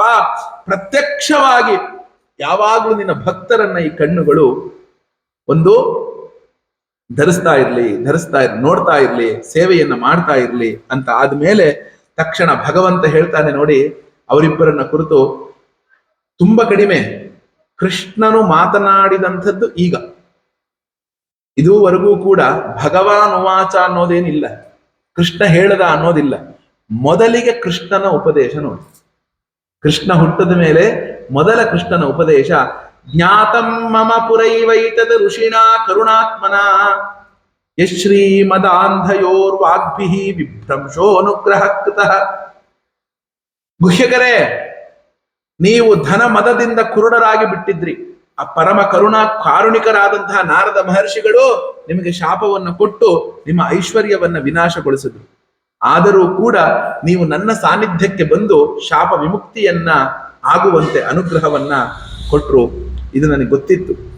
ನೋಡಿ, ಸಾಧೂನಾಂ ಸಮಚಿತ್ತಾನಾಂ ಸುತರಾಂ ಮತ್ಕೃತಾತ್ಮನಾಂ ದರ್ಶನಾನ್ನೋ ಭವೇದ್ ಬಂಧಃ ಪುಂಸೋ ಅಕ್ಷ್ಣಃ ಸವಿತುರ್ಯಥ. ಅದ್ಭುತವಾದಂತಹ ಒಂದು ಶ್ಲೋಕ ಇದು. ಯಾರ ಬುದ್ಧಿಯು ಸಮದರ್ಶಿಯಾಗಿದೆಯೋ, ಯಾರ ಹೃದಯ ಪೂರ್ಣವಾಗಿ ನನಗೆ ಸಮರ್ಪಿತವಾಗಿದೆಯೋ, ಅಂತಹ ಸತ್ಪುರುಷರ ದರ್ಶನ ಮಾತ್ರದಿಂದಲೇ ಸೂರ್ಯನು ಹುಟ್ಟಿದ ಕೂಡಲೇ ನನ್ನ ಎದುರಿನಿಂದ ಕತ್ತಲು ದೂರವಾಗುವ ಹಾಗೆ ನಮ್ಮಗಳ ಸಂಸಾರ ಬಂಧನ, ಅಜ್ಞಾನ ಎಂಬ ಒಂದು ಕತ್ತಲೂ ಕೂಡ ದೂರವಾಗತ್ತೆ.